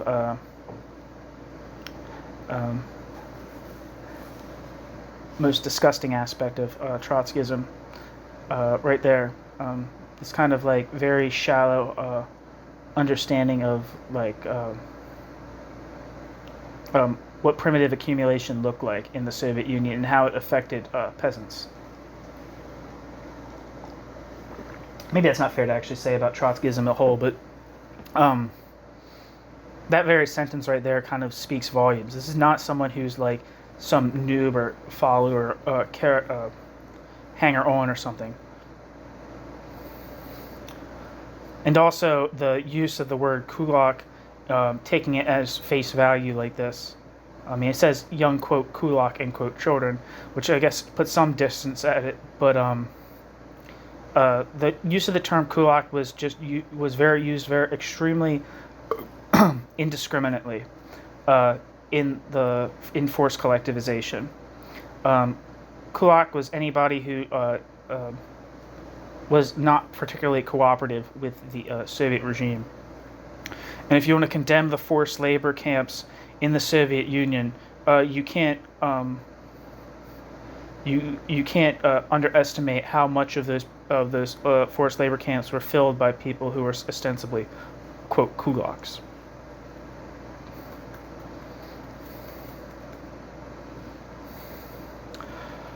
The present situation in Europe is very different. When the Soviet bureaucrats dismantle factories in Vienna, Soviet bureaucrats condemn the Viennese worker to a death more terrible than just physical death. It is the death of his class, his social death. It means to condemn the country not to get out of economic, social, political, and cultural stagnation. It means... What am I saying? Did I say Vietnamese? I feel like I'm spacing out here. The present situation in Europe is very different. When the Soviet bureaucrats dismantle factories in Vienna, the Soviet bureaucrats condemn the Viennese worker to a death more terrible than just physical death. It is the death of the Viennese workers' class, the Viennese workers' social death. It means to condemn Austria not to get out of economic, social, political, and cultural stagnation. It means to instigate the disintegration of the proletariat, the only class from which the salvation of Europe can come. It means to deal a blow at the very heart of the perspective of socialism. According to official figures, the Kremlin bureaucracy had already last September dismantled and shipped to Russia 20% of Czech industry, 30% of Polish industry. These are, quote, allied, end quote, countries. What has happened in Austria, in Silesia, etc., and these figures are merely quantitative. The bureaucrats have certainly not taken the least modern material. Moscow has claimed the privilege of seizing in the occupied countries, quote, friendly or enemy, every machine of German make. In fact, it means to claim the right to grab all the industrial equipment of these countries. The economy of the enemy countries is, moreover, crushed by tremendous war indemnities for an indefinite period. To the dismantling of factories must be added forced labor. War prisoners, Polish, Baltic exiles of 1939 to 40, political prisoners, German minorities deported from the Volga or from Romania, etc., from a herd of unfortunate forced laborers, the number of which is certainly higher than 8 million and may not be lower than 15 or 20. The fate of these unfortunates is below that of slaves, for the owner of slaves ordinarily provides conditions that allow their indefinite reproduction. But the Soviet bureaucrat, because of the Soviet bureaucrat's own situation, thinks only of drawing from the forced laborers all the possible labor in the shortest possible time. From one group of 100,000 German prisoners, 6,000 were still alive 3 months ago. After 3 years of captivity, according to one of these unfortunates who had escaped. Forced labor has occupied, in Soviet economy, a place which is far from being negligible compared to wage labor. With 8 to 20 million of forced laborers side by side with the Russian working class, forced labor has not only a political but also an economic importance. With the bureaucratic management of Soviet economy, the problem of manpower and efficiency is insoluble. The most immediate result of such management, with its uncontrolled command and its arbitrariness, its uniqueness and brutalities, is to keep the productivity of labor at an extremely low level. The worker, deprived of every right and every protection, hardly feels inclined to produce more, to take better care of his tools and of his machines, etc. The bureaucrat tries to solve this problem by the bureaucrat's methods. Stakhanovism, extreme differentiations in wages, and finally forced labor on a great scale. The latter penetrates the more easily into the system since the efficiency of wage labor is very low, often hardly higher than that of forced labor, and therefore there are many works which are less costly to execute with forced labor than wage labor, especially when these forced laborers are deprived of all social life and reduced to being mere givers of labor power until their death.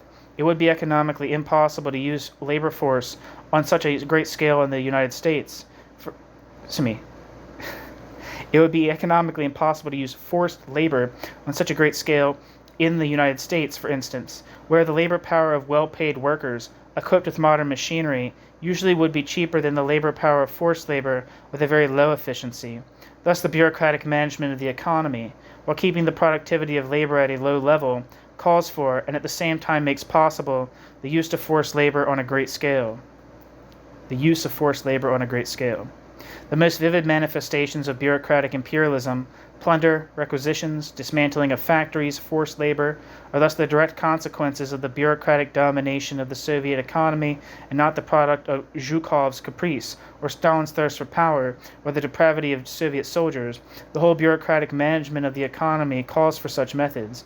In this sense, it is fully legitimate to speak of bureaucratic imperialism as a system growing out of definite economic needs. Every imperialism springs from difficulties in the economy of the country. What this imperialism seeks reveals what these difficulties are. Finance imperialism, in quest of investments, reveals in the metropolis a superabundance of capital that does not find a sufficient rate of profit. Bureaucratic imperialism, with bureaucratic imperialism's millions of forced laborers, and bureaucratic imperialism's carrying away of machines, reveals the need of an economy suffocating under the bureaucratic management. At this point, someone will probably remark that war has destroyed so much in the USSR that this destruction is sufficient to explain the needs of Soviet economy, independently of the disorder and waste of the bureaucracy. This remark remains too abstract. Soviet economy does not start from scratch. In the years immediately preceding the war, in 1938 to 40, the existence of the bureaucracy weighed more and more heavily on the economy.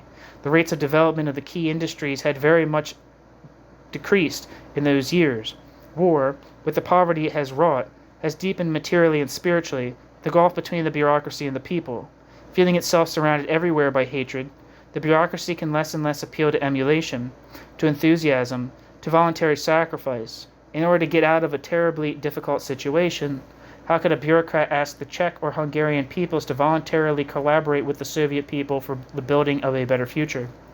Such appeals coming out of the mouth of a parvenu do not have the accent of truth and remain ineffective. The bureaucrat in his own way knows that very well. Nothing remains but the way of violence and plunder. Does the appearance of elements of imperialism imply the revision of the theory that the USSR is a degenerated? Does the appearance of elements of imperialism imply the revision of the theory that the USSR is a degenerated worker state? Not necessarily. The Soviet bureaucracy feeds in general on an appropriation of the work of others, and we have already long ago recognized this fact as part and parcel of the degeneration of the worker state. Bureaucratic imperialism is only a special form of this appropriation. If they do not necessarily imply a revision of the theory, the various manifestations of bureaucratic imperialism force us, nevertheless, to see how far the degeneration has advanced. It is not possible any more to simply speak of worker state and to add, as it between parentheses, degenerated.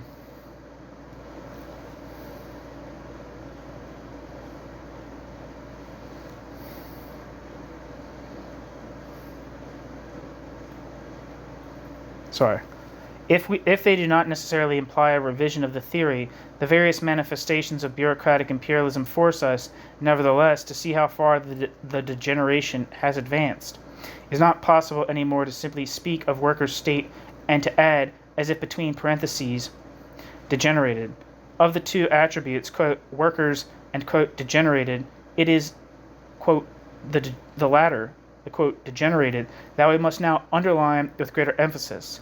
The degeneration has made such an advance, and the impact of this degeneration on Europe has such terribly reactionary consequences that it is impossible to automatically apply to the USSR of today propositions that would be valid for a, quote, normal, end quote, worker state. The Soviet Union is as far from being a, quote, normal, end quote, worker state as a rotten apple is a, quote, normal, end quote, apple, and nobody would think of biting into a rotten apple. With the present imperialist plundering, the degeneration has reached the last stage of rottenness. As the result of historical circumstances, which we have very often analyzed, a social formation has appeared which really is a monster of history. As the biologists explained to us, a monster is due to disturbances occurring during the development of the embryo. Likewise, the isolation of a proletarian revolution in a barbaric country has engendered a society not only without any precedent, but also very different from all the outlined norms. To repeat today that, quote, fundamentally, end quote, the USSR is a worker state because the means of production are nationalized is to dupe oneself with words. If it were so, the Poland of, or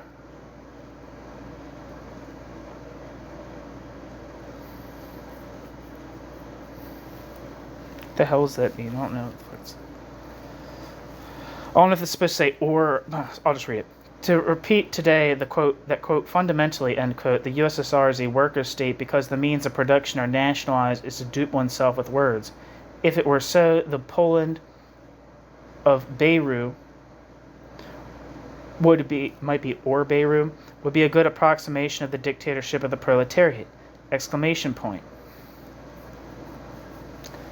If an economic form is separated from the social and political content in which that economic form is immersed, that economic form becomes an empty abstraction.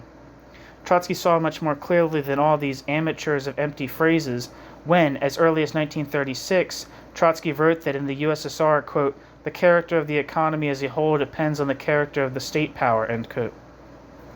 If the Soviet Union still remains today, in my opinion, a degenerated worker state, is because from that monstrous society nothing new and stable has yet come out. In the rotten apple no germ has appeared. The personal position of each bureaucrat still remains very precarious. The manifestations of imperialism that we can now observe reveal precisely the parasitic character of a bureaucracy that lives from day to day by plunderings and expediencies. If the monster would reveal itself capable of reproducing that monster's self, the monster would not be a monster anymore, but a new species. If the system of political absolutism combined with state ownership of the means of production were to extend over the world, the Soviet bureaucracy would already today be, of course, the prototype of this system. But history has not yet proven that from the Stalinist bureaucracy can emerge a social system of a historical scope, in the full sense of the word. To accept today that the proof has been given means, it seems to me, to overlook all that is monstrous, exceptional, parasitic, and unstable in the Stalinist bureaucratic regime.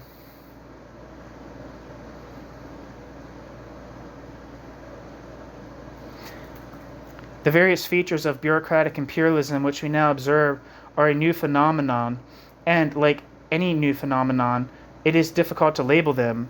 We have to create a new term or use a term already applied to other phenomena.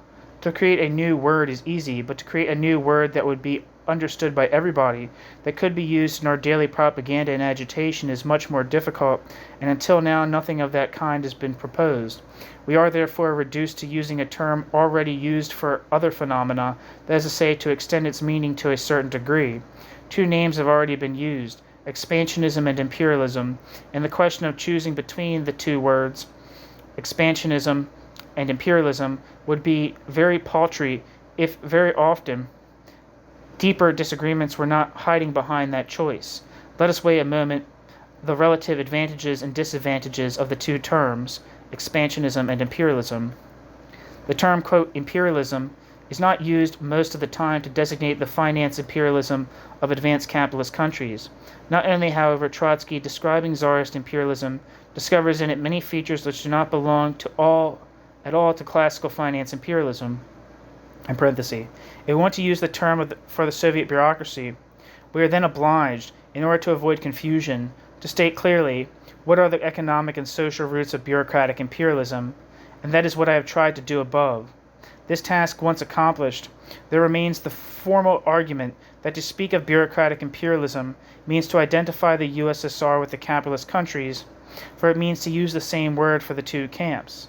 But the same objection, if it were valid, would equally invalidate the term, quote, expansionism, end quote, and many other terms too, such as oppression, plunder, etc. For the great capitalist powers also practice expansionism and oppression and plunder, etc. Thus every formal argument directed against the world imperialism strikes also the word expansionism.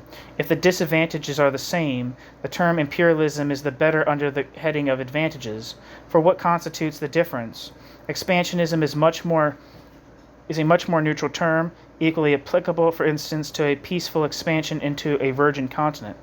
Imperialism designates much more precisely the oppression and exploitation of foreign peoples and is much more charged with opprobrium, considerations which, in face of the monstrous crimes of the Soviet bureaucracy, should decide us to adopt the term in our propaganda and agitation. In October 1939, after the occupation of eastern Poland, Trotsky wrote, quote, "Can the present expansion of the Kremlin be termed imperialism? First of all, it is necessary for us to agree on the social content which we put in this term. History has known the imperialism of the Roman state, based on slave labor, the imperialism of feudal land ownership, the imperialism of the Tsarist monarchy, etc. The driving force behind the Moscow bureaucracy is indubitably the tendency to extend the Moscow bureaucracy's power, the Moscow bureaucracy's prestige, the Moscow bureaucracy's revenues. This is the element of, quote, imperialism, end quote, in the widest sense of the word, which was a property in the past of all monarchies, oligarchies, ruling caste, medieval states, and classes. However, in contemporary literature, at least Marxist literature, imperialism is understood to mean the expansionist policy of finance capital, which is a very sharply defined economic content. To employ the term, quote, imperialism, end quote, for the foreign policy of the Kremlin, without explaining exactly what one means by it, means simply to identify the policy of the Bonapartist bureaucracy with the policy of monopolistic capitalism on the basis that both one and the other utilize military force for expansion, end quote. From this citation it appears clearly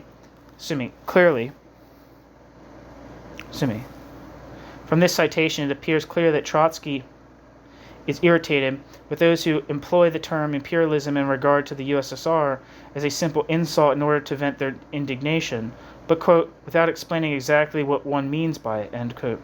However, to demand that one explains is to accept implicitly that it is possible, once the demand is satisfied, to extend to the Soviet Union the term imperialism. In 1940, we were entering a gigantic war that would bring an answer to many questions, and it was legitimate to hesitate at that moment to introduce a theoretical innovation. Moreover, the territories occupied then were economically insignificant. Their occupation had almost entirely a military meaning on the eve of an imminent war.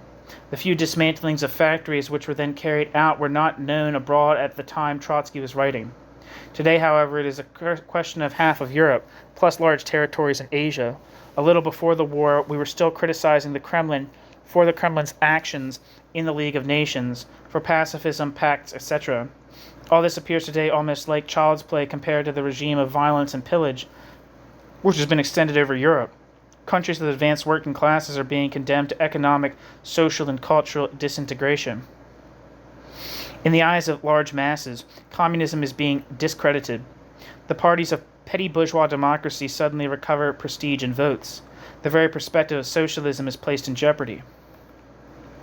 The oppression and exploitation and pillage on a grand scale, the millions of forced laborers, the hopeless situation of the occupied countries, all these facts are undeniable. I have tried to show that it is not a matter of simple political episodes, but that it results from the bureaucratic management of the Soviet economy, and that it is therefore legitimate to speak of bureaucratic imperialism. The reality is so complicated that there is room for discussions on this point, but even on the exact mechanism of finance imperialism, the discussions have never ceased among Marxists during half a century. ! With much greater reason, the teratological character of the Soviet Union impels us to a constant re-examination of our conceptions. What is necessary to ask of anyone who takes part in this discussion is, rather than immediate agreement, a desire to learn, a willingness to weigh all arguments, a firm decision to reduce to silence those who want to fetter the analysis by considerations foreign to the discussion. It is only thus that we will be able to advance. And then there's some footnotes to this piece. The first footnote says, official statistics are, of course, silent on this sector of, quote, socialist, end quote, parenthesis, exclamation point, end parenthesis, economy. I guess this is referring to forced labor. Light is thrown on a small bit of the reality by information which the Mensheviks have just published on one colony of the GPU. In northeastern Siberia, near the river Kolyma, there are gold deposits so rich that they can be exploited without a great amount of machinery. The whole region, an area about that of France, was given to the GPU. It exploits the deposits with the help of 5 million forced laborers, Poles deported in 1939 to 40, or German war prisoners, reduced to a regime of bread and water, deprived of all social life, treated in the strictest sense of the word as cattle, in a region with the most inclement weather in the world. 2.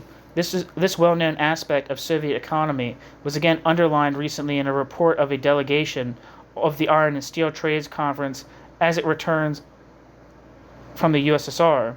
Quote, the workers are competent, but, quote, in spite of the stories about fabulous increases in production, we believe that their output per man-hour is considerably lower than ours, end quote.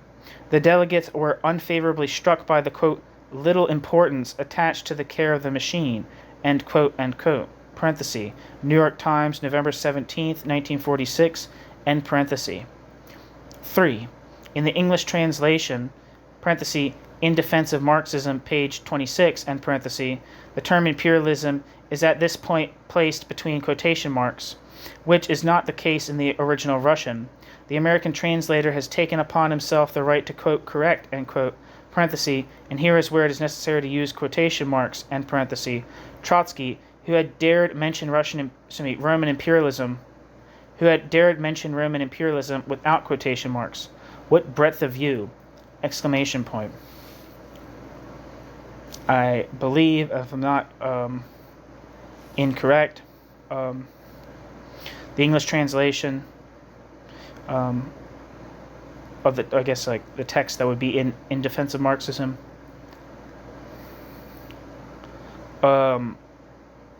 was put together, I believe, in 1942 by the Socialist Workers' Party in order to criticize the Workers' Party, which split off as which was a split off from the Socialist Workers' Party, originally as a minority within the Socialist Workers' Party, a very large minority, though.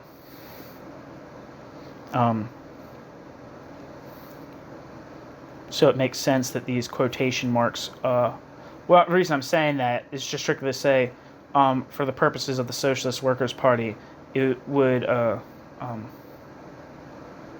behoove them to place quotation marks around imperialism here.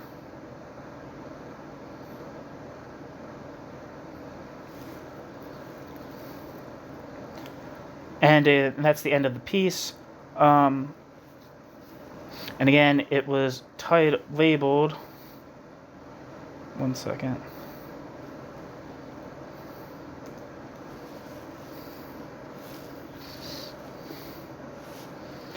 It was labeled as The Eruption of Bureaucratic Imperialism by Jean van Huysenoort. Again, a very important figure in the history of Trotskyism.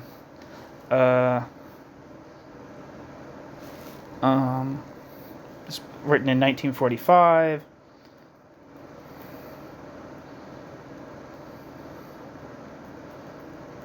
And was originally titled The Eruption of Bureaucratic Imperialism, a Contribution to the Discussion on the Russian Question, written under the name Daniel Logan, written in December 1945, published in New International, March 1946.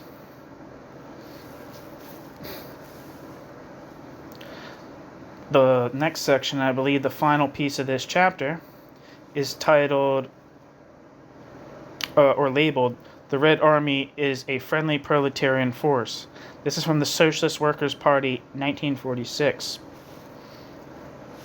It was originally published as Tasks in the Countries Occupied by the USSR, in a text, I guess in a larger piece titled The New Imperialist, quote, Peace and the Building of the Parties of the Fourth International. This is from the Socialist Workers' Party Internal Bulletin, Volume 8, Number 3, February 1946.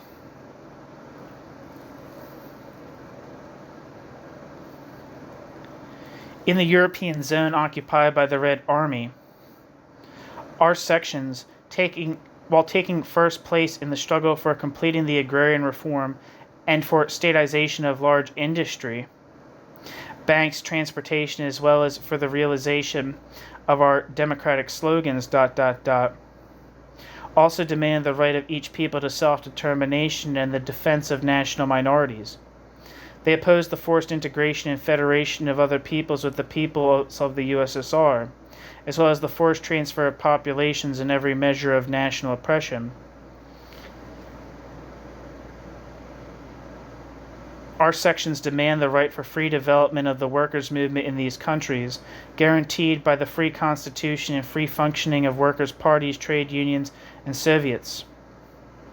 Our sections tolerate the presence of the Red Army only to the extent that the Red Army is a friendly proletarian armed force having as its objective to guarantee the fulfillment of agrarian reform and the statization of the means of production against imperialism and against national reactionary elements, without hindering in any way whatsoever the free development of the working class movement.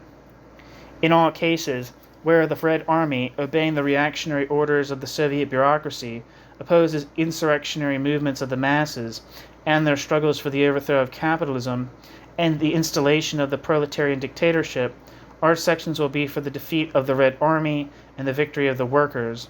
They will work for this defeat by resorting simultaneously to military means and to propaganda for fraternization addressed to the soldiers of the Red Army, inviting them to revolt against every executant of the reactionary orders of the Soviet bureaucracy and to join the masses struggling for the proletarian revolution.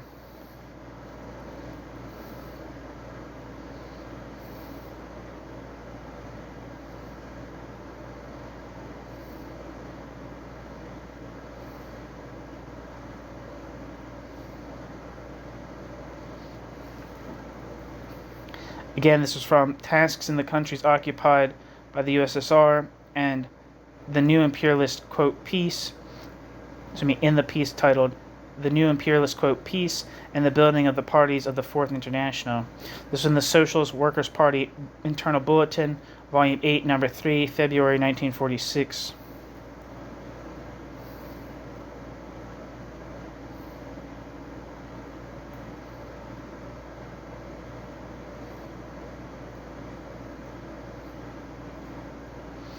And that is the end of Chapter 6. That was a bit of a long chapter, and I thank you for sticking it out to the end with me. God bless.